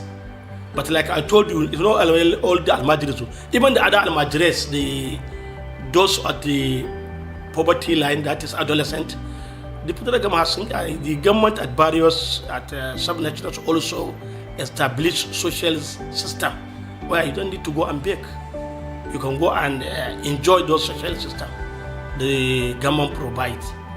So it is my work, it is your work as journalists, it is everybody's work, and we have to continue to create awareness for both the scholars, for the parents, that there is nothing bad in acquiring the Islamic education, but let us combine it with Western education, because if you do that, you have two double advantage. You know, that's what we call, you can write from left to right and right from left. So it means you are getting advantage. And you know, because of There is what we call exchange of knowledge. If you are doing Western education, it will assist you in Islamic education and vice versa. So it's everybody's role. And we cannot say we can totally remove it at once. It is a gradual process. It is a gradual with education, with commitment from government, with public awareness, with parental awareness, with time. By government establishing this, I think the problem of Al-Majri may be a thing of the past with time. But it will take some time to do it because we need to educate the parents themselves on why they have to combine it and get certificates so that they can be employed after the school. Then we have to educate the parents themselves, and the government empowers them also. And even like in Kano, where they have a lot of those schools, I know that government at the state level, government is supporting those Al-Majri schools, maybe with uniforms, with this, and they are trying to collaborate with at the national level with the National Commission for Al-Majri and out of school children to better the system.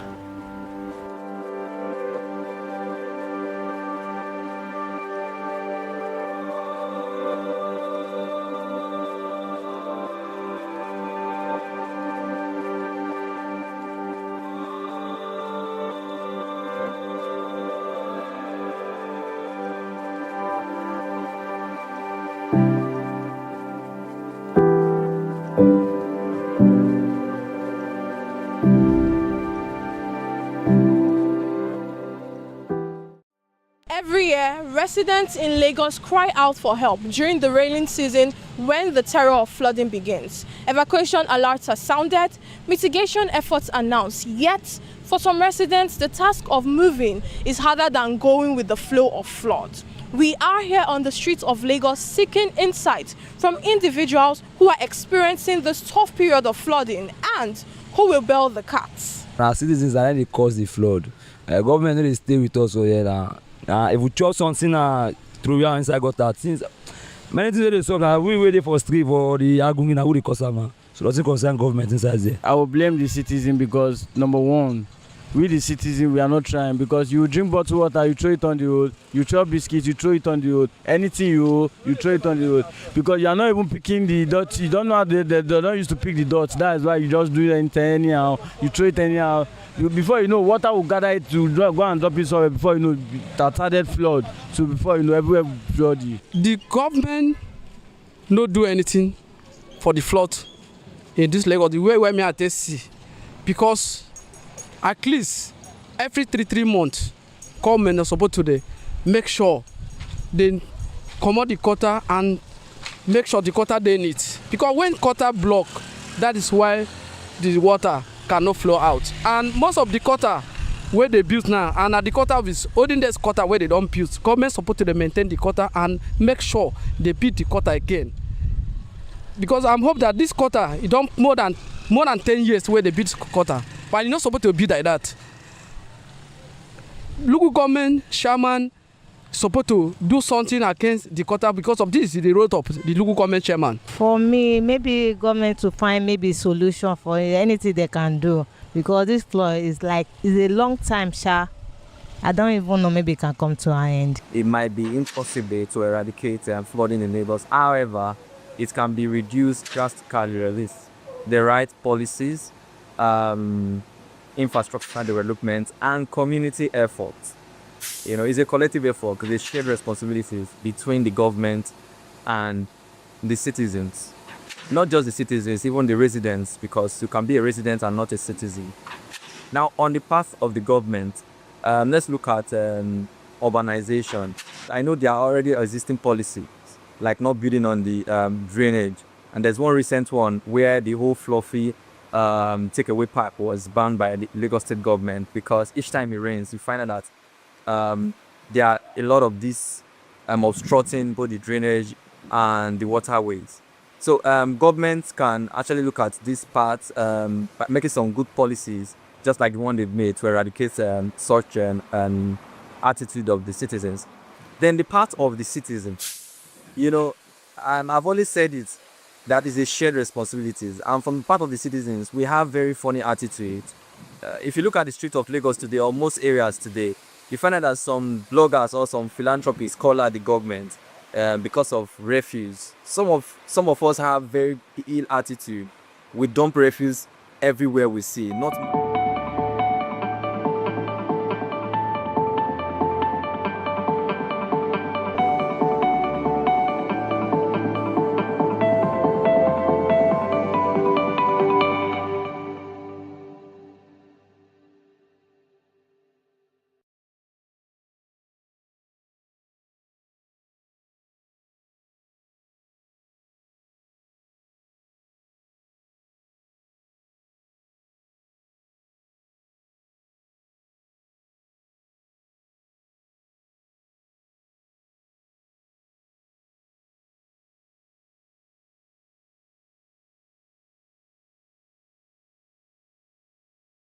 and it is my greatest delight to welcome you to today's webinar. Well, for today, it's really very exciting because this is something that I have had first-hand experience on. We're going to be talking on the theme, digital payments for SMEs. Well, right about now, before we move further, I'd like you to, if you're connected with us right now, go to the chat board, introduce yourself, tell us your name, and tell us what you do. And we'll be glad to meet you up out there. So as I was saying, our theme for today is digital payments for SMEs. Now, this is not just a topic that's timely, it's a topic that's really, really absolutely essential for the growth of businesses, to build customer experiences, to navigate new markets, and also grow sales. Very, very important. And we all know that small businesses are actually the backbone of any economy. And the growing number of entrepreneurs, keeps surging day in, day out. And one of the most important things that actually comes to the mind of these entrepreneurs is how can we leverage technology? How can we leverage this digital payment solutions, to further help our business processes and also to navigate the ever-growing digital world we are in today. Well, I'm not here alone. I'm joined by seasoned professionals from all walks related to our theme for today. And I'm so delighted to welcome each and every one of them. So we'll be unpacking why you need it for your business, why you need to integrate some of these digital payments into your systems and into your businesses, as well as we'll be sharing on the challenges as well. While it's very, very important that we keep note of those things. So get ready for an impactful session. So like I said, do not forget to introduce yourself in the chat board. Let us know you're here. Tell us your name and what you do or where you're reaching us from. Welcome again to the SME Clinic. Theme for today is digital payments for SMEs. All right, now it's time for us to introduce our speakers for today, and I'm super excited. So on the first introduction for today, we've got an amazing seasoned fintech and payments leader with over 8 years of experience driving growth, partnerships, and cross-border payment solutions across Africa. Now, she currently serves as the Senior Growth Lead at BusinessDay, where she manages enterprise partnerships and oversees over $80 million in monthly FX transactions. Isn't that fantastic? Well, with expertise spanning across remittances, payment infrastructure, B2B enterprise sales, this woman, Mary Jane Okpala, has helped scale pipelines, close high-value deals, delivered innovative payment solutions across industries.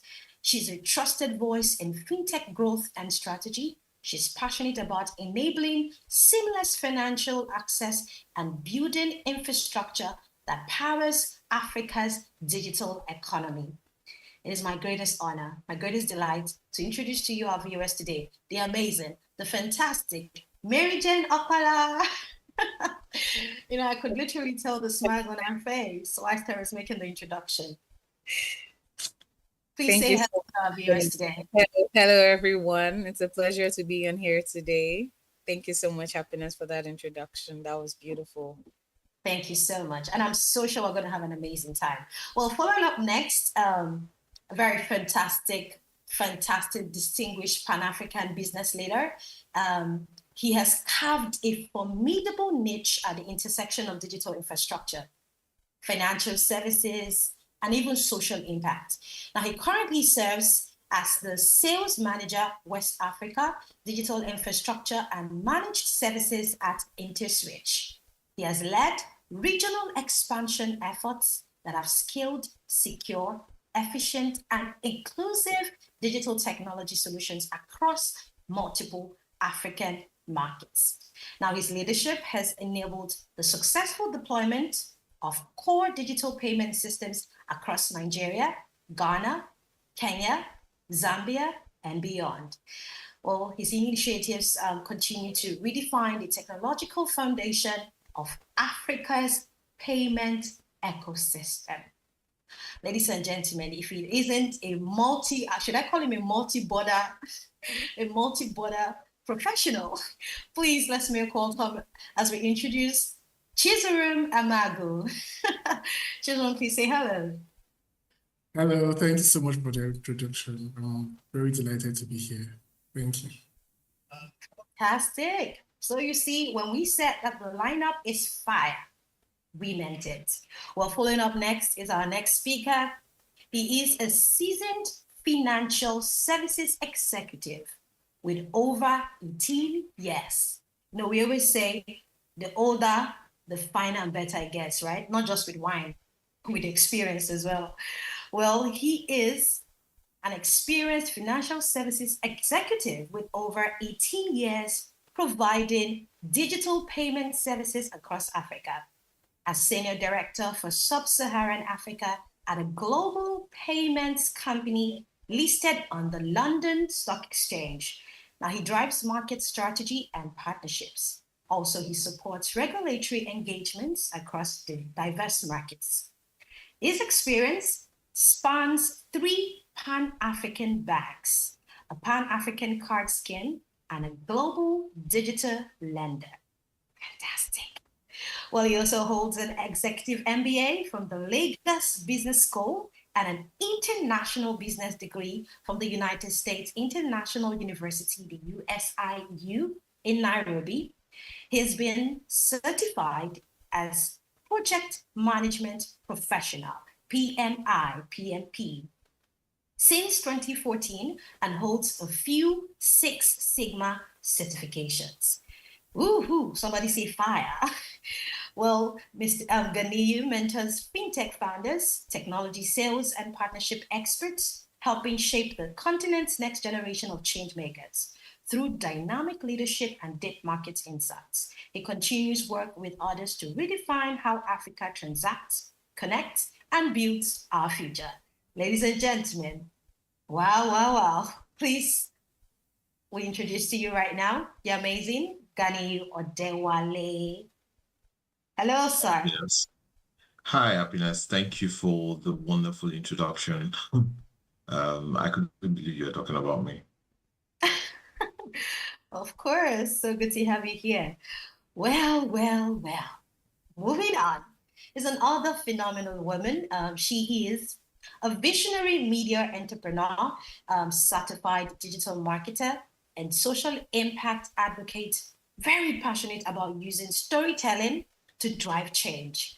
Now, she has delivered 150 plus successful projects and produced over 1,000 videos. Hear that again, 1,000 videos, amassing 20 million plus views and 50K plus online engagements. With a background in marketing, acting, and filmmaking, her work bridges creativity and strategy. She has starred in award-winning films, led campaigns that impacted 500,000 plus people, and partnered with 20 plus organizations to promote sustainable development. Well, in 2015, she started the Students Meet Graduate Project with the goal of preparing outgoing secondary students for undergraduate life. Now, this initiative has benefited over 1,500 secondary school students across various Nigerian states. Wow. She's also an alumna of Covenant University, New York Film Academy, University of Liverpool, and Mount Zion Film Institute. Abiola is currently earning her master's in marketing and sales at the Rome Business School. In 2025, she launched Bray Max Media Limited and her bold vision for reshaping Africa's media and brand landscape. Ladies and gentlemen, if that wasn't phenomenal, I don't know what else is. Please put your hands together for Abiola Jinadu Matthew. Hey, Agnes, thank you so much. Hi, everyone. Fantastic. Here. Fantastic. I mean, I can literally feel the fire already. I can feel the excitement. I'm so excited because I know we've packed speakers right now. And so it's going to be a power-packed session. So thank you once again for joining us right now. So without further ado, let's move on. You know, it's a very, very particular topic to SMEs, very, very crucial.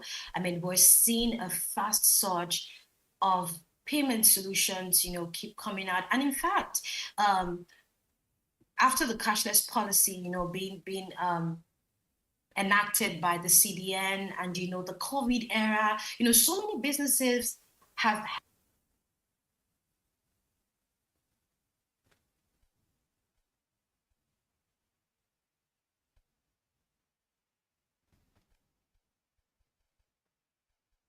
have had no choice, you know, than to transit into the digital, actually seamlessly integrating and accepting these digital payment solutions. So, and that will be, drums roll, who would that be? Okay, so our viewers, ensure that you keep the chat, but if you haven't introduced yourself yet, I don't know what you're waiting for. I want to know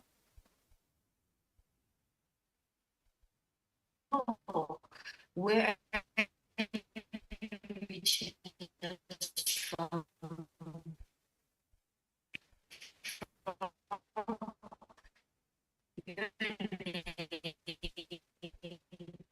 Drop your location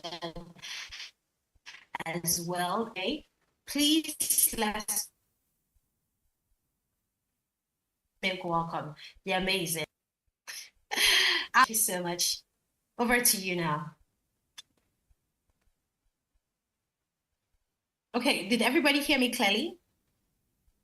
Okay, so I was saying right now we're going to be handing over to Chizarum Amagu to take on the first segment. Please, you have the stage. Thank you.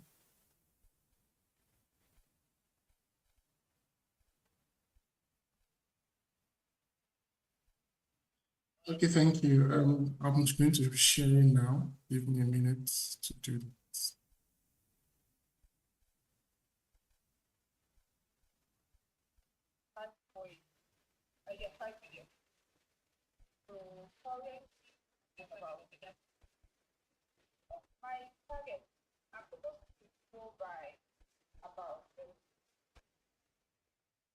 Please let me know once my screen is visible so I can go on. Okay, so thank you very much once again, Happiness, and welcome to everybody who is joining us online and to my fellow panelists and contributors. Welcome. Your profile is very encouraging. Thank you so much. So I'll be taking us through digital payments for SMEs as a whole, and I'll be touching through about 7 key points. I'll look at Africa in general, as to how it's leading the global economy. I'll take us through payments. I'll go through some examples of digital payment systems. I'll also highlight a few things around why we must take the switch seriously to global digital payments. How do we choose the right digital solutions for our business, the future of digital payments, and also just take us through a case study around, an SME who has employed digital technology to, amass growth. So Africa is set to be the next powerhouse of the global economy. And if you look at what is driving that growth and what is driving, the sense of increment in terms of contribution to global economy is really around the SMEs. The SMEs is fueling Africa's economy. Across Africa, there are about 125 million SMEs, right? 125 million SMEs, and that really speaks to how entrepreneurial Africans are by nature. But aside the number, let's look at the impact of SMEs in Africa today. They contribute about 50% of our GDP in Africa. To send that home, what this means is that the SMEs contribute 50% of the wealth that is generated in Africa today, right? They employ about 80% of our workforce, meaning that 8 in every 10 people that is working in Africa today is either employed in or working with an SME. And in terms of the number of enterprises and the reach in terms of company-based data in Africa, 90 to 95% of enterprises of businesses today are SMEs. So we can really see from this impact that SMEs are truly driving development and growth, in Africa and taking Africa globally. However, this is also very keen to see that in as much as SMEs is driving this growth, what is driving the SMEs in itself, right? From my perspective and from my years of experience, I would say payment is really the core growth indicator for SMEs. Once you're able to receive payments, once you're able to make payments, that means you're able to survive as a business. It means you're able to, grow your customer base. It means you're able to expand into more locations, as it were. So payment is really the lifeblood of businesses across board. It enables you to grow, enables you to trade, it enables you to expand the customer base. If you're a trader in Nigeria or in Lagos, you're able to offer your services to people in Uganda, in Nairobi, in the UK, right? All because you're able to accept payments, right? And when we're talking about payment acceptance, you can't do this if you are still stuck to traditional method of cash collection. You need to be able to grow, to be able to, amass the advantages that comes with cross-border payments. It also gives you this visibility factor as a business where you're trying to grow your dependency, you're trying to grow your visibility, you're trying to access finance, you're trying to get, investors. Having digital payment infrastructure in place gives you track, gives you records, gives you a reference point to fall back on even with this journey. So examples of digital payment systems that we have today, right? We have the very common ones, termed mobile banking transfers. This is basically a direct transfer from a customer's bank account to your bank account as a business. Let's take, for instance, you are a store in Surulere and you sell maybe food, right? Basically, you sell food and customers transfer monies to you using the mobile app. We also have the point of sale terminal, which is basically accepting debit card or credit card. This is typically for customers who have in-store presence or where they are able to give a payment device to a dispatch rider to deliver a particular product or a service. We also have payment links. These are basically payment links that are generated by either a fintech or a financial institution that vendors or SMEs can send to their customers, which is now laced with card payment or transfer payments. Right, but for payment links, you do not have to be in the same location. You don't have to be in the same vicinity for that to happen, unlike the POS service. We also have the payment gateway, which is primarily designed for SMEs or companies who offer online services or have e-commerce stores, right? Then finally, we have one of the most common used payments methods, which is payment by card, whether your Verve card, your Visa card, or your MasterCard. So these are all forms of digital payments, right? This is not an exhaustive list. We have the e-wallets, we have the mobile money, depending on what part of Africa you're watching from.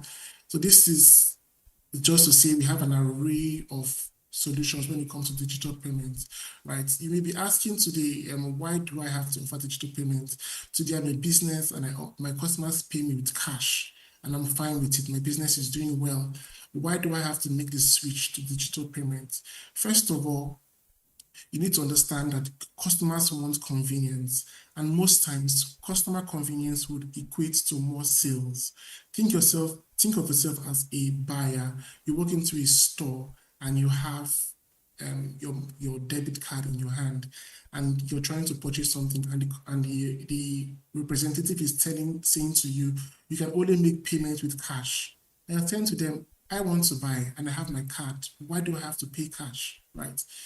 You might lose that sale. So it's very important that we are able to provide convenience to our customers.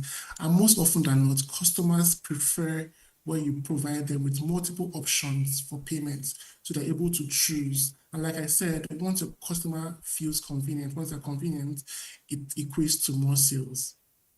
Digital payment also helps you to build trust and credibility, right? With digital payment, you're able to issue receipts. You're able to confirm payment. You're able to send confirmations to your customers to say, oh, I received your money. Even aside that, let's take, for instance, that you are an Instagram vendor and you have your payment link on your bio, where customers can click and make payment, right? Once they follow the link, they get to a landing page at checkout, and then they see powered by either Paystack, powered by Flutterwave, powered by InterSwitch. That gives them additional level of trust to say, oh, these companies have actually vetted that this business is genuine. Like, that builds your credibility, that builds trust with your customer, and also might equate to repeat sale for you. It gives you access to finance and growth.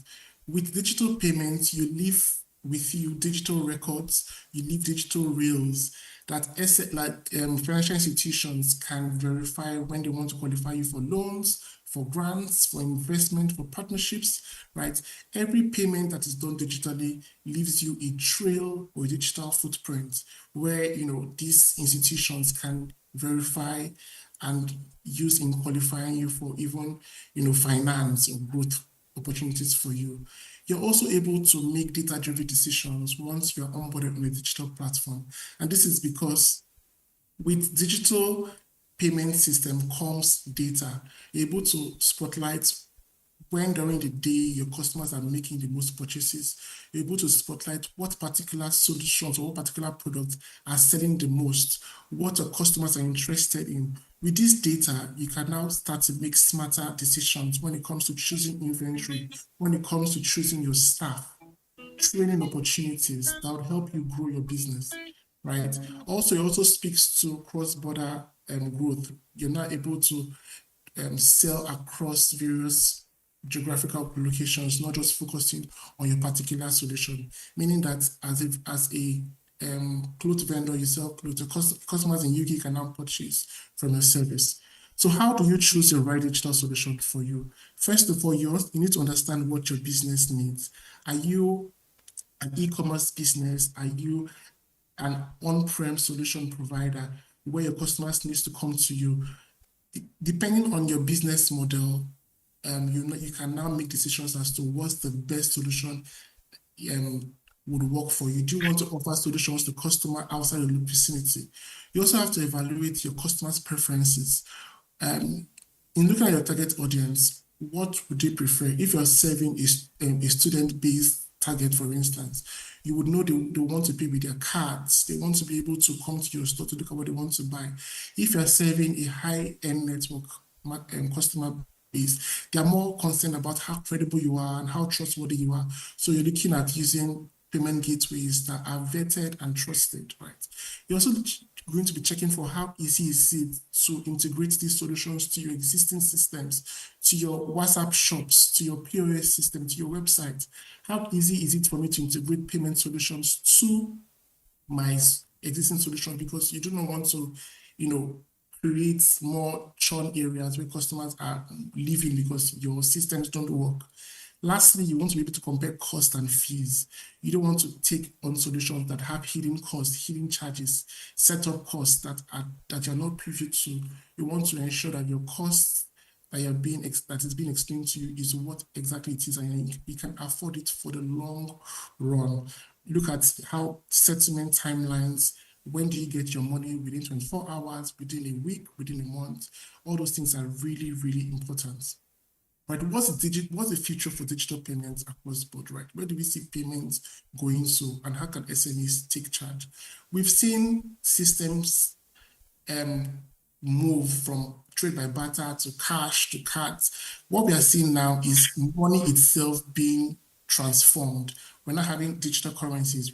Nigeria onboarded or announced the e-naira. We are seeing the same thing happening in China. How are you positioning yourself for the future of payments?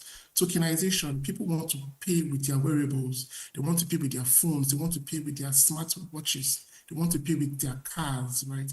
How are we enabling ourselves in terms of infrastructure, in terms of knowledge, to apply these new payment forms to our existing structure?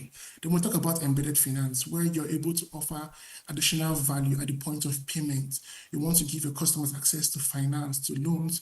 You want to give them access to insurance. You want to cross-sell, right? How do we embed new solutions at the point of payment so you are cross-selling and you're also making additional revenue for your customers while giving them more options and reason to come back to you, right? This is a quick case study around Childek and Omoke Oge, right? Omoke Oge started her business as a small business owner in Pedro, right, with 200,000, right? And she was able to grow steadily, opening her first batch in 2015 and then expanding into about 7 locations in 2023. And then Childek came and then she, latched onto it. She was able to explore that digital infrastructure from logistics to payment and the likes. In mid-2025, according to Childek's data, Amoke Oge had delivered over 500,000 meals, right? And had an estimated revenue of about 2.3 billion naira, right? This is something she couldn't have achieved if she had focused on her regular business model, which is to sit, within the confines of her store and sell. She was able to latch up on digital infrastructure, payments, logistics, and the likes to grow her business. So this is what is possible when we open our minds to more digital and payment infrastructures and solutions within our businesses, right? The big picture for me here is to look at where we are today as an SME, recognize our power as a building force for Africa solutions, and also recognize that without payments, we can't have the impact that we so desire. And then looking at our current infrastructure to realize that what payment solution will work best for me and how can I scale. This brings me to the end of my presentation and open to take questions and answer any inquiry that they may have. Thank you so much. Fantastic. I mean, you touched on a whole lot. Thank you so much, Chizurum Amagu, for that precise, very apt presentation. I mean, you touched on a whole lot. And I also love the fact that you actually highlighted the successful story of Amoke, because it's one of those very typical story, of one of the businesses that has actually embraced digital payment solutions. I mean, think about it. She sells amala. I mean, this abula that we know in Nigeria. Oh, no. I mean, this is something that people say, oh, amala, how would I, how do I think of integrating, digital payment solution, or even transforming my business digitally? I only sell amala. But this is a woman. Amoke is a clear example. So I must say, no business is too small for digital transformation or for integrating digital payment solutions. And I think the word indeed small, when you say small and medium enterprises, it's in its own way a bane itself, because it makes some of them think, oh, because I'm a small business, I should remain small, I shouldn't think digital expansion. But this highlighting the story of Amoke is just quite profound. So thank you so much, Chizurum Amago, for that awesome session. But I'm sure some entrepreneurs watching us right now will be thinking, what's the next step for me? I mean, you've highlighted already, okay, knowing the payment solution, but there's a whole lot. I mean, there are a whole lot of payment solutions out there. So can you give us again a clear roadmap to helping an entrepreneur joining us today on how to pick out that precise, or let's say maybe this entrepreneur has never transformed his business digitally, or maybe has transformed using social media platforms, but now he's now thinking of including payment solutions, digital payment solutions. So what is your advice to such a person that is just starting out? Please share. Thank you. Okay, so thank you so much, Happiness.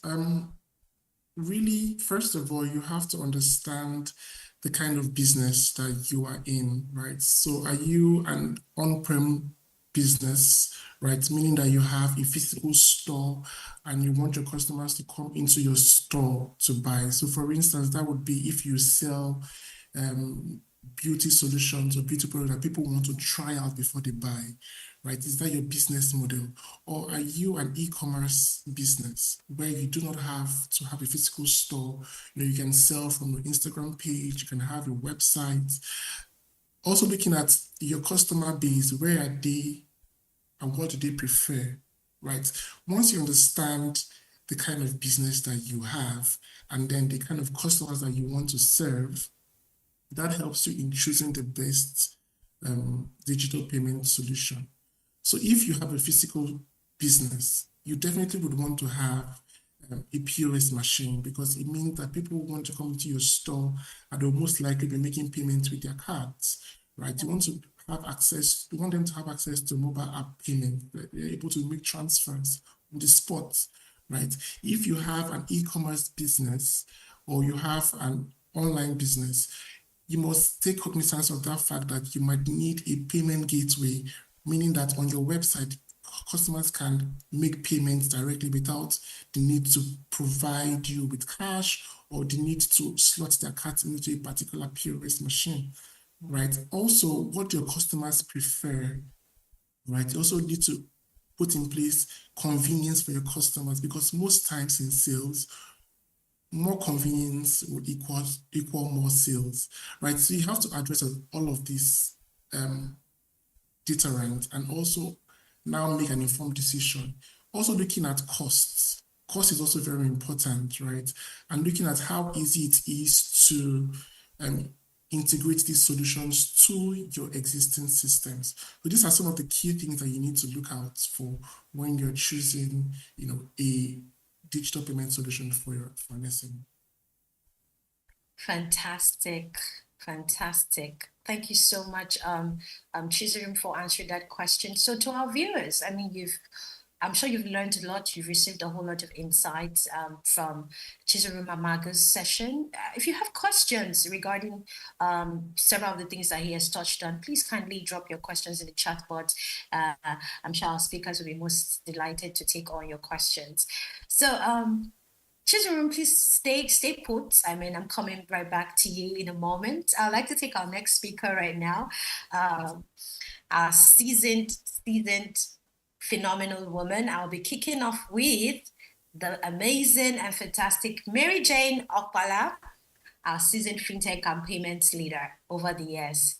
Please share with us your presentation. Thank you.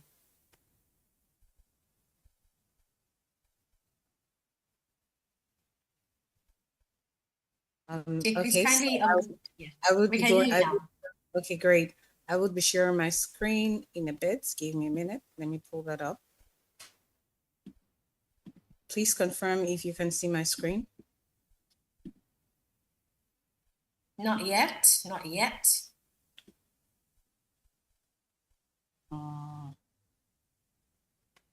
Give me a minute.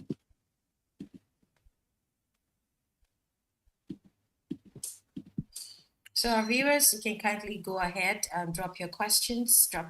Now is the time to drop your questions so we can compile them and see how much of your questions we can attend to today. Okay, Mary Jane, over to you. Please confirm if you can see my screen now. Clearly, we can see it clearly. Okay, great. Okay, thank you so much. Hello, everyone.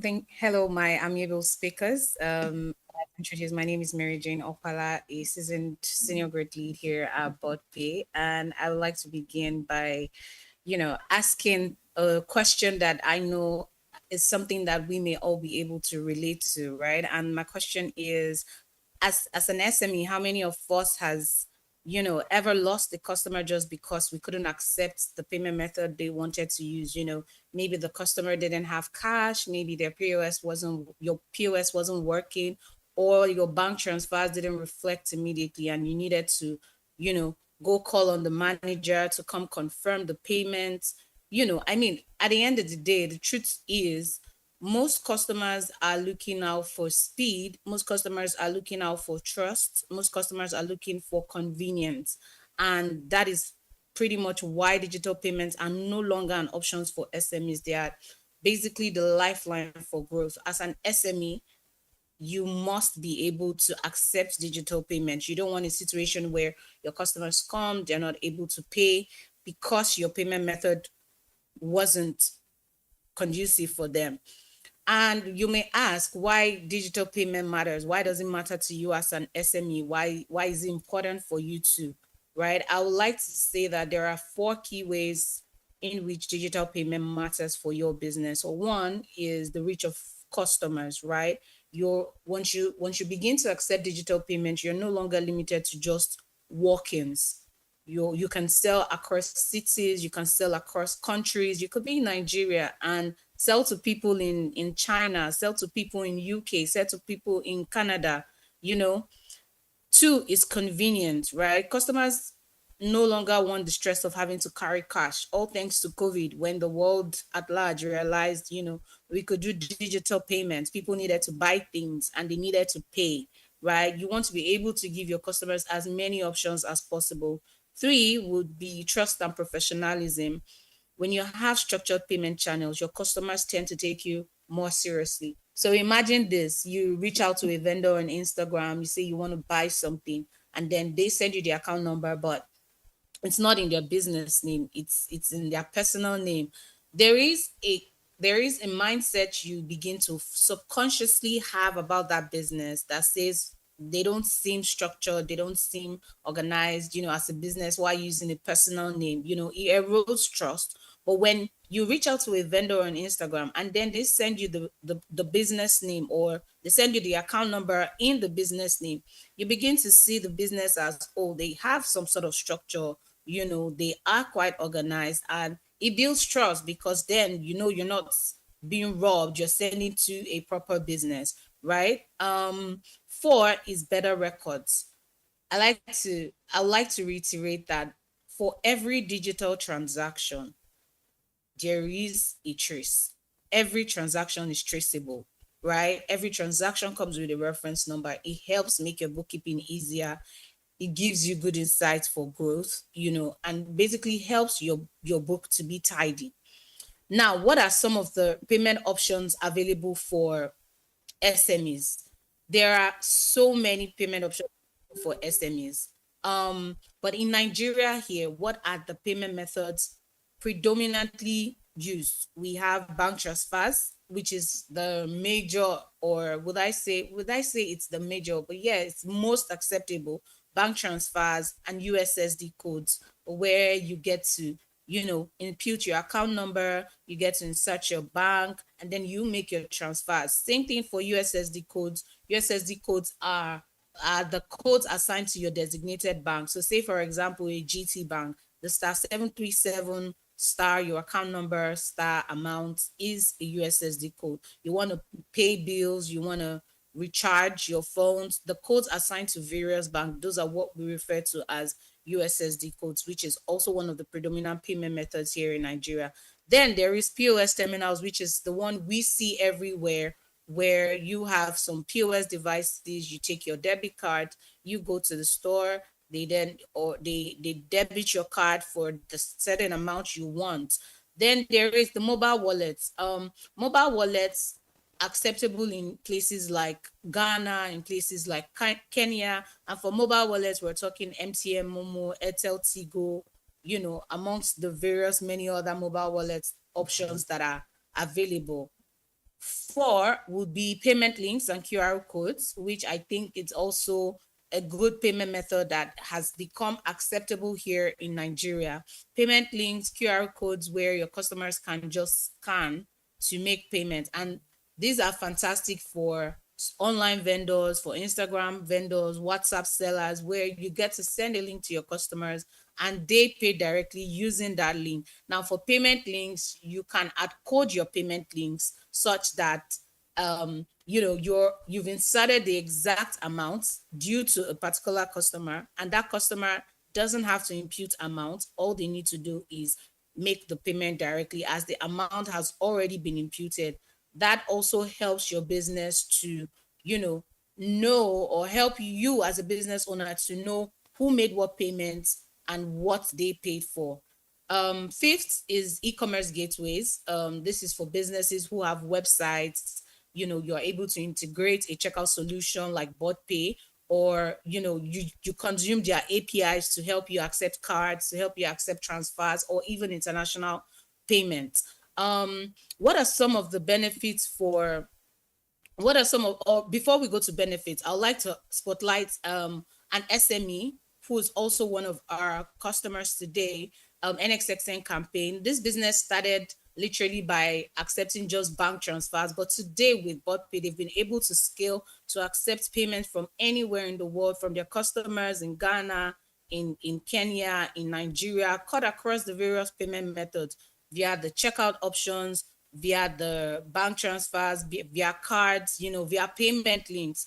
So as an SME, as a business owner, you want to be sure that you have various payment methods for your customers. You do not want a situation where a customer comes and they're unable to make payments, because you couldn't accept the payment method that they wanted. What are some of the benefits to SMEs? What would you say are some of the benefits as an SME for you to use digital payments? One would be faster payments, right? Which basically helps improve your cash flow. And digital payments just means that, your money is quick. You get it instantly. You don't have to wait days for you to reconcile the transfers, or even chase after customers that, have said, oh, I will send it later, and faster payments improve your cash flow. As an SME, you need cash flow, you need to pay your vendors, you need to pay your suppliers, and that really is the lifeline of any small business. 2 is reduced risk, right? It helps keeps your business safer. Handling bulky cash can be very risky. You're talking miscounting of the cash, you're talking theft, you're talking staff pilfering. You are able to erode all of those things with digital payments. With digital payments, you don't have to worry yourself about somebody stealing your money. The money goes directly into your bank account, leaving less room for losses. It makes it easier for you to just track who made the payment, where the payment was sent to. 3 would be access to credit. It helps you build a financial identity. As a business owner, you want to have a financial identity, and digital payments really just helps you, leaves a record, so that when banks or even fintech see your constant sales history, they are able to evaluate you for overdrafts, they're able to evaluate you for loans or even credit lines without needing complicated collaterals. There are a lot of fintechs today, there are a lot of loan houses that you can go to, and you don't have to go with the collateral. All they would request from you is your consistent sales history to show that you receive funds, you have good track record. Last but not the least, on benefits to SMEs, will be the global opportunities, and this is really just expansion beyond borders, just like I had highlighted with one of the SMEs today in Nigeria that has grown significantly from where they started. And it just really reiterates that digital payments no longer is limited by geography. With the right platform, a customer in another city or even outside Nigeria can actually pay you without being here. As an SME, you're selling clothes, you're selling chin chin, you're selling zobo, you're selling bubbles or adires. You are able to get payment from your customers in different parts of the world.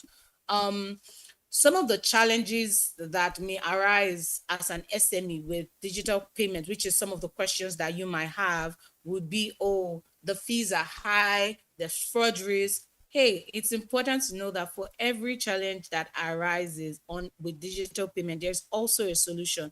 For high fees, you have the option to compare providers and choose effective ones that suit your business. There are a lot of payment providers out there that will charge you as less as 20 naira, as less as 50 naira, or even lesser depending on your transaction ticket size. So you want to compare and choose the one that best suits your business. Then we move on to fraud risk, right?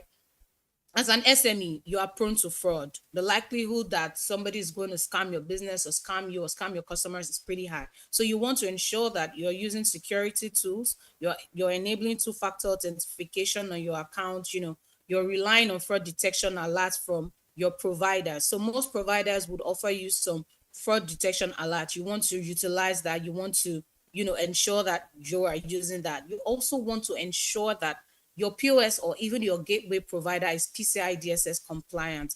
And when you hear PCI DSS compliant, that really just means that they follow a global security standard that has been set out by the very big card schemes like Visa cards, like MasterCard, like Discover, to just ensure that the cardholders' details are safe and reduces fraud. So in simple terms, you can say it's proof that the company basically handles secure payments, right? Or handles payments in a responsible and secure way that could help ensure that, the data is encrypted, access is controlled, systems are regularly tested for weakness, so you can think of it as like the gold standard for payment security. So you want to also select a partner that has been able to, acquire the PCI DSS compliance certificate.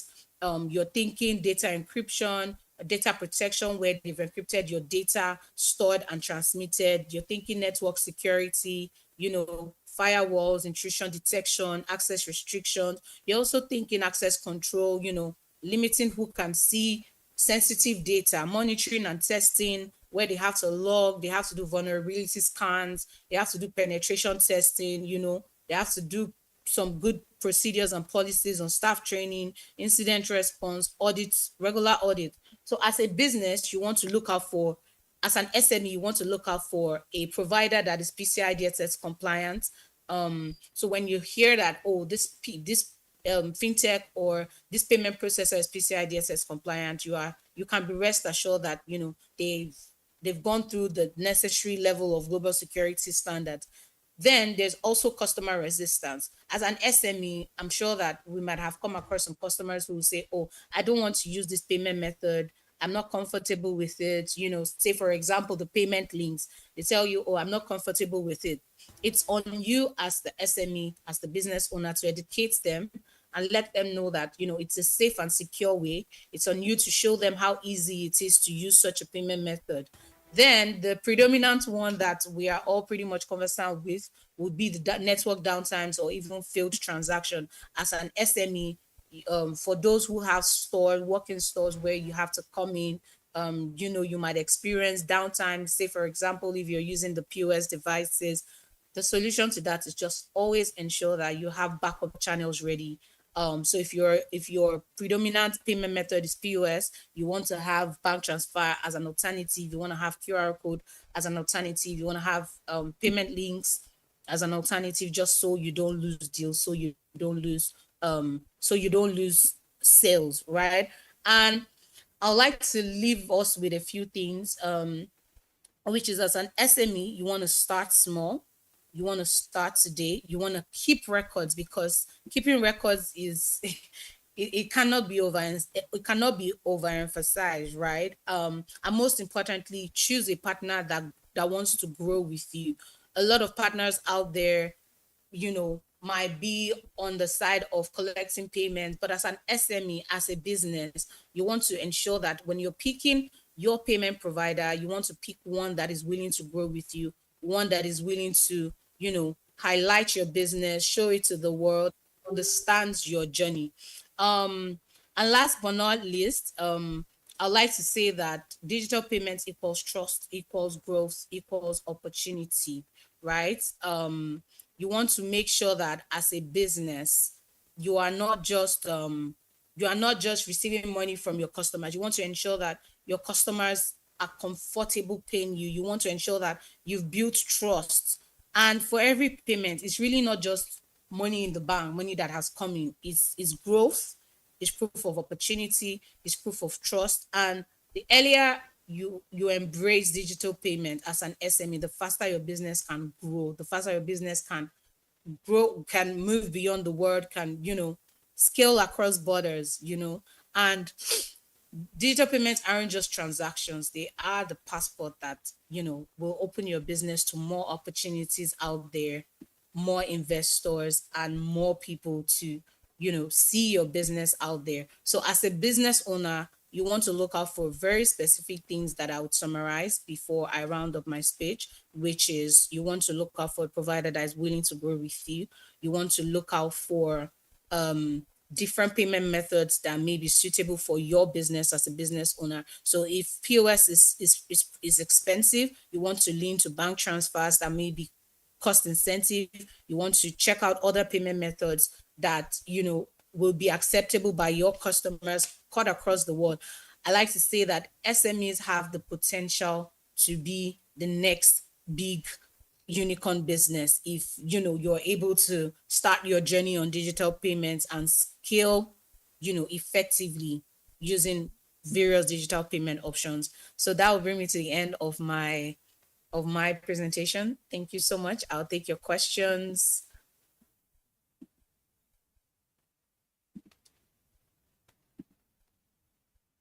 Hi, Happiness. If you're speaking, you're muted. Thank you for that. Thank you so much, Mary Jane Opala, for that very insightful segment. I mean, you touched on a whole lot. And I also love the fact that you were able to make SMEs, make entrepreneurs see that digital payment solutions are not just, the trend. They are actually growth engines. They are a way to scale your business. They're a way to grow your revenue. And it's not just growing your revenue, growing a whole lot, building trust, giving your customers convenience. I always say this across the projects I work on. I say, as long as you are an SME, either you're in e-commerce, you're in retail, whatever sector you find yourself, you are a convenience store.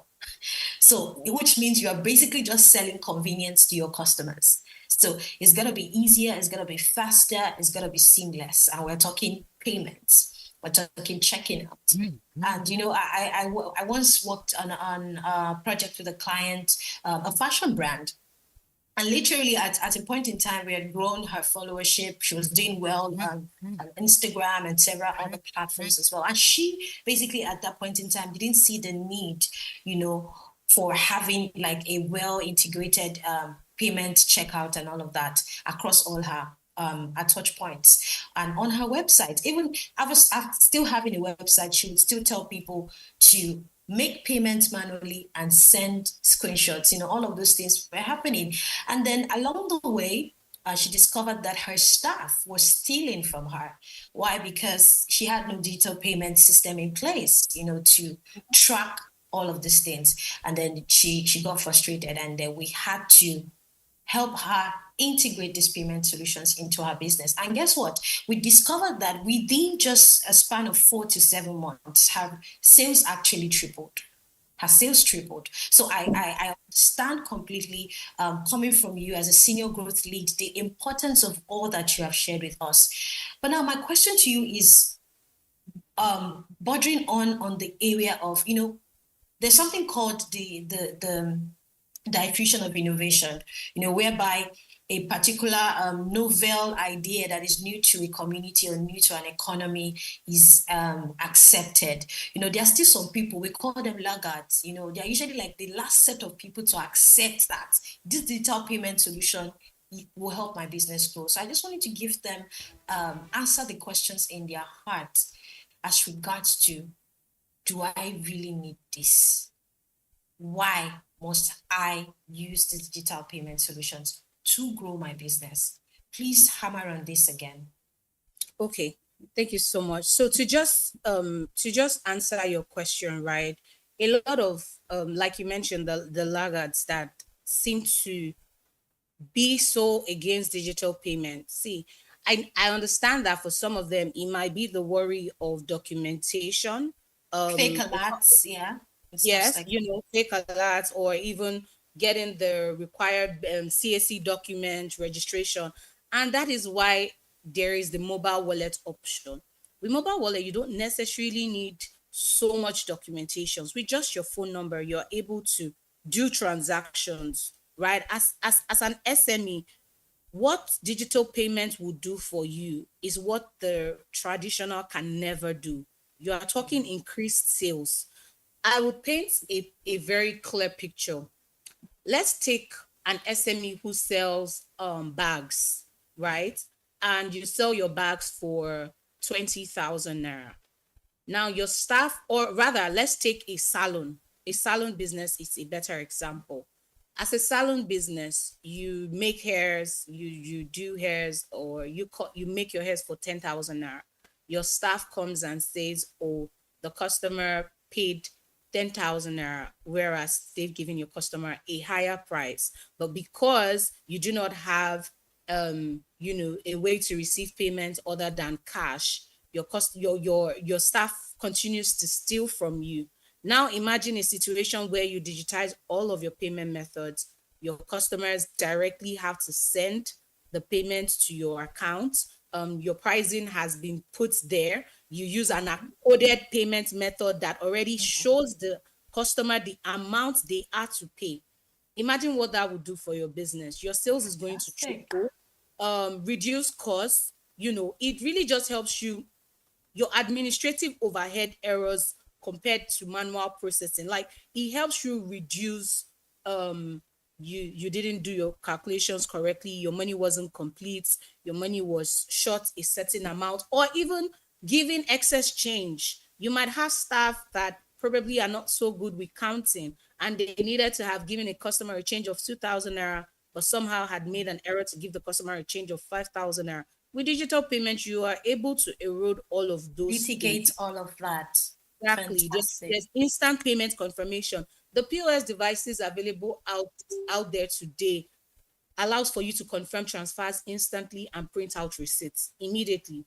Unlike many years back, when a customer makes a transfer, you need to call the manager to, confirm the payment. You keep the customer waiting there. Now, the customer makes payment, you're able to generate e-receipts that you can Yes. give the customer. You're able to print out the live receipts that you can also give to the customer. So it really cannot be overemphasized. And it's also understandable if the worry is CSC documents. You can literally start up your business with fintechs that probably might not require you to, come with so much documentation. You can sign up Yes, exactly. as a personal business, but you're able to use a business name. You want to explore all of those options. And to round it up, as an SME that wants to grow, if you set a target for yourself to say, at the end of the year, I want to make 5,000 sales on my product, you should and must be able to use digital payment. The options are limitless. You get to expand your reach. You want your product to go global, then you want to use digital payment that allows for you to receive payment from different parts of the world. They say word of mouth is the fastest form of advert, is the fastest form of communication. You want people to know that I can buy this thing from this brand and I am able to pay from the comfort of my home in the US without having to go to Nigeria. So it really cannot be overemphasized.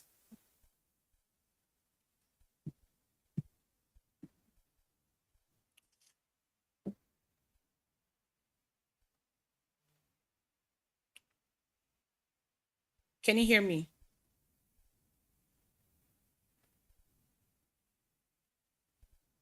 I hear you. I think it's Happiness's network. Okay.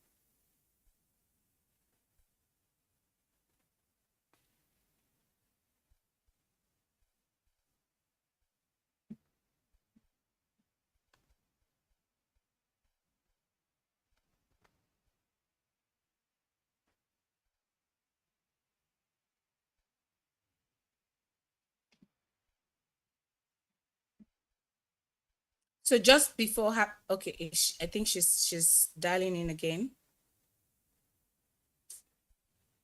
Okay. Sorry for that. We're back right now.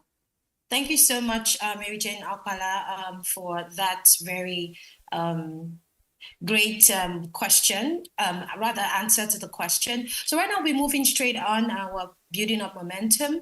Moving on right now to the seasoned and vast Ganiyu. Over to you, sir. Please share with us your presentation. Thank you. Thank you very much. 1 second.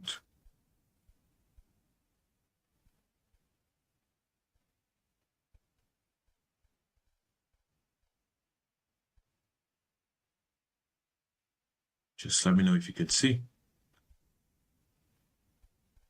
Yes, we can see your screen now. Thank you for having me. I think my other team members, because we are both in the same field, I've been doing this for a bit. I've spoken about almost everything we really want to do in this industry. When I started, I heard about the Amocare story, and in my mind that was my same example. But I thought about it. Even your fuel station has changed. I basically have to use my card at fuel stations. I basically drive to a fuel station now to get money. I buy fuel and I get money from them, and things have really changed. And coming from where we're coming from, because I'm kind of old and I've probably been through almost everything in this industry. Yeah, but let me go to my presentation. So the first thing is I focused on SME strategy, and because I did see the impressive people you are going to be and sort of sensed where they'll be going to in terms of the presentation. But I don't believe there is a digital payment strategy. I believe it's just payment strategy because things have evolved so much. But before I go into it, I want to tell you about how Nigeria has come and we're doing payments in Africa, how we're leading payments in Africa, and one of the things we're seeing on that front. Been almost 20 years in this profession, I have basically seen everything.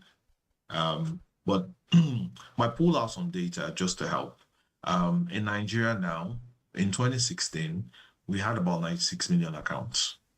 But how we got here is very interesting because I remember when we started banking and we all had to open accounts with 1,000 or 5,000 naira, and the banks came in and started opening zero-based accounts. And back in banking, we used to joke about zero accounts. We say future dormant accounts.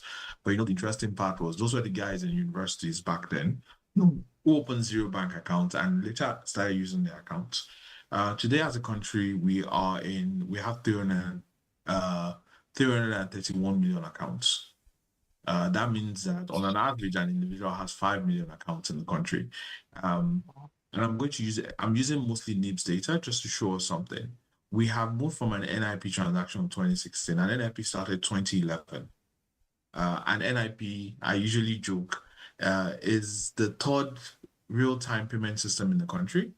I say, and I hope the people in NIBS never catch me saying this, it's the slowest, but the most efficient. And it basically changed the way we do instant transfers in the country, and it became wildfire. You would see that between 2016 to 2024, we have moved from 140 million transactions in a year to 11 billion transactions as at the end of last year, as at 2014. We did 11 billion. We did the value in transaction, and sorry, I forgot the Naira values. You have 33 trillion in the same 2016. Now we did over 1,000 trillion. Sorry, I couldn't call quadrillion with a straight face, so 1,000 trillion would just be the right thing. But the BVN enrollment is 62. Now, what we have seen is you're saying that on an average, a Nigerian has 5 accounts on an average. That's what we're saying. 5 different accounts. It tells something. And when we go into things like recurring payment, you know why Nigerians do recurring payment, but they have an account to do it. And everybody has a transactional account. And most of us now have either mobile money accounts or microfinance accounts, and we use it for transactions while we still kept our commercial banking account. So where do I want to focus on? I think the focus for me is, what do SMEs really need when it comes to digital payments? I think everybody leads with, I want a POS, I want a card, I want this, I want that. I think we should take a step back and say, what do you need to do? Can you define what you want to do? I remember we're talking about Amoke. Amoke probably still has not changed most of our process on how she collects and spends money and collects money. But what has changed is technology. But she had to, at that point, decide what exactly our process is and how does she pick what she needs. Because if you don't decide your process as an SME, you would never be able to pick the right payment method for you or the right services for you. And in my mind, I believe your guardrails should be, how do I pay? How do I collect? How do I reconcile? How do I report? How do I optimize my collection, my payment, my reconciliation, and my reconciliation and also reporting? How do I optimize my service? Then how do I innovate? And innovate is there something else I should be doing? Is there something more I should take on that I should do as a business? Is there opportunities even in the payment industry that I want to take? Can I do something on how to get my waiters to pay more? Do I want to let them collect their tips in a certain way? And I can give a long list of case studies on how basically digital payments has changed everything. I could imagine when some ride hailing used to collect cards, they used to collect cash, they used to collect cards. Now they allow their customers to do cards. But I can tell you that most people that pay for their ride hailing services, you do a transfer to the driver.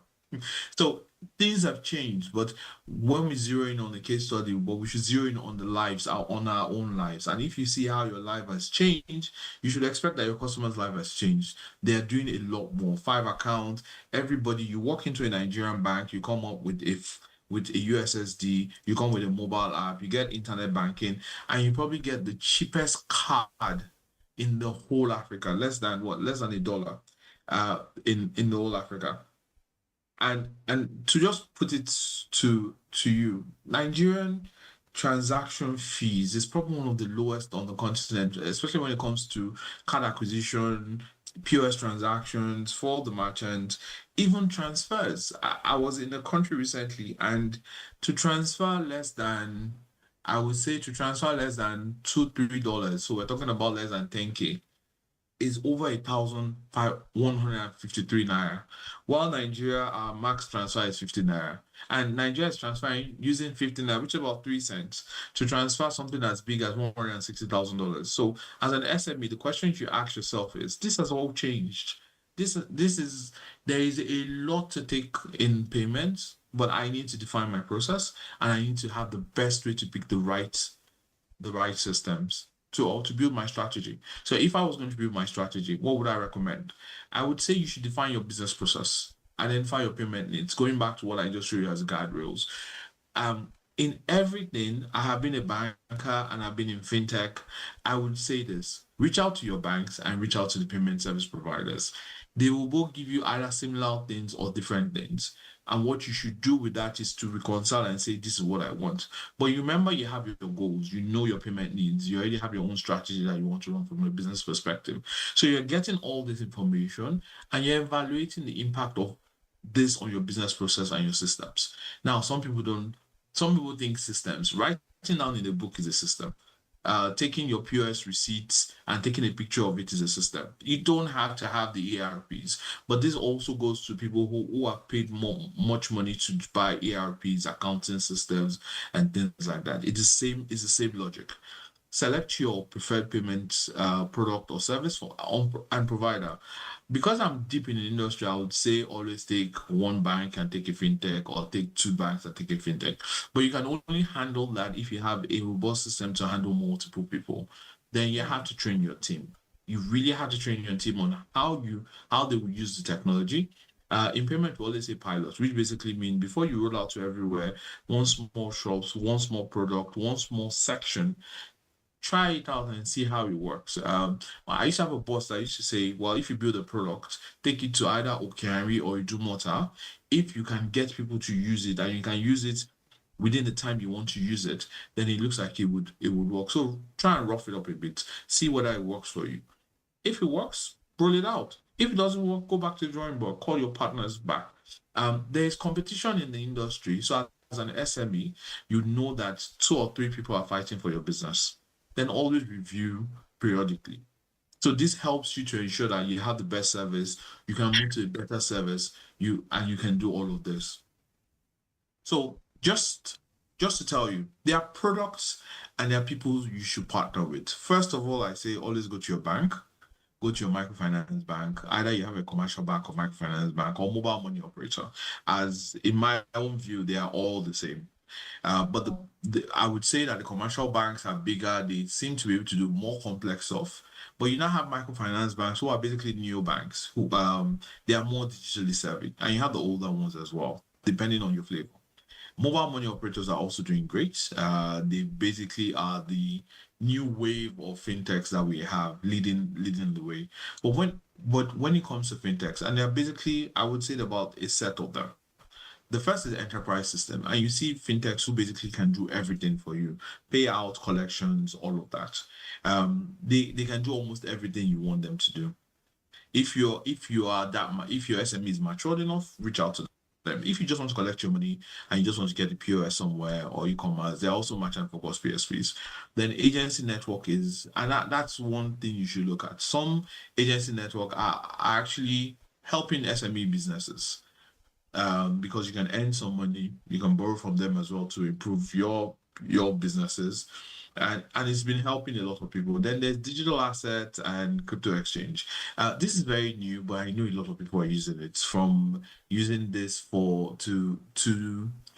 using it because it helps their business in ways that traditional businesses are not using it. Though you have to be careful. Regulation is SEC. Make sure you comply with the regulation. Make sure you're always watchful for AML risk. And if there's anything I would tell you, just because you got it, you did a successful transaction, does not mean you would not face any of the regulators tomorrow to come and explain what you really did. Now, SMEs also are basically one of the larger importers in the country.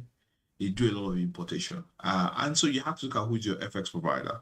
If your transaction is within the FX manual, and which means that central bank says you can take out money legally, please always go to your bank. It's cheaper, except if you don't like the documentation process. There's also the BDCs and there's the IMTOs, the money remittance companies.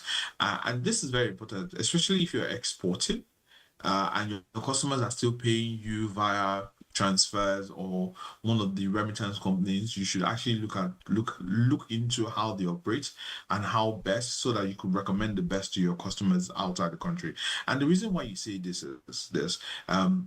You would, and when you look at the female fashion, you will find out that almost every tailor in Lagos has a client in US, UK. They're doing $50, $100, $200, $500 worth of sewing and exporting that outside the country. So understanding IMTO really works. You see people exporting fish.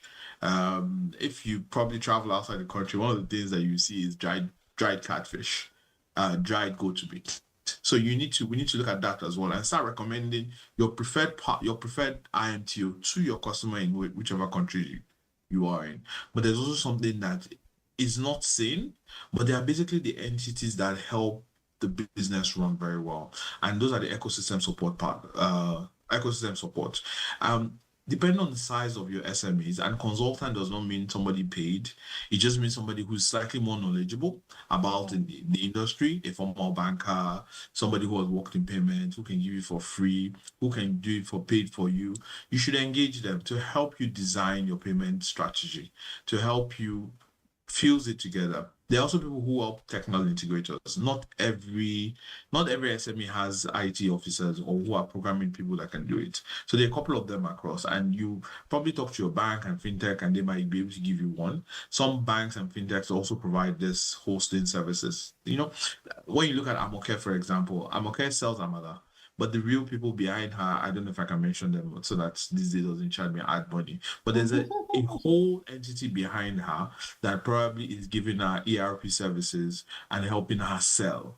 So when you look at it, they are ERP providers to her. We don't look at it, we just think that they are a delivery company. They're basically providing an enterprise management solution for her to sell, and they're providing a platform for her. And they are card pesos. They are probably the oldest in the industry, and they've been there for a bit. Wow, But fantastic. there's also something there as well, which are reconciliation providers.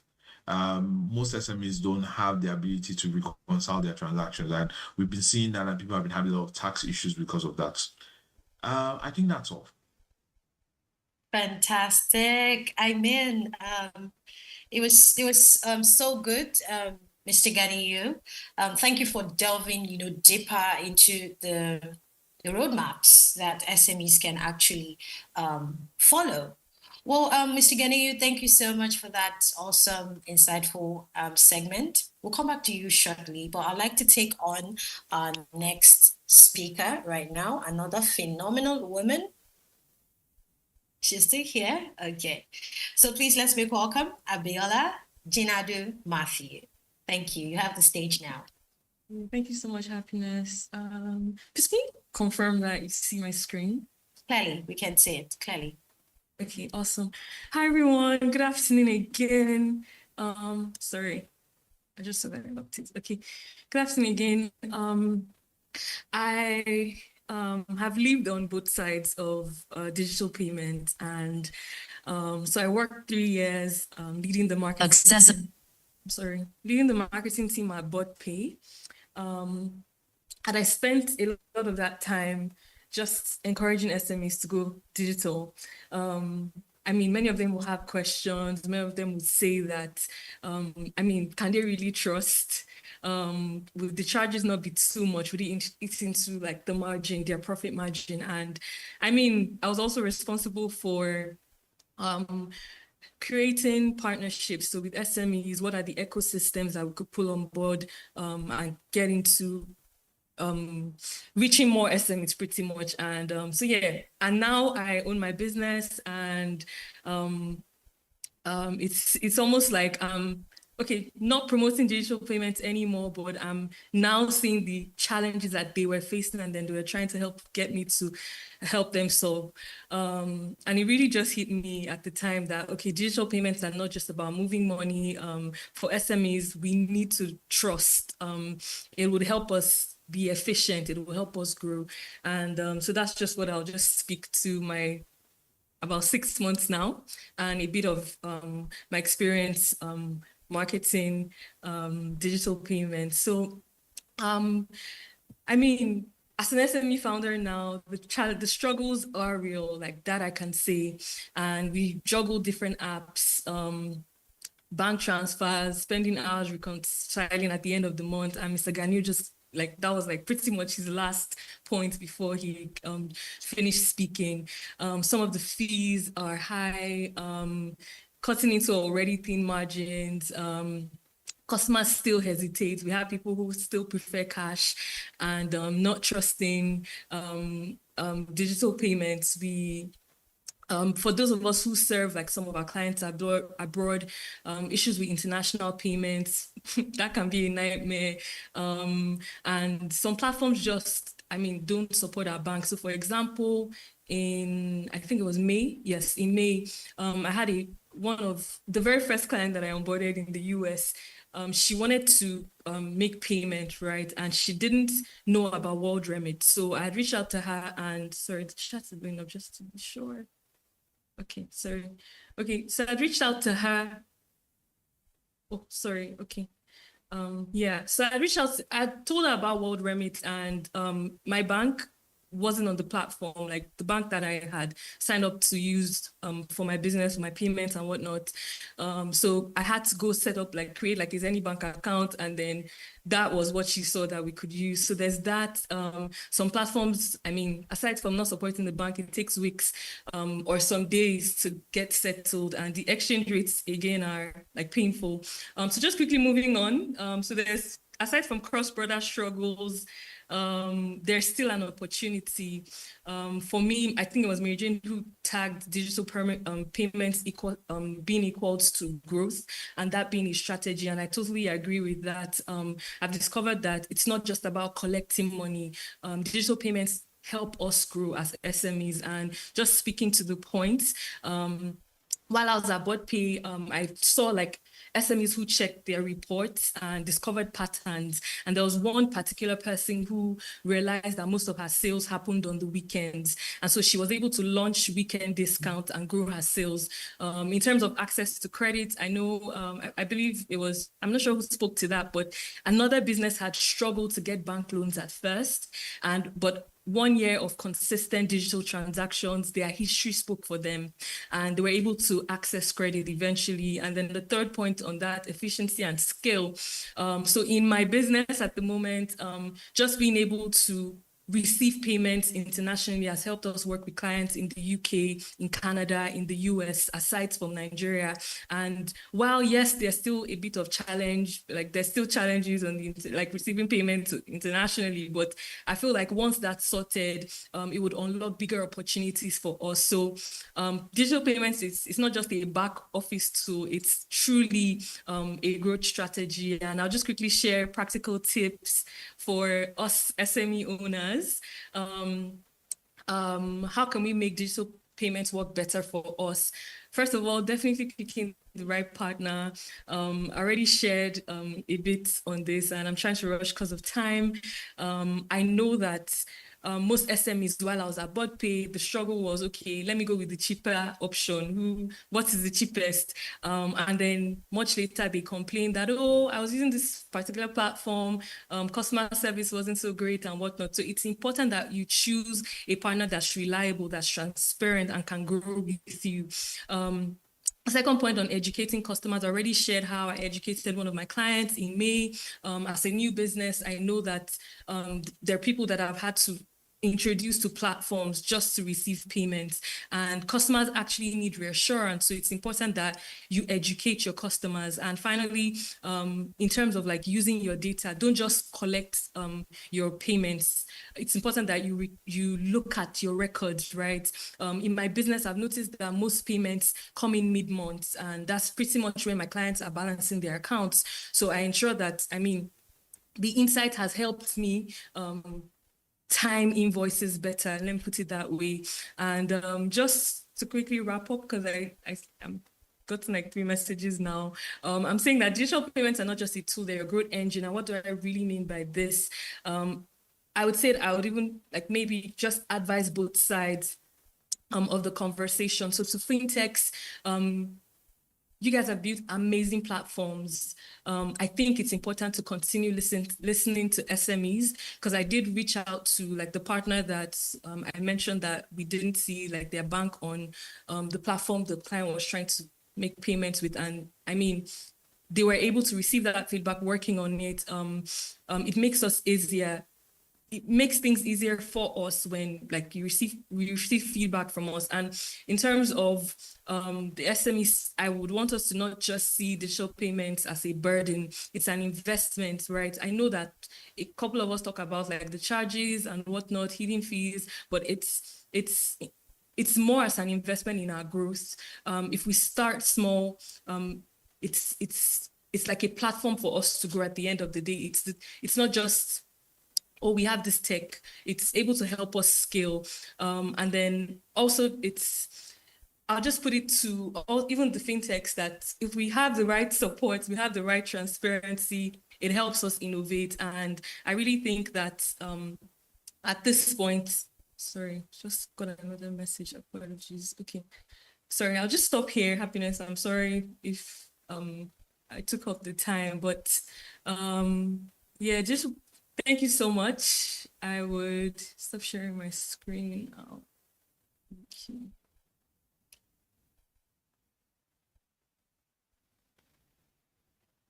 We can't hear you, Happiness. You're on mute. So sorry, I just saw you mentioned you have to wrap up at 1:54. Apologies. Okay. Oh, you're muted. Because of time, I would have to wrap up right now. But I'll formally like to thank all our speakers for today. You all have insights. I want to thank you so much for sharing your expertise with us today on SME Clinic. Thank you, the amazing Mary Jane Okpala. Thank you so much, our growth lead. And a super thank you to Mr. Ganiyu, fine wine in strategy, and also in cross-border payments. And also special thank you to Chizurum Amago, our business executive. It was so great having you all. Finally, special thank you to the super phenomenal Abiola Jenadu Matthew. I wish we could have 5 hours, literally, but it's time.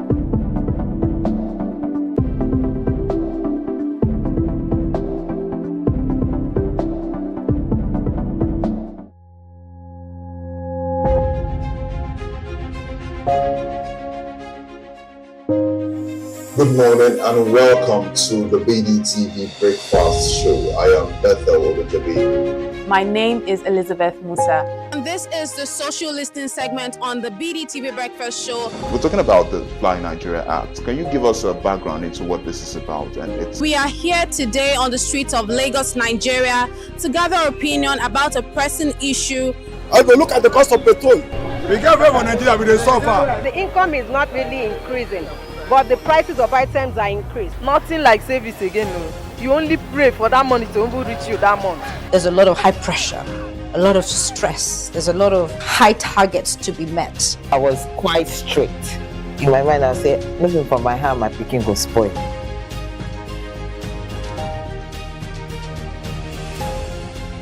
To allow all banks and all the players in the space. 15% inflation target achievable in 2025.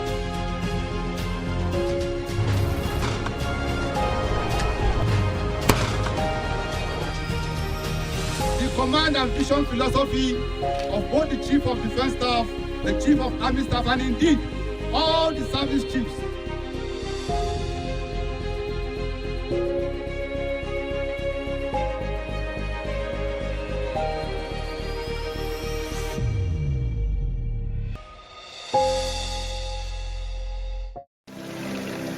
They say money never sleeps. Wake up to clarity, insights, and the stories driving business in Nigeria and beyond. From the heartbeat of small and medium enterprises to the pulse of national economic policy, this is where business meets perspective.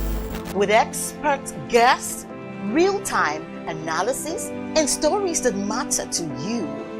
We go beyond headlines to bring you the full picture. Join us every morning as we break down the numbers, decode the policies, and spotlight the people shaping our economy. This is Business Morning. Attention business leaders. Want to make informed decisions? Join the ranks of the best with Premium Business Day. Access in-depth analysis and expert opinions to stay ahead. Subscribe now at premium.businessday.ng and unlock premium content. Plus, you get 50% off your first subscription. Don't miss out. Make smarter choices and seize new opportunities. Sign up now and elevate your business game. Visit premium.businessday.ng today.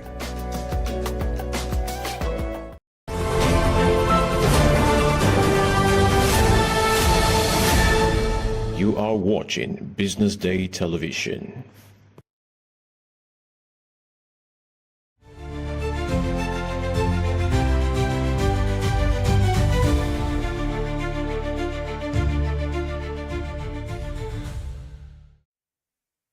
Hello, this is the news updates reaching you live from Business Day Television News Studio here in Lagos, Nigeria. I am Destiny Mama. Coming up, Nigeria's cheap stocks in 2035, the gains or traps.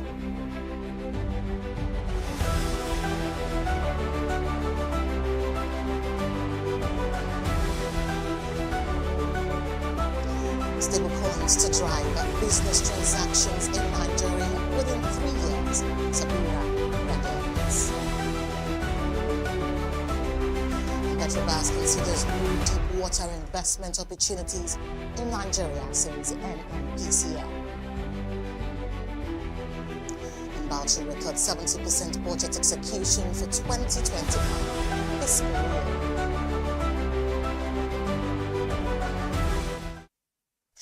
Thank you for joining us on News Update. I am Destiny Momo. And about 15 Nigerian companies across banking, insurance, industrials, and real estate are currently trading below their book value with an average price to book ratio of 0.60. And this means investors can acquire their shares for less than the value of their net assets. The list of firms includes Smart Products Nigeria, ATI, Access Holdings, UBA, First Hold Co., and Seal Leasing, FCMB, John Holt, UPDC REIT, Julius Berger, Zenith Bank, Regency Alliance Insurance, ASO Savings, Mridlings Africa, and Linkage Assurance. Analysts say the low valuations mean different things for different sectors. For strong banks such as Zenith, UBA, and Access, the steep discounts may signal undervaluation as the lenders continue to post robust profits despite weak market sentiment. However, for weaker companies such as Smart Products, Julius Berger, and ASO Savings, trading below book value could be a red flag pointing to deep financial challenges. And moving on, stable coins are set to become a major driver of business transactions in Nigeria within the next 3 years, according to Zabira Technologies. The projection came during the company's brand relaunch in Lagos, where executives highlighted growing adoption trends in the country's crypto sector. The firm noted that stablecoins are increasingly being used for cross-border payments, offering faster and cheaper alternatives to traditional banking channels. Freelancers, e-commerce operators, and logistics firms are already leveraging the tokens with platforms like Zabira, instantly converting them into Naira. Company leadership added that global regulatory frameworks and Nigeria's evolving policy stance are boosting acceptance of cryptocurrencies. Similar adoption patterns are being recorded in Rwanda, South Africa, Kenya, and Morocco, particularly in the payment space. Nigeria has already emerged as Africa's largest stablecoin market, with transactions totaling nearly $22 billion between July 2023 and June 2024.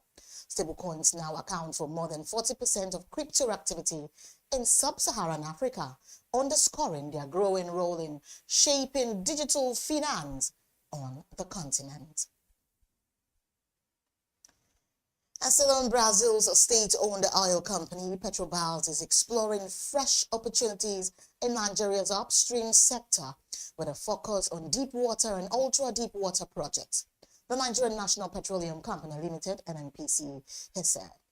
The announcement followed a meeting in Brazil between NNPC's Executive Vice President for Upstream, Udi Ntia, and Petrobras Chief Executive Officer, Magda Chambriad, and held during President Bola Tinubu's state visit.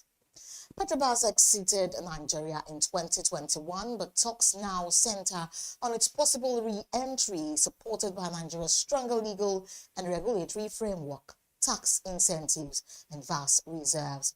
With 37 billion barrels of oil and 200 trillion cubic feet of gas, officials say the country remains a compelling destination for international energy investment.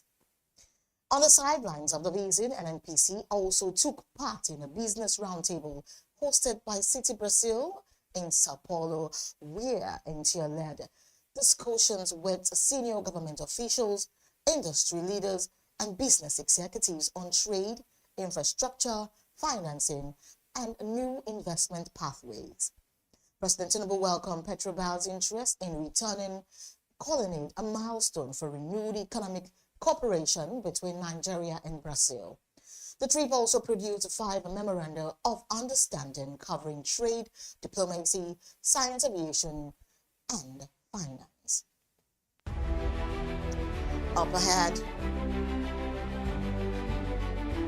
Bauchi records 70% budget execution for 2025 fiscal year. We'll bring you more details after this time out. Stay with us.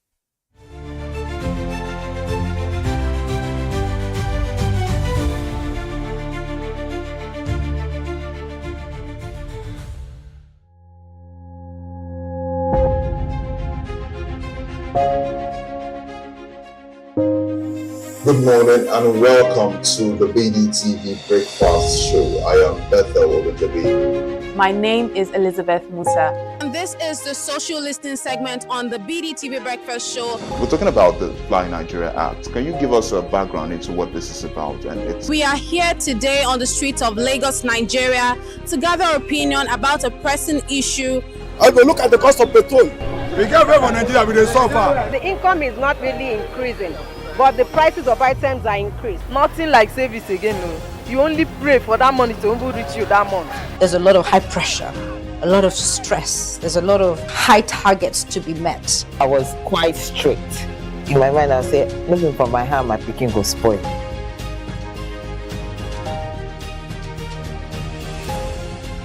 To allow all banks and all the players in the space 15% inflation target achievable in 2025.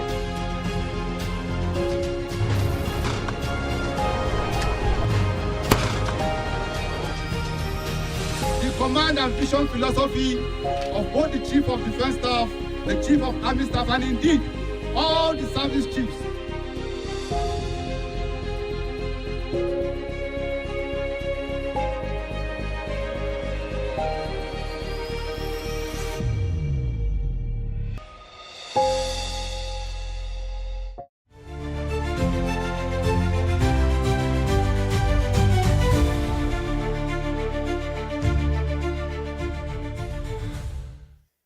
Welcome back to the BDTV News Update at 2.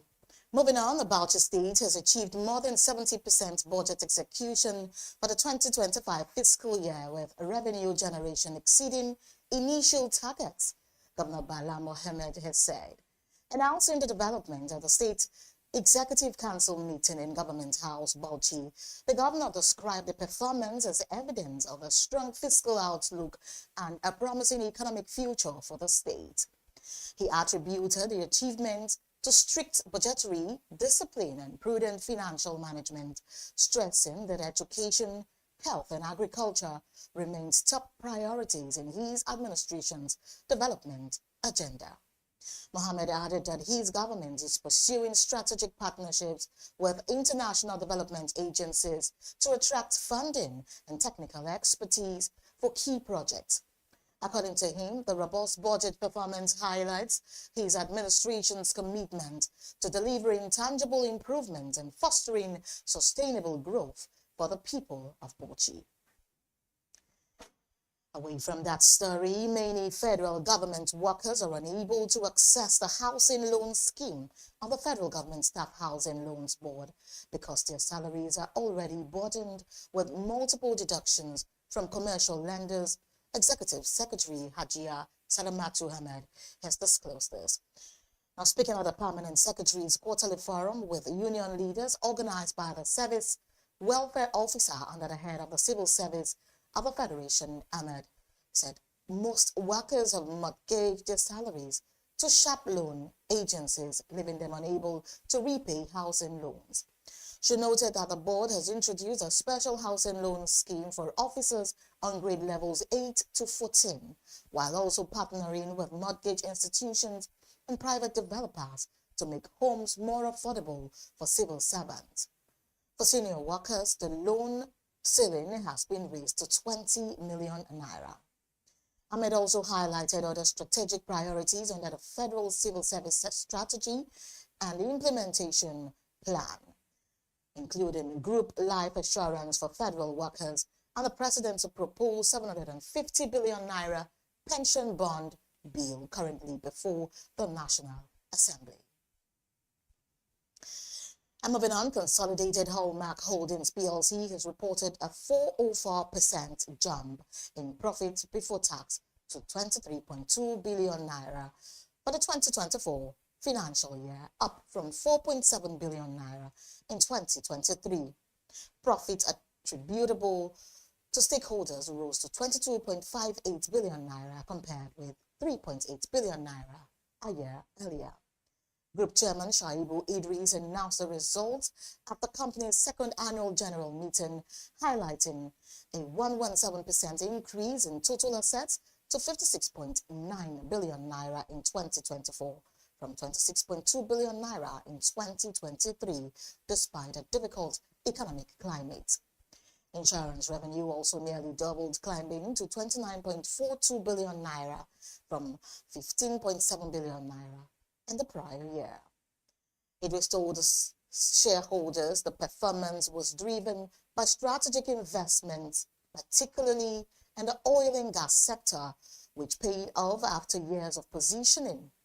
He added that the company sees fresh opportunities in the Nigerian economy and will continue to leverage them for sustained growth.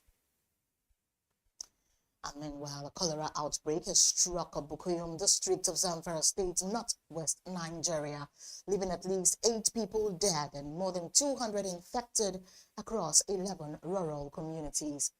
The waterborne disease is spreading quickly as insecurity and weak healthcare access worsen the crisis.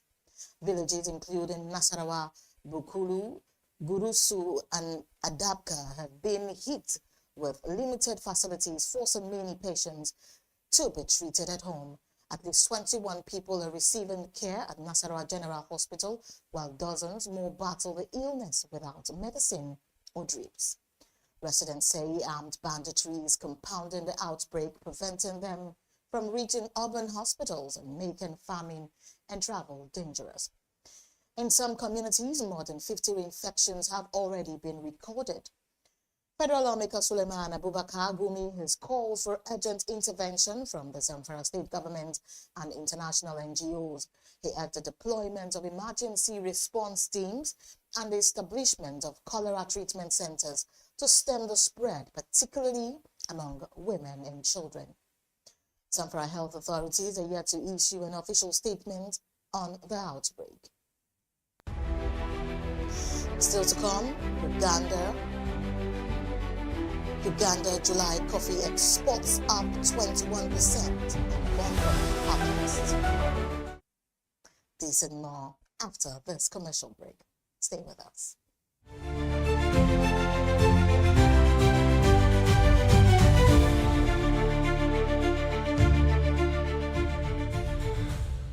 Attention business leaders. Want to make informed decisions? Join the ranks of the best with Premium Business Day. Access in-depth analysis and expert opinions to stay ahead. Subscribe now at premium.businessday.ng and unlock premium content. Plus, you get 50% off your first subscription. Don't miss out. Make smarter choices and seize new opportunities. Sign up now and elevate your business game. Visit premium.businessday.ng today. They say money never sleeps. Wake up to clarity, insights, and the stories driving business in Nigeria and beyond. From the heartbeat of small and medium enterprises to the pulse of national economic policy, this is where business meets perspective. With expert guests, real-time analysis, and stories that matter to you. We go beyond headlines to bring you the full picture. Join us every morning as we break down the numbers, decode the policies, and spotlight the people shaping our economy. This is Business Money.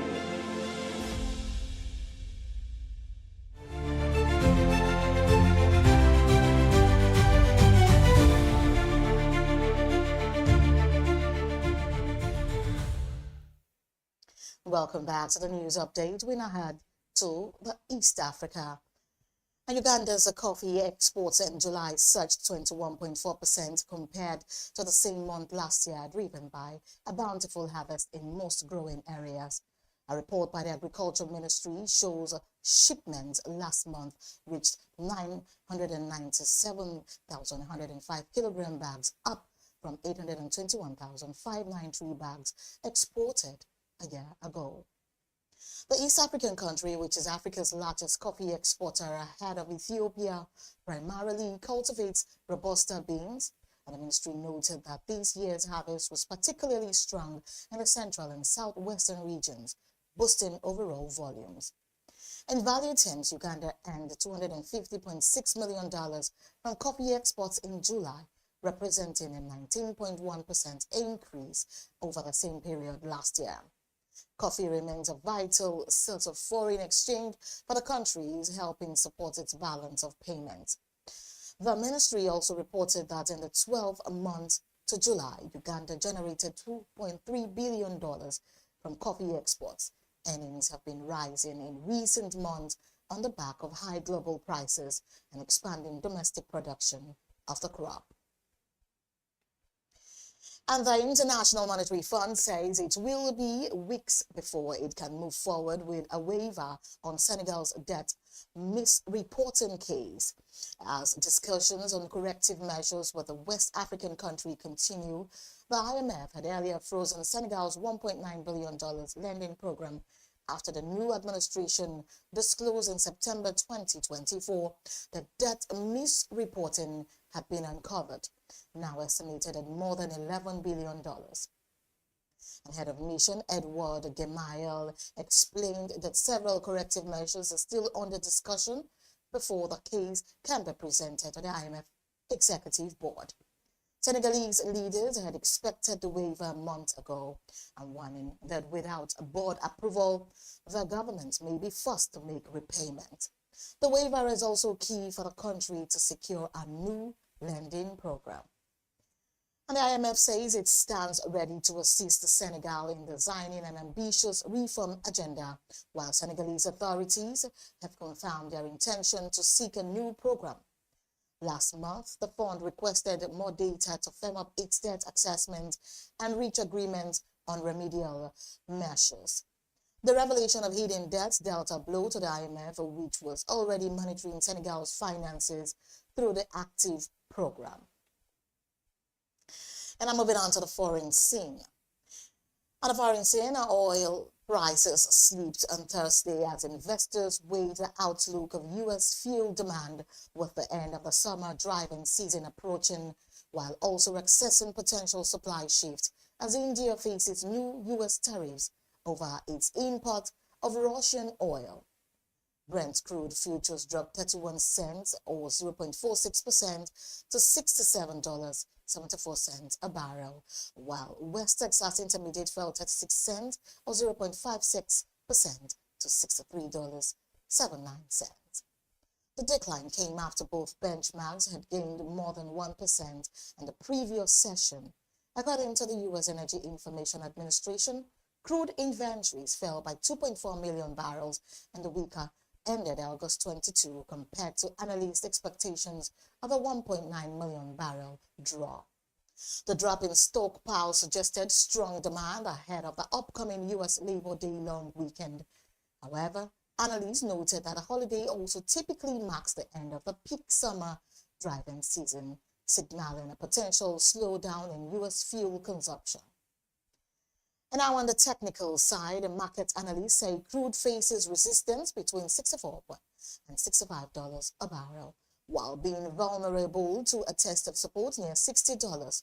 Traders are also watching closely how New Delhi responds to Washington's pressure to curb purchases of Russian oil after President Donald Trump doubled tariff on Indian imports to as much as 50%. And also Malaysia's Prime Minister Anwar Ibrahim says he intends to convene a summit of the Regional Comprehensive Economic Partnership in October.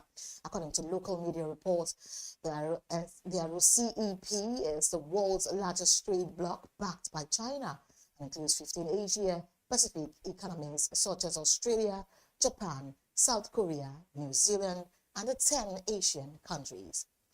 Malaysia, as the current chair of ASEAN, is already set to host a leaders' summit of the grouping and its regional partners in October.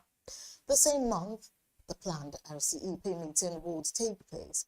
And Prime Minister Anwar explained that the aim of the meeting is to take stock, accelerate implementation, and demonstrate that Asia can continue to lead the cause of openness at a time when other regions are turning inward. The RCEP, which came into force in 2022, is designed to lower tariffs, boost investment, and enable freer movement of goods within the region, further deepening Asia's role in global trade. Up next is Sports News.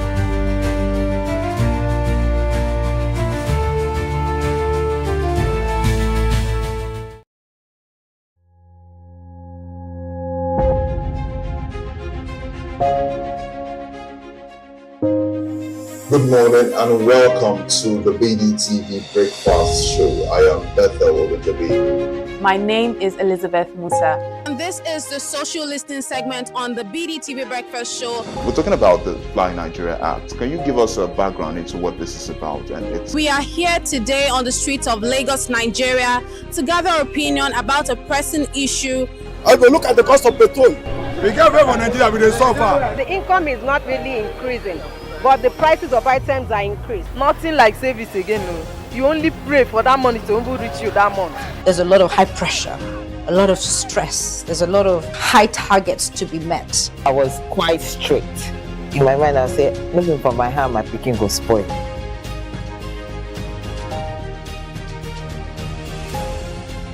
To allow all banks and all the players in the space 15% inflation target achievable in 2025.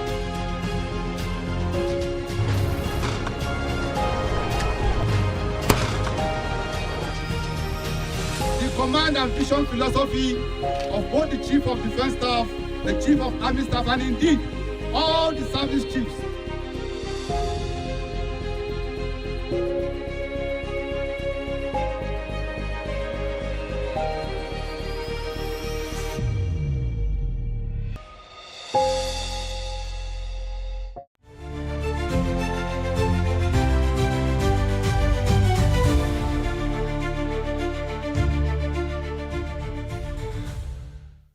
Welcome back to News Update. Now to sports news. Rangers manager Russell Martin says he retains the backing of the club's board despite their humiliating Champions League exit at the hands of a club brute. And Rangers suffered a crushing 6-0 defeat on the night, conceding 5 goals in the first half and losing Max Aarons to an early red card, sealing a 9-1 aggregate loss. The result is the joint third biggest margin in Champions League history and extends Martin's poor record to just 3 wins in 10 games at Ibrox, the worst state of any manager in the club's history. Angry away supporters called for his sacking at full time, but Martin insists he does not fear immediate repercussions. Speaking after the game, the Rangers boss apologized to fans and admitted his team failed to respond to early setbacks, calling the performance unacceptable. He stressed that his role now is to ensure such a collapse does not happen again and urged his players to show a strong response in their next match on Sunday. Martin also repeated his criticism of a lack of commitment from certain players, echoing comments made after the 1-1 draw with St. Mirren, where striker Hamza Igaman was accused of refusing to come off the bench. Now, to end the news, Ipswich Town is set to complete their first piece of transfer business with rivals Norwich City in 24 years after agreeing a £10 million deal to sign midfielder Marcelino Nunez. The 25-year-old Chilean is expected to travel for his medical with Ipswich on Thursday. And who has entered the final 12 months of his contract with Norwich has been a key part of the Canaries' midfielder. His departure paves the way for Ipswich to bolster their squad as they prepare for the new season. And Norwich have already lined up his replacement, agreeing a £3 million deal to sign Appel Madsen from Danish side Silkeborg. The move is expected to be finalized in the coming days. If completed, Anil's transfer will mark the first time since 2001 where the player did his move directly between the two East Anglian rivals. The last was goalkeeper Andy Marshall, who left Norwich for Ipswich when his contract expired. And that is the much we have for you on News Update at this hour. Remember to follow us across all our social media platforms and on YouTube to get more updates from Business Day Television. I am Destiny Mama. Many thanks for watching. Good afternoon.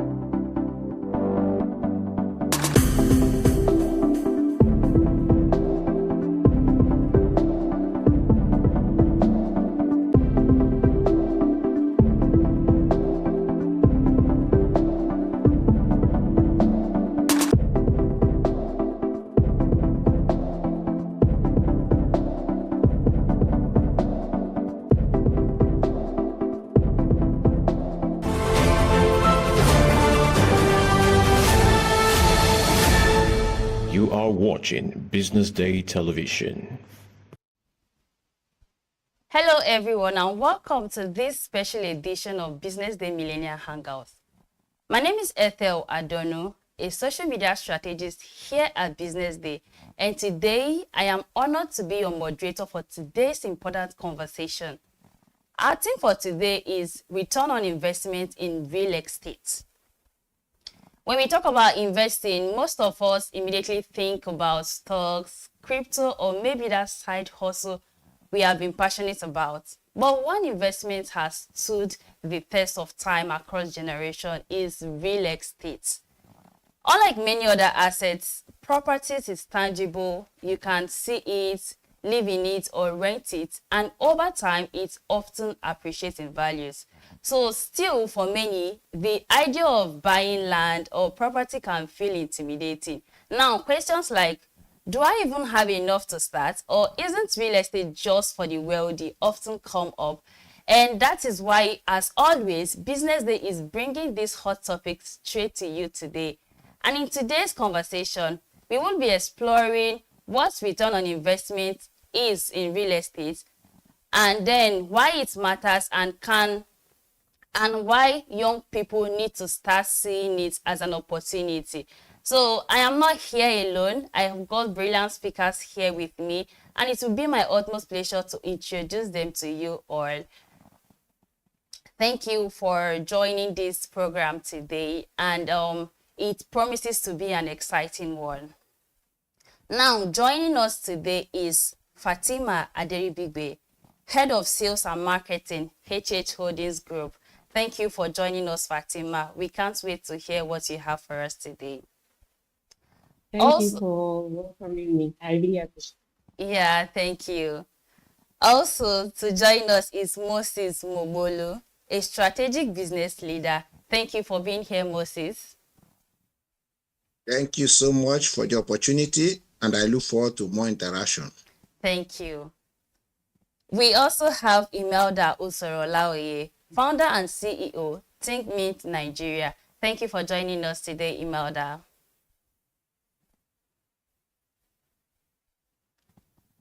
Okay, and we have also Oluwakemi Adeyemo, a real estate investment advisor at Future Perfect Limited. Thank you for being here, Oluwakemi.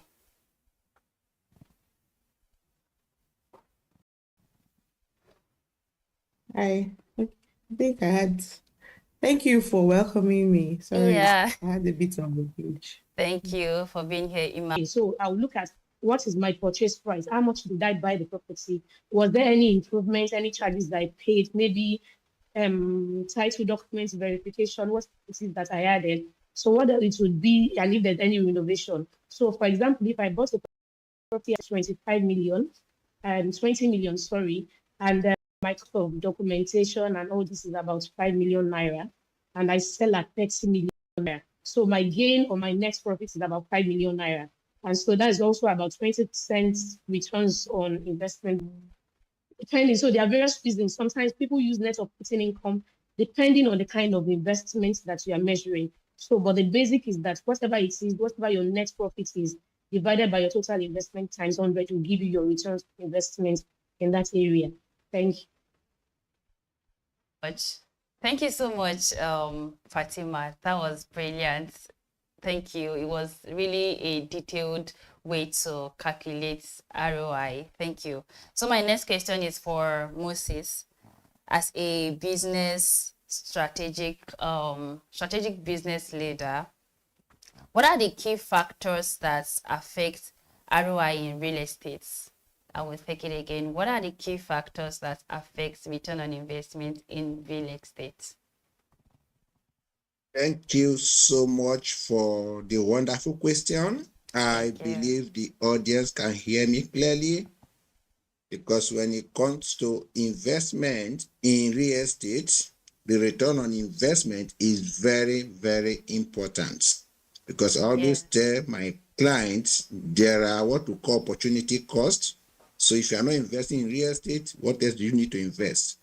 So in looking at the key factors that affect your return on investment in real estate, I always tell people, location, location, location. The location of your property is very, very important, even far beyond the property type. So let's take, for instance, if you check the rental value of property in places like cement rather than long-term rental. Another factor you also consider is what is the infrastructure around that property. If the property have a proximity to key commercial hubs, like you talk about the Dangote refinery, talk about the Lekki Deep Blue Sea, you talk about Ubudu Cattle Ranch, the more infrastructure within that facility, the better the return on investment. Another key factor I would say you should look out for is the market condition. What is the current inflation rate? What is the current exchange rate? What is government policy concerning housing? The new tax system has been approved. How will this affect my property? So at any point in time, think about the location, think about the property type, think about nearness to infrastructure, and ask yourself, what is the market condition? There are many factors, but for me, these are the 4 critical factors anyone going into real estate investment to think of when it comes to return on investment. Thank you. Thank you so much, Moses. That was a detailed one. Thank you for spotting out the factors to look out for in real estate investment. I know you mentioned a lot of factors, but I want us to look deeply into the location factors. So my next question is for Imelda. As a founder and a CEO of a real estate company, how does the location of a property impact return on investment?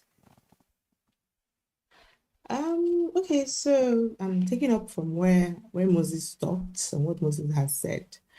Location is actually very key, right? Because depending on where you buy your property, there are 2 sides to it. One side is current value of the property in a particular location. Because in real estate, there are 2 types of locations, right? They're already developed locations and then upcoming locations and areas. And there are downsides across both, and then there are also upsides across both. For already developed locations, you can get your maximum return on investment instantly. I mean, you buy your house, you can sell it at the going rates there, especially depending on how you enter into the market. So for instance, if you enter off plan, you get the property at a lower rate, you can sell it at the going rates in that area, and which is usually very high compared to the upcoming locations. Now, buying a property in an upcoming location also has its own advantage, because if you keep it for a while, you can also get maximum returns on investment at the time that location gets to its peak as well. And the good thing about those areas is that peak time is something that is never ending, right? Because it's as the infrastructure comes into the area, as new amenities comes there, and the area develops more, value of property in those areas also increase over the years. So you can actually get maximum returns on investments in upcoming locations. That's one side of location strategy in buying a property. Another thing is there's also demand, the aspect of demand and supply. So already developed locations, people tend to demand for properties in those areas more. So of course you can sell faster. If you invest in, for instance, maybe in Lekki, you can tend to flip faster because there's always high demand for those locations. But upcoming locations, you may not get substantial demand in those areas. So you have to be patient to wait for when demand will come, which usually comes over the years, right? Once there's amenities, like I mentioned, infrastructure and development in those areas. But most importantly, you need to understand your net worth and what you can afford, right? Because That's also very important in property purchase. You need to check, understand what you can afford. If you can afford to buy from an upcoming location, remember that when you wait, you would also get your maximum returns. And if you can afford to buy in a developed location, also know that you also have your buyers already ready to transact and buy in those locations. So there, like I mentioned, there are downsides, and then there are also upsides to buying from or in a developed location and an upcoming location or underdeveloped. I don't like to say the word underdeveloped because at the end of the day, there is potential for even an upcoming location.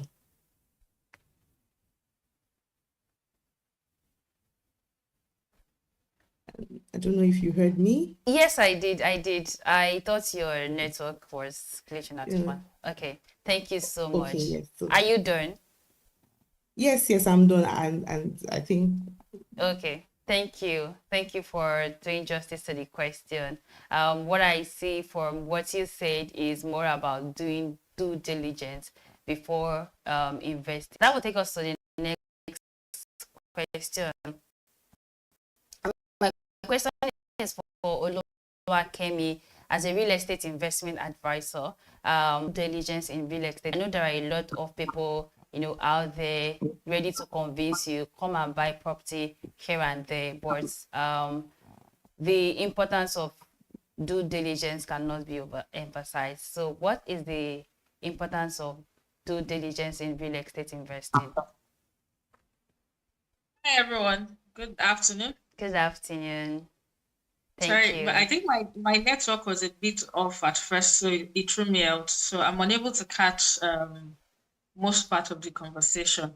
Oh, thank you. Can you reveal me your name, please? Oh, my name is Ethel Adorno. Okay, Ethel. Thank you for the question. All well, right. Due diligence is a hot topic when it comes to real estate investing in Nigeria. Yeah. I mean, even in other parts of the world, right? So I used to say that the success or the failure of your investment in real estate rests heavily on the detailed due diligence that you do or that you do not do before putting your money in real estate in Nigeria.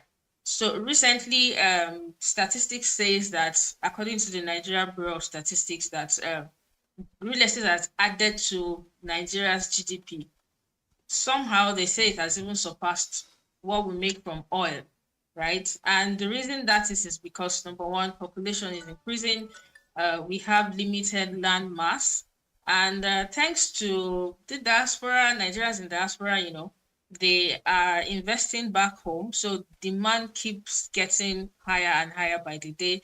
And we also have a demography of young people who are looking to also enter into the real estate space, either to preserve money or just to make money or even just to own a home, right? So, and because of that demand, that also means that chances are higher that people will want to skim you out of your money. Chances are higher that people will want to, play a fast one, play some games, because we have a lot of people come into it. So I like to give this example that if you pour sugar in a particular location, before you know it, you see ants, right, swam over that sugar because it is attractive to them, right? So real estate has recently become attractive. So chances of being scammed and schemed of your money is equally high. And that is why due diligence is very, very detailed. And I also tell investors that you yourself need to be informed on what due diligence in real estate means to you, because due diligence means different things to everybody, right? So there's legal due diligence, there is financial due diligence, there's location due diligence. In fact, I added one to say that there is emotional due diligence, right? There's even technical due diligence. So you may actually be buying a property that may not serve your purpose because maybe some things were not checked, right? So due diligence is very, very critical. But more important is what every individual sees as due diligence. So let me give an example again. Sometimes when people want to do due diligence, they say, oh, they sent me a survey, or I went to coordinate and I sent it to somebody in somewhere in a ministry of lands and so on and so forth, and they said it's okay. So in my head, I'm like, it's okay. What exactly is okay? What exactly does being okay mean? Right? Some people also think that once they say, oh, this property or this land is free from every known government acquisition, they feel, oh, okay, that's due diligence has been done. But no. So due diligence will be structured based on that particular asset, right? Due diligence should be structured based on that particular asset. So what that also means is that I might have two buildings standing side by side.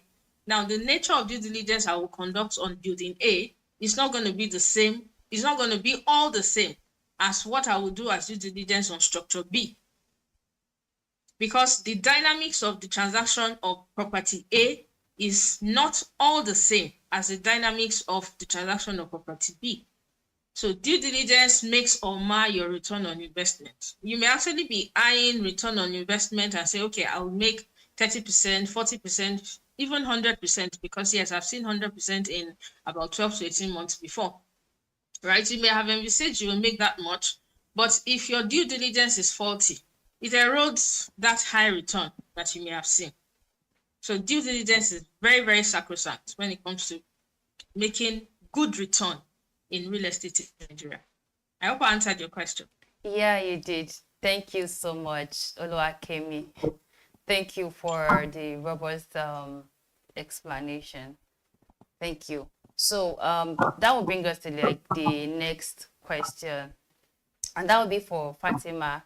As an experienced sales and marketing person, how does return on investment in real estate compare to other investment options? I mean, there are a lot out there. So how can we compare the one for real estate and other investment options? Thank you very much, Etia. Thank you. So if I'm going to compare, and I say for real estate, I will compare with maybe treasury bills or equity. Treasury bills can yield about 17 to 18% short term, but is risk free. Equity varies widely between 10 to 20%, but also very volatile. Crypto can yield about more than 50%, extremely risky. When it comes to real estate, the truth is that real estate could be a bit slower, and it might not yield as much as you think. Real estate, like every other person has said, you need lots of patience. Real estate in Nigeria, for prime areas, you can get between 6 to 12% annually. Lagos and Abuja, for short legs, you can get between 10 to 20 thereabouts.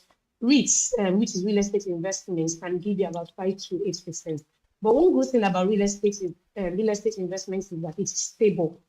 It is very stable and it is asset backed. So, and it also provides an edge against inflation, which most of these financial instruments cannot give you. So what it does is that it can enable you to get a cash return and you still get a physical asset appreciation. That is what real estate can do. Not as high as I've mentioned all these treasury bills are, but one of the safest thing about it is that it is that, just like the last speaker said, there's quite a lot of demand. And you know, where you have demand, what it does is that it forces the price up. Quite a lot of people, the shortfall for housing is enormous and it's very large. And that means that there's a lot of players who can come in, foreign investors who can come in and who will be able to do it. So real estate would be lower. But again, like we always said, looking at the driving cost for real estate investments, if you're in a very good location, this is mentioned, even places that you don't think about, like Ajao Estate. One, because of its closeness to the airport, you find that people will prefer short-let accommodations to those areas. So when you divest and you are very careful about the locations where you are getting your real estate, you can maximize your returns on investment as large as. Not only do you get cash back, and if you want to sell or you want to use it as an asset, it's also a very short form. So it's very stable, but it's also, and it appreciates in time. One thing about it is the process of demand would always force price up. And as the price goes up and you continue to maintain your property and keep it in good order, you ensure that it matches whatever it is the demand at the moment. I know the diversity of estate is again is that you can. So I do short legs this year, and I find that short leg demand has dropped, and I switched to long legs. So it's very diverse and it's very stable. Thank you. Thank you so much, Fatima. Thank you for buttressing that last, the diversification opportunities in real estate. You don't just focus on buying only land, or maybe you just want to buy a property. You can also invest in short legs and other options. So, but you spoke about maximizing return on investment. That will take us to the next question. Let's take a look at it real deep. So that will be for you, Moses. What are the most effective strategies, as a business strategist you are, what are the most effective strategies for maximizing return on investment in real estate? Thank you so much. I really enjoy this question because it's what I do on a daily basis. Wow. I always tell clients, strategy is key. What is your game plan? My game plan will not be your game plan, and your game plan will not be my game plan. But before I dive into the strategy, I want to just put some statistics so that our audience will understand that strategy does not come up for us unless you get clearly. Yes. Looking at 20 cents, the real estate market in Nigeria, we worth $2.25 trillion US. If you look at the growth potential, 2024 versus 2025, we are going to 8%. Now, if you look at Nigeria as a map, I have 3 places I call the hot spot, like Ibadan. Ibadan appreciation is projected to be at 15% annual land appreciation. If you look at Lagos, especially the Ekpe area of Lagos, is projected to have about 20% return on investment because of the boost in Lekki-Ekpe corridor project. Then if you go to Ogun State, because of the industrial hub, there is potential of 18% growth. Then look at the whole strategy. What is driving this investment in real estate? Yes, population is part of it, but there's diaspora investment and short-term letting booming currently in Nigeria. So having this at the back of my mind, how can I maximize my return on investment in real estate in Nigeria? First, think about what is my game plan. Is it short-term, medium-term, or long-term? If my game plan is on short-term maximization, I have to think about short-term renters. And when I think about short-term renters, where should my mind go to? The urban area, the tourist zone. Just like the last week I mentioned, if I have a short let in place like Ajawa Estate, there is that many people are traveling all the way from Imo State, connecting to United Kingdom, connecting to Canada, and they may have to stop by in Ajawa Estate for some time before traveling. Now, if I'm thinking about strategic growth, I have to invest in undeveloped or developing area that, please remember that caveat, that have growth potential. Because when I started real estate about 18 years ago, I burnt my hand. I have that projection from the people already in the system that Ikorodu have a growth potential. And I invested into Ikorodu area, directly back of Lucky Fiber. But as we speak, the growth potential is still very low, like 2%, which if I calculate the inflation already eating over my growth potential. So always be very sure that the underdeveloped area does have a growth potential. If it does, invest now. Don't wait till tomorrow. That is for strategic growth. Then for expanding or looking at a city hub, think about renovation and flipping the property. Let's take old properties in Yaba and Surulere area. Because of nearness to Yaba Tech and Polytech and the University of Lagos, there is tendency if I flip some of this property, renovated them for student use, I'm going to have constant rental income. Another strategy that you can use that many people don't think of is what I call leverage. Every rich man, every wealthy man you see in the world today understand the power of leveraging. And what is leveraging? Leveraging is all about not focusing on your own capital. Try to use other people's money to invest. And in real estate, this can be done as an investment. If you can't do it, cooperative society, do it as if and come together. You are not paying rate on mortgage, but you are leveraging your network to build that hub for real estate. So there are different strategies, but for me and this purpose, I will offer those 4 key areas again. Focus on developing area with growth potential. Make sure that you focus on leverage so that you cannot pay more interest on the money. In any time you have about short-term investment, focus on urban areas, tourist areas for short-leg potential. Then whenever I think about the city hub, look at opportunity of property that you can renovate and turn to rental income.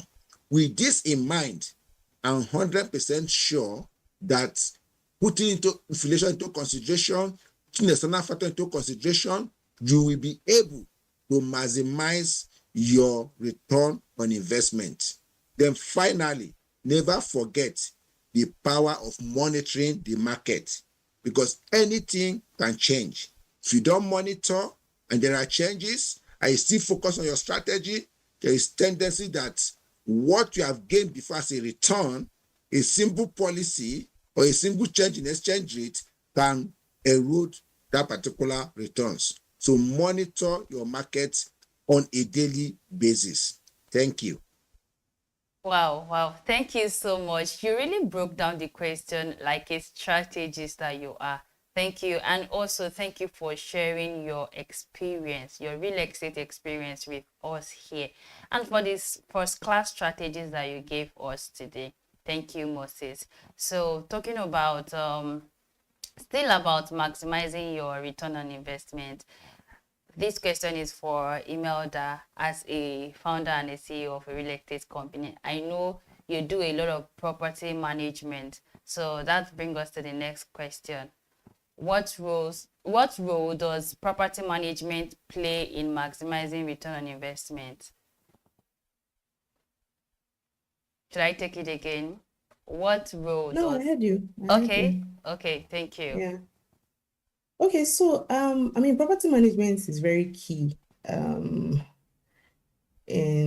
real estate. It's very important that beyond purchasing a property, the next, and what I always tell people is the major thing is actually what some people understand as facility management and property management, as the case may be, because that is what would retain your assets and determine how much more you can make from your real estate investments. For instance, if you buy a 3-bedroom apartment in Lekki, for instance, remember that there are new projects coming up every time also in those locations. Now, if property management is not well handled, you realize that you would actually, when it's time for you to, maybe you want to sell or even put it up for rent, depending on whatever real estate investment strategy you choose to take, if property management is not properly handled by both the buyer or the owner of the property, it could actually depreciate or cause a depreciation in your return portfolio. And so that's why it's very important to maximize property management to its potential. And ways that you can do this is by working with property management companies to ensure that your facility is in check and it's well maintained. because lots of time, many times, we also have issues with management here in our part of the world, right? And so because of that, we realize that these buildings depreciate in value because of lack of proper management.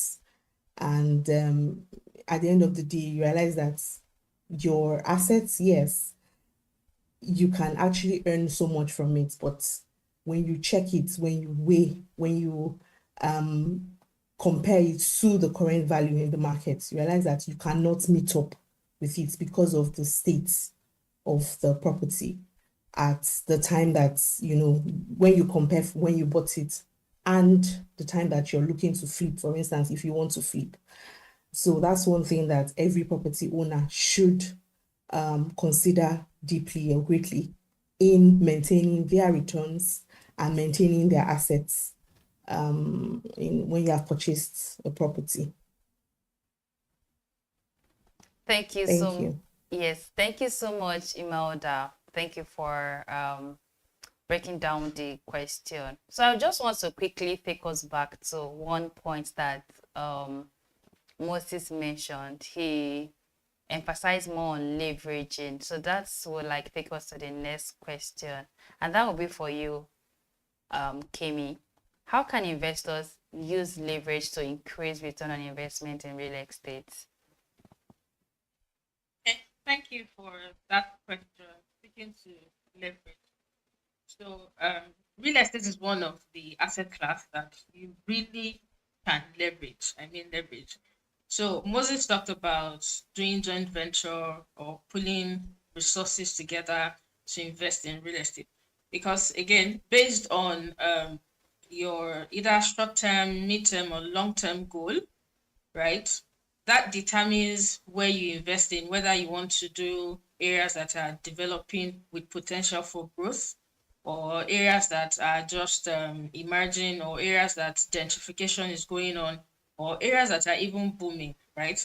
So if you have a short-term goal, for instance, right, say 12 to 18 months or max 2 years, you want to enter and exit, to be able to maximize return in the short term in that type of market, say for instance where gentrification is going on, places like Yaba, Surulere, Obudu, as we have it now, that you have all these olden days plots. I call them olden days plots because they are far, far different from what we call plots these days, right? So in some areas like Obudu, for instance, Obudu GRA, you have plots of 1,000 square meters and even more, and you will probably have one house on it, one mansion sitting on it. So it could have been zoned back then for low to medium density homes, right? So, but now we have population increase. People want to live in some certain places and they want to feel secure. So some of those plots are now being redeveloped, right? To have multiple family units or to have multiple apartments, right? So if you want to invest in that type of a market, again, after doing all your research and you look at it, so for instance, houses in Ogudu are currently selling for north of 340 million. As a millennial, you may not be able to cough out an entire 340 million. So this is where leverage comes in. You can leverage on community, you can leverage on single digit mortgage loan. I'm very careful to say single digit mortgage loan, right? So you can leverage on those types of loan. I think we now have MREF, if anybody just Google MREF, you'll be able to read more about that. So you can leverage on those single digit interest to invest in certain types of markets, right? You could draw down on facilities that will not erode your return on investment, right? You could pull people together, people of like mind, pull resources together with a clear goal of entering that market and exiting within a short term. Now, exiting within a short term could also be dicey, like Moses mentioned earlier, because if your calculation and your research is not sound, if you do not understand the market that you're putting your money in at that point in time, Your money may be sitting in the market beyond the period that you actually want to pull out your money and to gain return. So your research is very, very key. Your goal is very, very key. Your period is also very, very key. And the time you're entering the market. And I tell the people, my clientele that I advise that see your exit before you enter. You have to see a clear exit of your investment before you enter. It doesn't necessarily mean you have to exit, right? At maybe whenever you pen down that you wanted to exit, you could leave it, but you must see the exit. You must see a possible exit before you enter the market, right? So, excuse me, with that, leverage even becomes easier, right? So when you can clearly state that, okay, I can exit this way, or I can exit this investment this way, it's easy for you to convince other people to say, okay, let's pull resources together. And why I speak more to pulling resources together is because the cost of fund is almost zero. So if you take single digit in mortgage, you still have to pay some interest every month, right? Every year. And you have to take from your money, your income, your salary to pay down principal and interest. But if you can build a community of like-minded people who are investment-driven and focused, you can leverage on OPM, other people's money.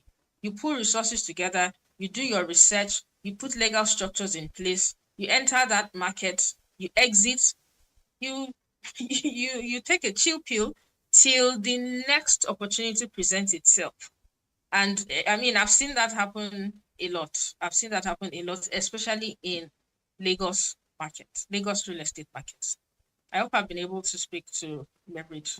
Yes, you have. Thank you so much, Oluwakemi. Thank you for even highlighting some of the real topic, even as how to leverage your communities and even leverage loans before, if you're finding it difficult to raise up capital for your real estate investing. Now, let's even take a look about the risk associated with real estate investing. So that would take me to Fatima. This question is for you. What are the potential risks associated with real estate investing, and how can they impact return on investment? Thank you very much. And like every investment, you have your risk, you have your benefits. Yeah. And like the last speaker said, you need to be careful. You must have a strategy, your entry strategy, your exit strategy. And like we've always said, real estate is very diverse. You can exit, you can enter. And even while you're in there, if there are challenges, you can diversify. So first, I'll look at the title fraud. The title fraud is one that is very important. The last speaker said, title verification is much more than going to the land registry to check and see whether there's no encumbrances regarding the property. There's quite a lot of things that you have to look at. Proper documentation. Also ensure that even if they are community lands or fully lands, they are well verified. Look at the land. What kind of soil does it have? What kind of zoning plan does the government have in that area? There are some areas that are really designated for industrial. You buy the land, you want residential in there, and you begin to find that there's a lot of issue. Or you see that whether the area still has a certain level of development that will go on there. Also, another thing is supply in the market. This is another potential risk. Everybody's building. And when you get to some areas in Lagos, what you just find is lots of development going on and nobody occupying or anybody buying. So one of the first things is to understand. You have to first understand the demand in the market. If the demand far outweighs the supply, then it's good to go. But when you have oversaturation, there are some areas where you have oversaturation of short-let apartments, and you find some people that are measuring vacancy rates. Vacancy rate is high. So one of those things will also erode your return on investment. So proper thing is proper search. Before you begin to invest, whether you are investing in form of bricks or short-let, check what the supply is in that area and the demand. So whatever it is, if, for example, I started with short-let, and I see that the supply of short-let has been eroded in the market, or the supply is that much, I can switch to long-term. I can begin to earn my rent annually. Another thing is construction cost escalation. Unfortunately, we have no control over that because of when inflation, interest rates, and as such. So that means also that's another potential risk. But one good thing is that, especially when you are an investor or you are working with a developer, one of the things is that you can lock down construction prices in contracts. You can find a way to lock them down. We have some people that when you are doing construction, it is expected that if you are doing construction on large scale, you already lock down prices with some of your vendors. You have them supply, or you talk about costs even before you do that. Another thing too is regulatory risk. You have to make your findings, dot your I's. So what is the approval rate? What is the assessment rate if I'm building a duplex? What is it if I'm doing a multi-level property? And again, economic shocks. Those ones, when it comes to inflation, interest rates, these are other factors too that can also influence or whether make or mar your ROI. When inflation is high, what it does is that there's capital appreciation on your property and demand. If interest rate is high, what it does is that it reduces. It reduces, even mortgage becomes high. People don't want to leverage on mortgage to buy houses. So again, inflation, if FX is down, it means that there's a lot of foreigners entering. So you find demand for properties. So liquidity risk is another one I would like us to consider, even for real estate. Liquidity risk to economic shocks. If you have F swing, what it does is that it increases your cost and it lowers the affordability of houses for people. These among others, but like I said, documentation and title risk, especially when you want to flip a property and you have a wrong title, that is the worst mistake any investor can make, because what it does is that it reduces the value of your investment. Thank you very much. Thank you so much, Fatima. Thank you for explaining the questions. I think one of the things that stood out for me was when you explained the risk around shortlet investing, because I know shortlets is one of the areas in real estate that it has been attracting a lot of investors.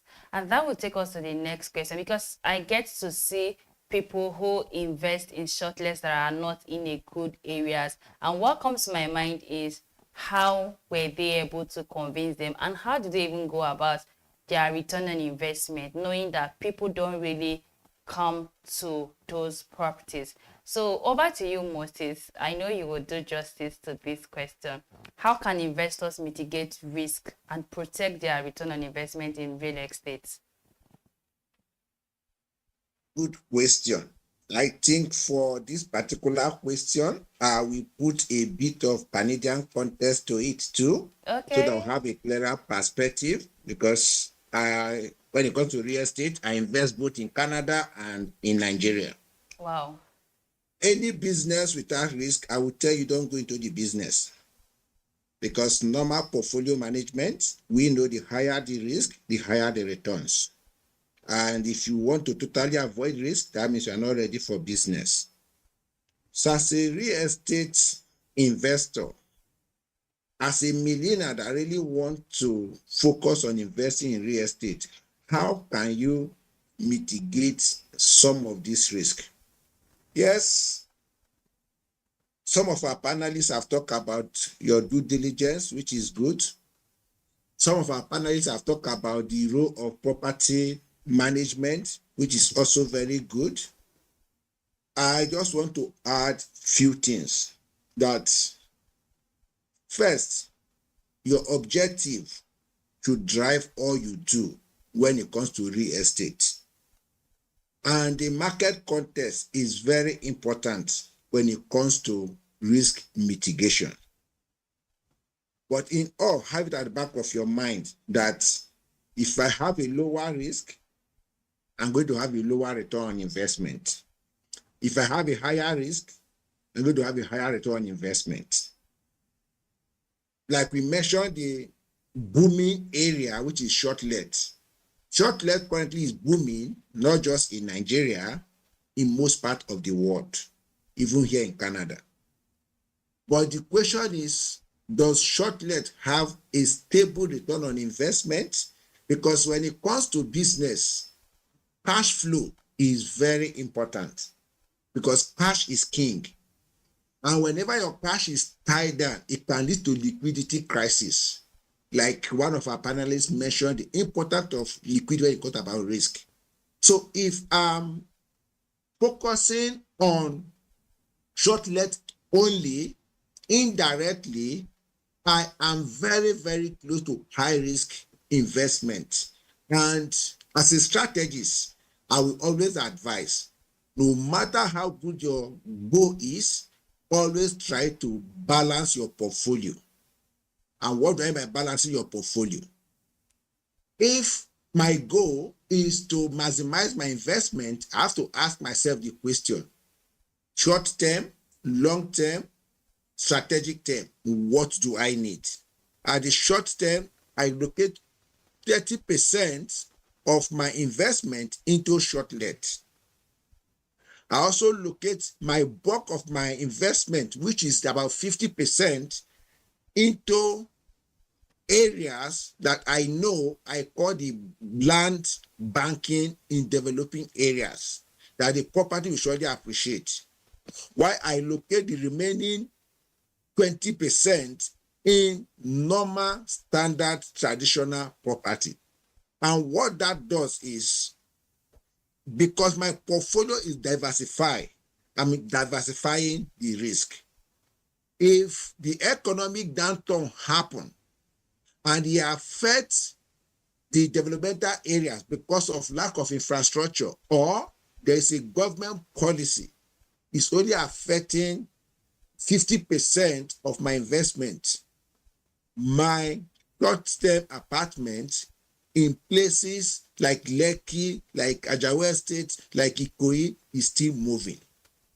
Now, if I decide to invest in area because there is a premium area and I think I'm going to get money from it, I will tell you the truth. In terms of demand in those areas too, how many target audience are qualified to buy that property in Banana Island? Because the demand will not be as high than the massive location. I have to be sure that I have that cash flow that can keep my business before I can make that sales. So first risk mitigation strategy to maximize your investment is diversify your portfolio.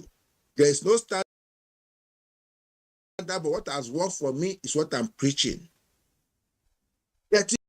30% on your short term, 50% on your working or operational approach, which means that I move with the market. That's my first strategy, and it has been working.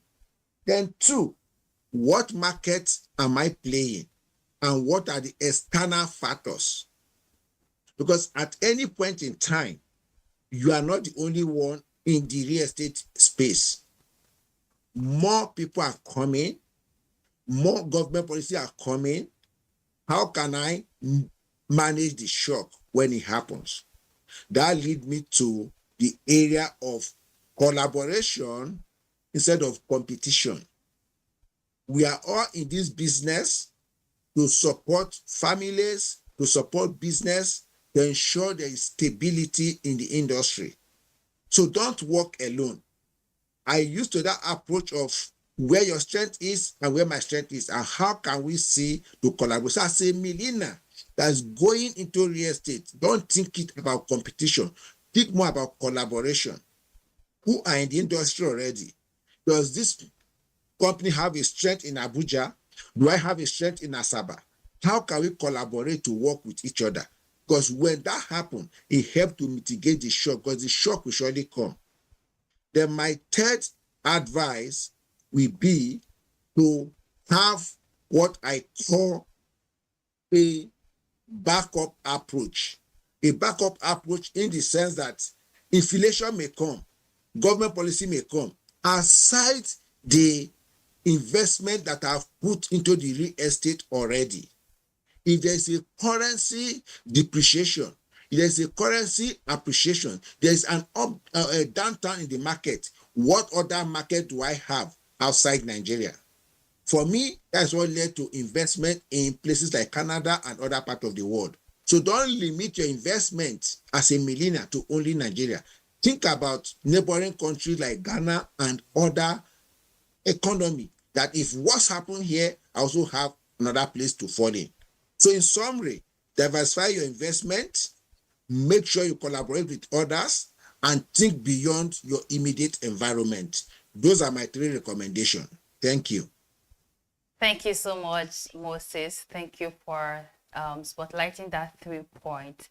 Again, speaking about diversification, you even need to know about the market trend before thinking of you want to diversify your portfolio. So that would take us to like the next question, which is around market trend. So this is for you, Imelda. How do market trend and economic conditions impact return on investment in real estate? I actually was looking forward to that question.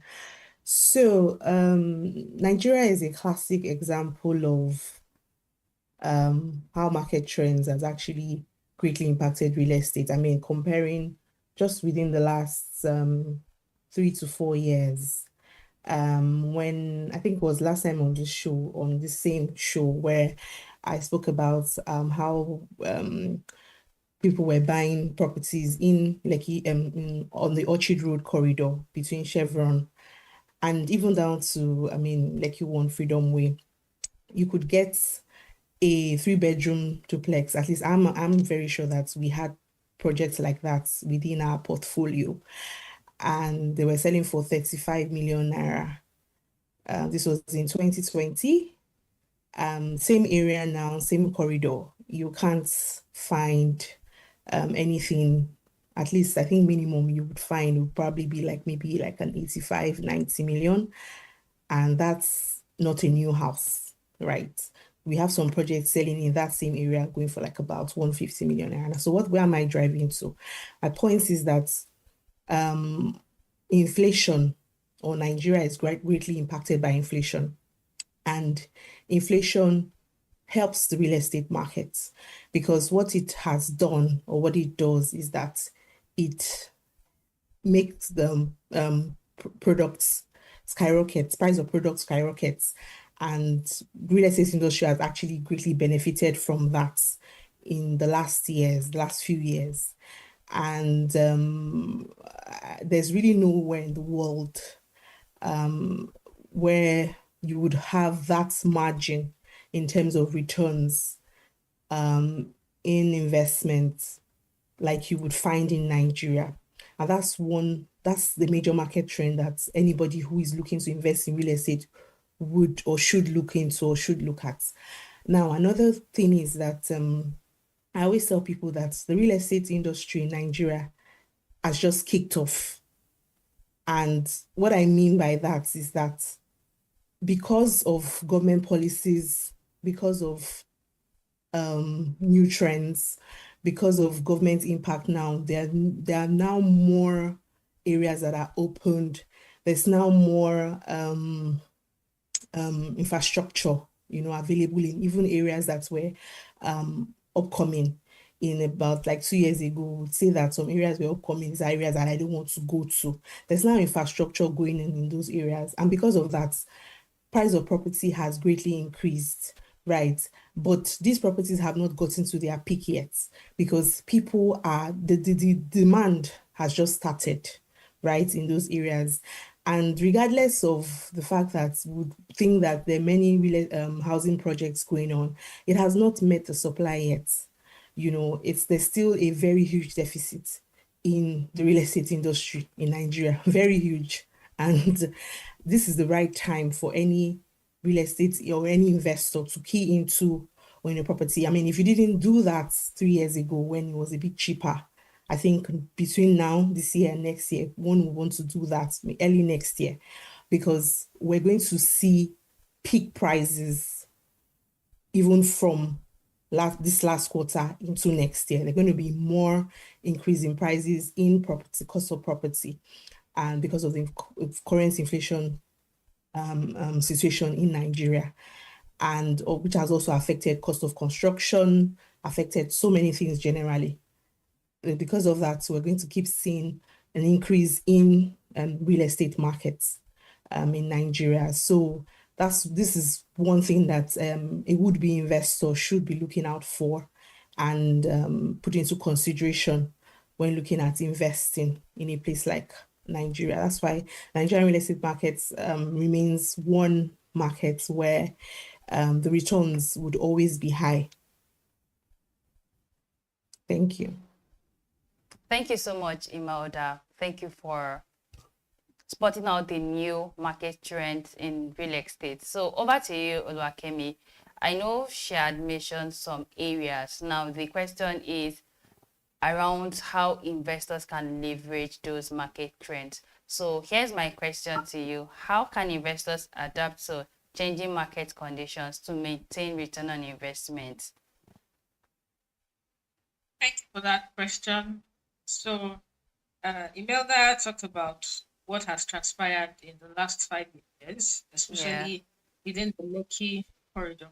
And true to what she just said, I mean, some 2 years ago, there was a development, a 2-bedroom actually, around the Chevron axis that sold for 35 million. I mean, 35 million. So if you just type on Google now that price of 2-bedroom within that same corridor, you would see something from 70 million and above, right?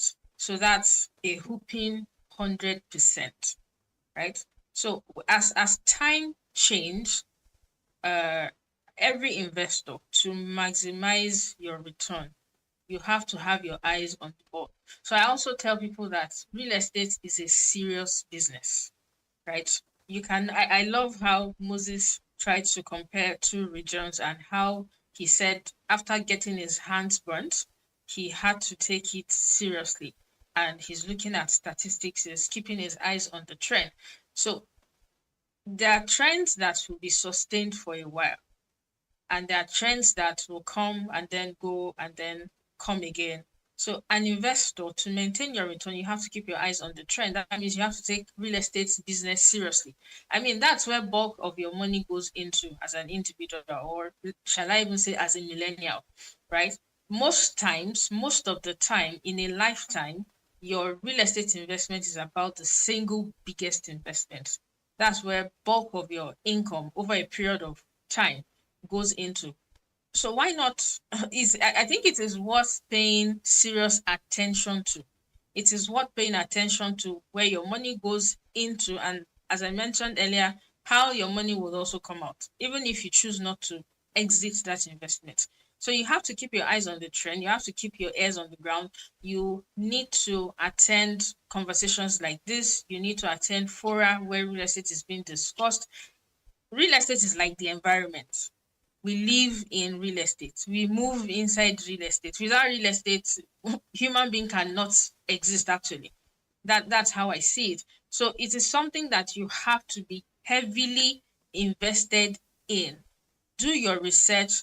Keep tabs on. If I check your notifications and I'm not seeing notifications on real estate, on trends that are happening in real estate, if I'm not seeing those notifications, that means you need to double up, right? As an investor, even if all you own or all you aspire to have is just a home, you still need to keep your ears on the ground.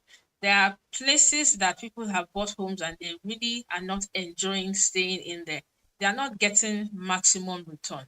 Again, return on investment can be sentimental. It can also be monetary, right? So you need to decide which one you want. So for homeowners or first-time homeowners, what they are usually looking for is sentimental return. That, I now have my own home, or I'm no longer paying rent. So I call that sentimental return. Still, even if you're looking for sentimental return, you still have to keep your ear to the ground so that you will not go and buy a house and after some few months, you are not even able to live in there, right? And if you're gunning for monetary return, you have to take it very, very serious. Join fora, attend the event that talks about real estate. Even if for the first few attendance, you don't seem to understand what is being said, keep going, right? Keep going. With time, your vocabulary increases. With time, you get to understand such that you yourself can design your investment portfolio for yourself in real estate.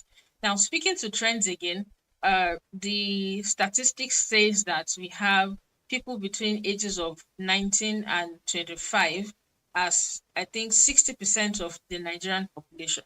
Now, this set of people will soon be growing up into adults. I mean, proper adults. They will need homes.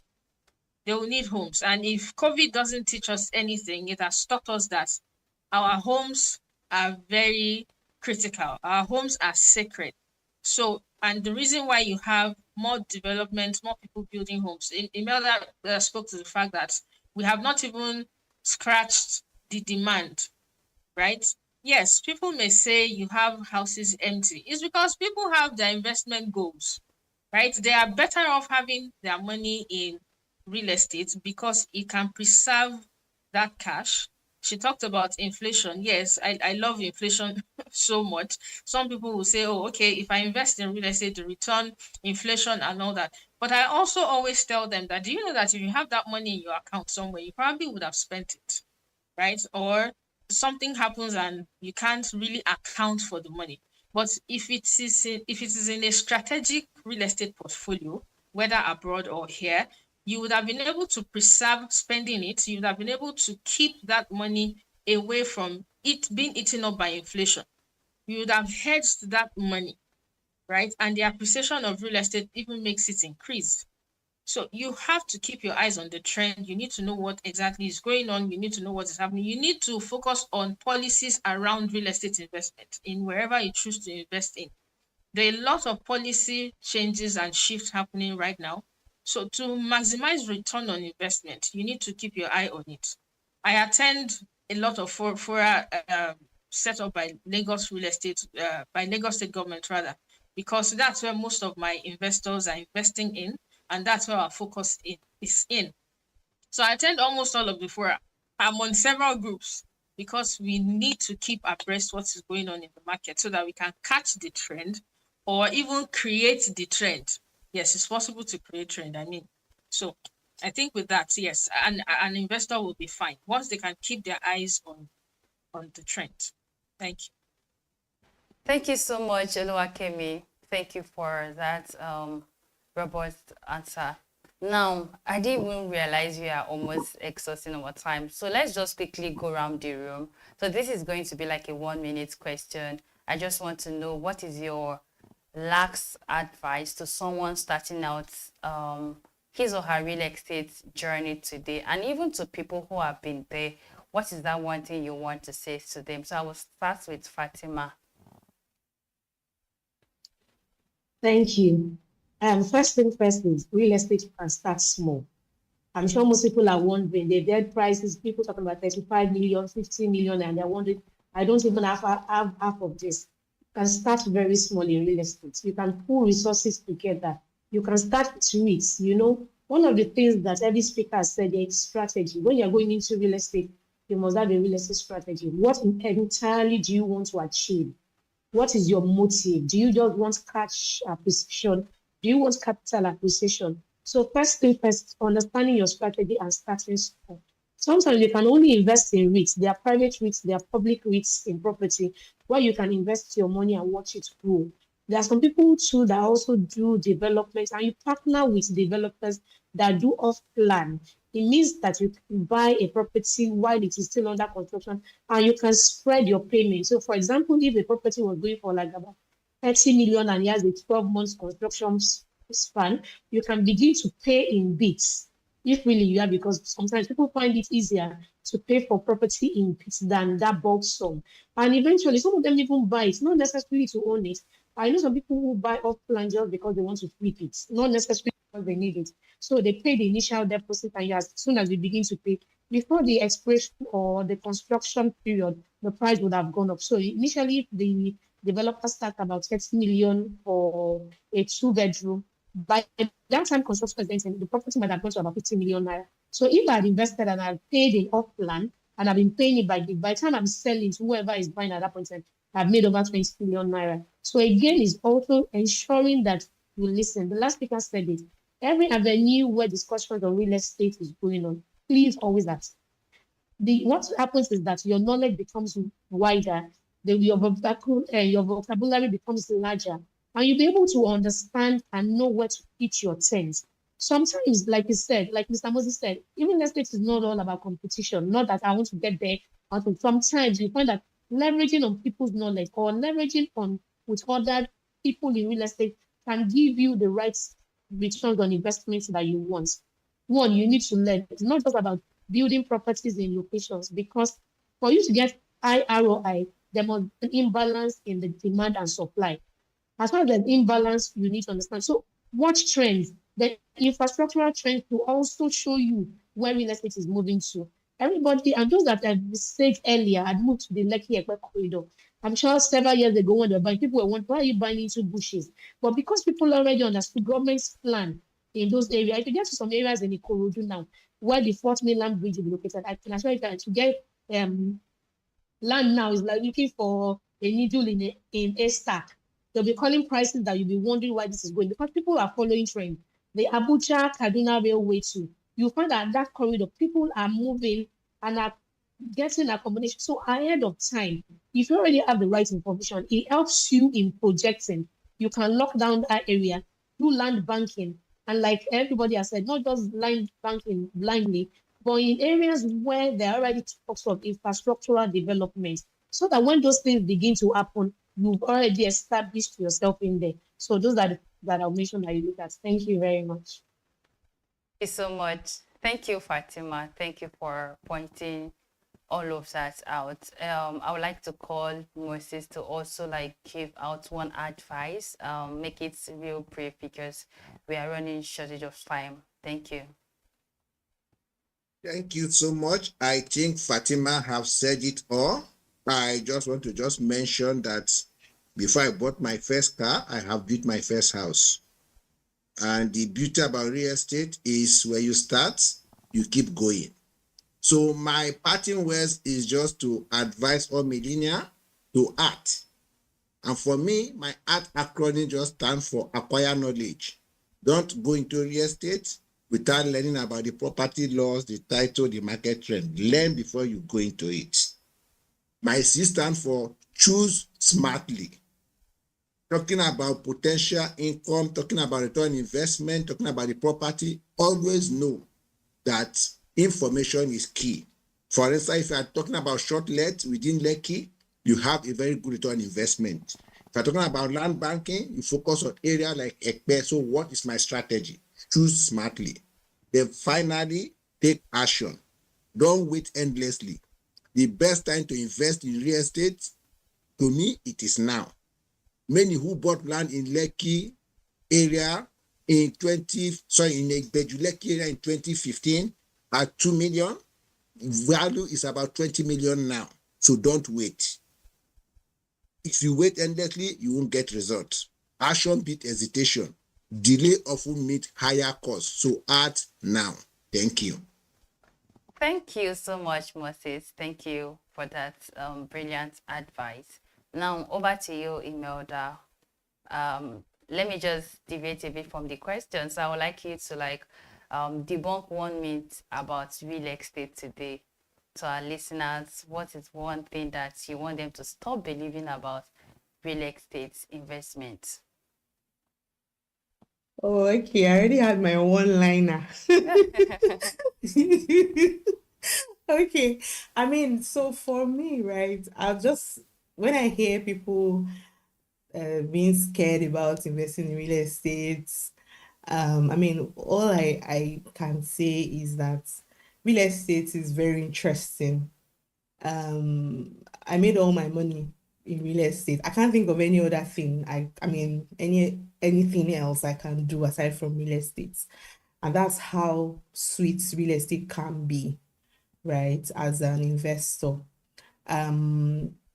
Another thing I could say is that the truth is that in real estate, of course, there are risks, right? But if you take there are risks that you can mitigate, you can get around with. It's not a death sentence. It's not that you always fall into the wrong trap.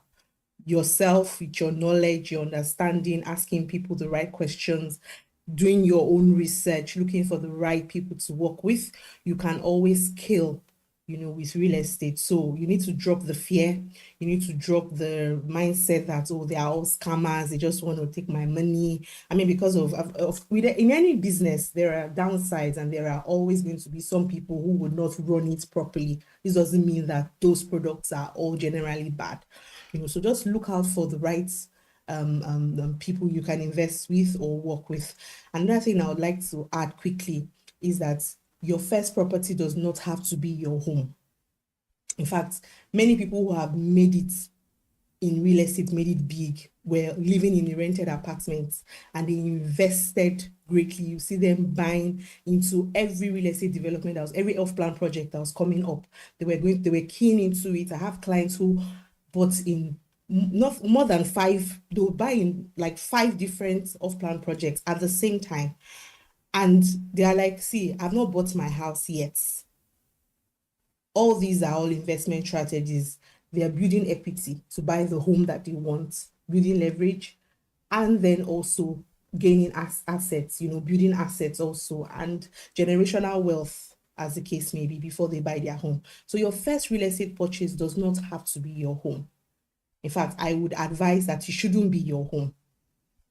Rather, invest that money into something that would, and a real estate portfolio that will give you additional income, and that can help you get your home at the end of the day.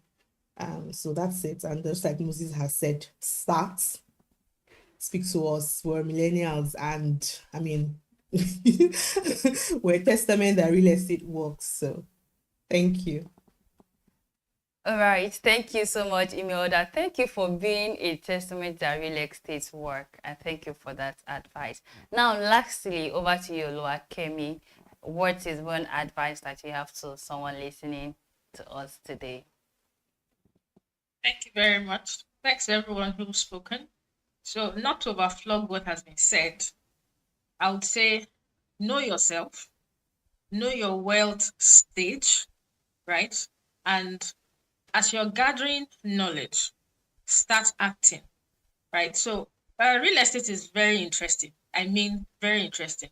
And I should also warn you that if you get immersed in it, you can get addicted to it. Like Imelda said, you really can get addicted to it. I'm addicted to it. I know people that are addicted to real estate. So once you can get it right, you get addicted and you start enjoying it. So you can make mistakes here and there. It's okay. It's fine. It shouldn't be the end of the world. Just learn from those mistakes. Ensure you learn from those mistakes. If possible, document what you learn. Document your experiences such that you can pass it on to the children, right? So I also encourage millennials that as fast as possible, as much as possible, and that's even put pressure on you to start learning. Pass all this knowledge to your children. That's how to build legacy. That's how to get them immersed into it such that whatever you may have amassed, they can protect it, they can guard it, they can grow it, they can multiply it, and even pass it on to generations to come. So I actually authored a book where I document 10 mistakes that each investor can avoid, regardless of your level. Right. And it started from when I had my first investment. I bought some acres of land and I couldn't access it. And, I went back and I said, wait a minute, why did this happen? And I saw that, I didn't know Jack. I didn't know Jack. I just had come and buy, it's cheap. And I bought it. Right. So start acquiring as much knowledge as you can in real estate. Right. And with knowledge, with adequate and right knowledge and application of it, you most likely will be able to mitigate or reduce your risk. Thank you. Wow, we've had an interesting conversation today. Thank you so much, Imelda.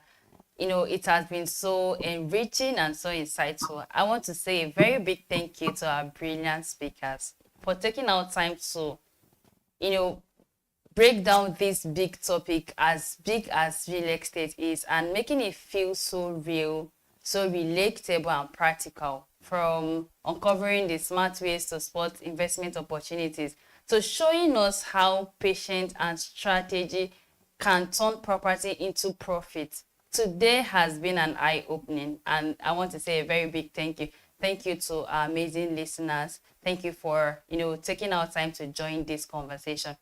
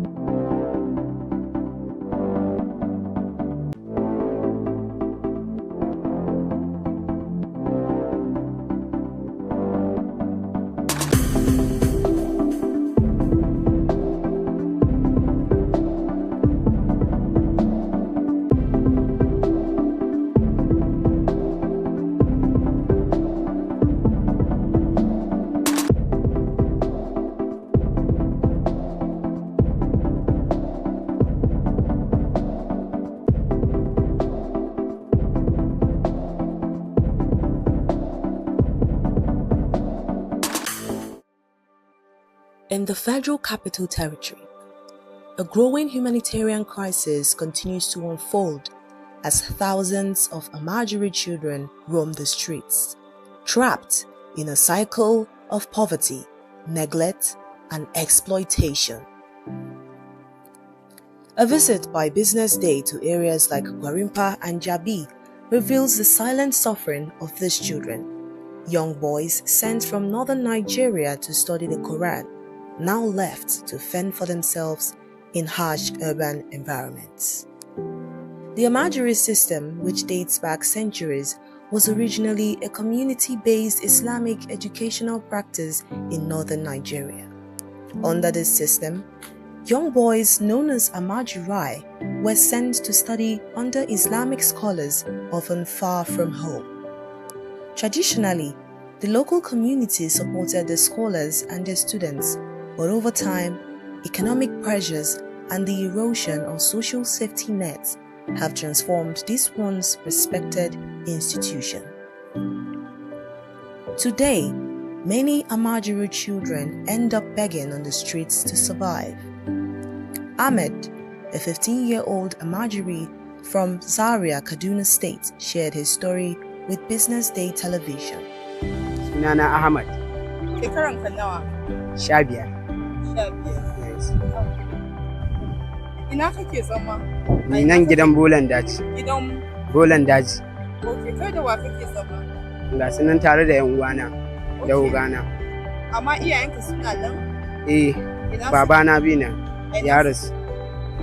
Suna Abuja nan? Ina suke? Zaria. To ya ka zo nan Abuja? Kudin na ne ma na zo nan. Okay, daga Zaria ka zo nan? Kwana nawa kake Abuja nan? Kai shekara nawa Abuja? Ko rabin shekara ban yi ba nan. To in kai ciwo ya kake yi? Kana zuwa asibiti ne? Ko kuma kana zuwa ina ne ka samu ajiya? Kai kamar kai ciwon shawura. Yare kemis nake zuwa. In je in sai magani. Na saya sai in sha. Me kake yi? Ni bola. Bola. Okay. Nawa kake samu a rana? A wannan sai sati muke auna. Okay. Nawa kake samu? 10,000.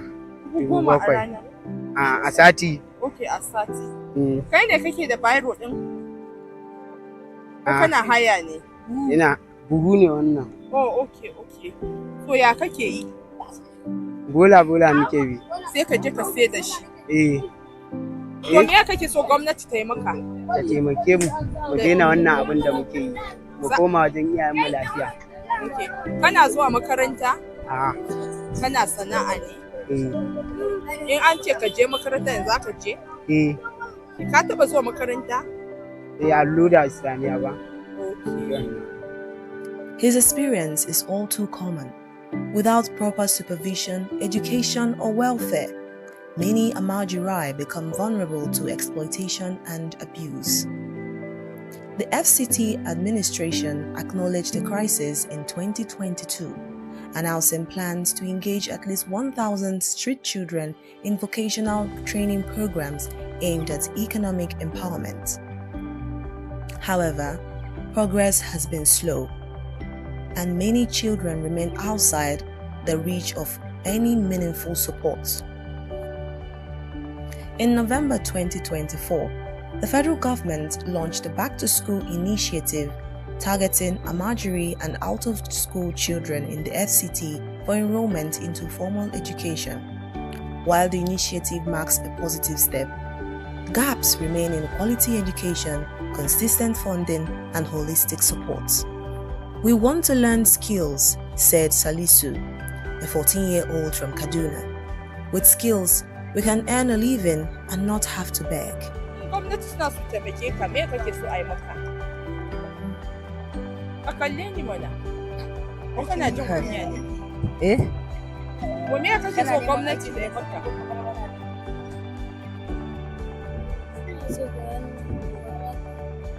Ina so marwara, a samu aikin yi. Wani irin aiki kake so ka yi? Aikin hannu. Aikin hannu. Allo? Abdulaziz. Shekaranka nawa? 13. Okay, kana zuwa makaranta? Ba na zuwa makaranta. Okay. Ina kake kwana? Masallaci. A masallaci. In kai ciwo ko ba kai rashin lafiya, ya kake shan magani? Wa yake kai ka? Ni da kakata muke nan. Okay, kai da kakan. To, me ya kawo ka Abuja? Neman kuɗi. Neman kuɗi. Kana da ƴan nan garin ko? Waye kakanka? Da kawuna. Kawuna. Karan babana. Ya kuka zo Abuja? Ya kuka shigo Abuja? Ta yaya kuka shigo? Kun shiga mota ne ko mun shiga mota. Okay, daga Abuja daga Kano zuwa. Daga Kano zuwa garin nan. Okay. Daga me kake so ka zama a gaba? Ni. Likita. Likita? Ko ba ka zuwa kana so ka zama likita? Daga ina ka fito? Jigawa. To me ne kake yi? Bola nake bi. Me kake so gwamnati ya maka? Me nake so ta mun? Talla. Ko ta kai ni gida. What these children need is not just access to classroom, but also training in employable skills and economic inclusion. As the nation's capital grapples with the consequences of a broken system, the voices of these children demand attention, not just pity, but policy. Their future depends not on charity, but on a coordinated effort to restore dignity, education, and opportunity. Haruna Ibrahim, a respected Islamic scholar, emphasizes that the Amajiri system was never intended to involve street begging. Traditionally, Amajiri children were supported by their communities while receiving religious education. However, due to current economic challenges, many now beg out of necessity rather than as part of their education. Ibrahim advocates for urgent reform by integrating Islamic and Western education to improve their future. He also acknowledges positive initiatives such as efforts by the National Commission for Amajiri and State Programs in Kano, which aim to combine spiritual learning with practical skills. You know, in Islam, our Prophet Muhammad sallallahu alaihi wasallam, the first revelation he got was Iqra, means read, seek for knowledge. So the Al-Majri school can be traced to that history. It is in the pursuit of Islamic education that whoever is going to seek Islamic knowledge is called Al-Majri. But in the Nigerian context, it has been divided into two categories, I can say, because those who are beggars on the streets, most especially from those who are at poverty level, that is those who are adult, you cannot categorize them as Al-Majri because they are just beggars, because they are not seeking Western Islamic education. But when you talk about Majri, it's just teenagers who are very young and their parents send them out in the communities to seek for Islamic education. That's what we call Al-Majri. And it dated back even pre-independence. So people seeking for Islamic knowledge, even if you are at your home, you are called Al-Majri, because begging is not part of being Al-Majri. Begging is different matter at all. But seeking knowledge is what is called Al-Majri. And it started for the younger age, when while unfortunately some of those small children doesn't pursue the Western education at early stage. But in a nutshell, seeking for Islamic knowledge is what is called Al-Majri, who is doing that. You know, in the olden days, it was not a problem because of economic factor. That time everybody is well-to-do. You can go to any place, you will be sure of where you will eat where you will drink, where you will smoke, you will sleep. But because of the economic condition we find ourselves in, the system of sending small children outside their immediate families to go and seek for that knowledge become very difficult. And unfortunately, most of our parents, some may not like to adapt to the changing situations. Because if the economy changes, it means you have to change your style of living. You cannot send your child now outside where you are not sure of his clothing, you are not sure of his health, you are not sure of his basic need. That's where the problem comes in. I can personally say it is an economic problem from the parent, but not seeking the knowledge itself. And the federal government has introduced what we call the Western education. And instead of those guys, small children, to combine the Western education and the Islamic education, most parents, maybe out of ignorance, ignores that and send them to only Islamic education without combining it. And the society is changing. As the society changes, we have to adopt and make sure that as you are privileged to get the Islamic education, which is al-Majri, you also have another privilege to combine it with Western education. Yes, we, all of us, have a role to play. Like you said, the federal government has established a national commission for al-Majri and the out-of-school system to improve or to remove small children from the streets and give them skills acquisition, give them Western education, and at the same time give them the Islamic education, which is better. I think the most important thing is awareness. We need to create awareness for both government, for the society, and for the parents themselves. Because all the time, those children need to be accepted, not rejected and totally condemned. They are part of the society. The media, they are supposed to educate public that a federal government has now established the commission, which is good.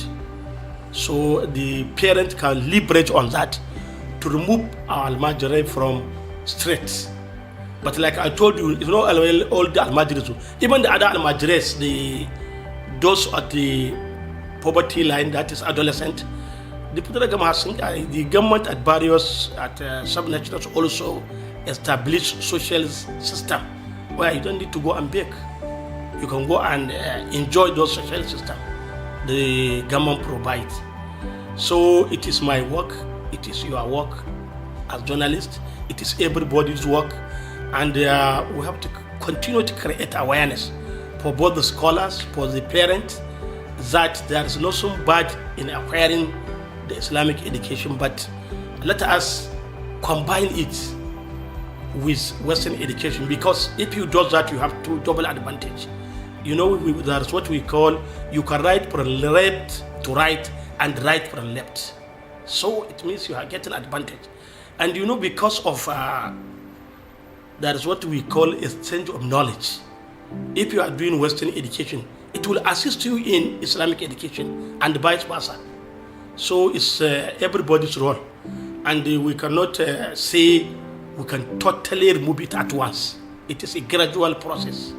It is a gradual, with education, with commitment from government, with public awareness, with parental awareness, with time. By government establishing this, I think the program of al-Majri may be a thing of the past with time. But it will take some time to do it, because we need to educate the parents themselves on why they have to combine it and get certificates, so they can be employed after the school. Then we have to educate the parents themselves, and the government empowers them also. And even like in Kano, where they have a lot of those schools, I know that government at the state level, government is supporting those al-Majri schools. maybe with uniforms, with this, and they are trying to collaborate with the at the national level with the National Commission for Al-Majri and out of school children to better the system.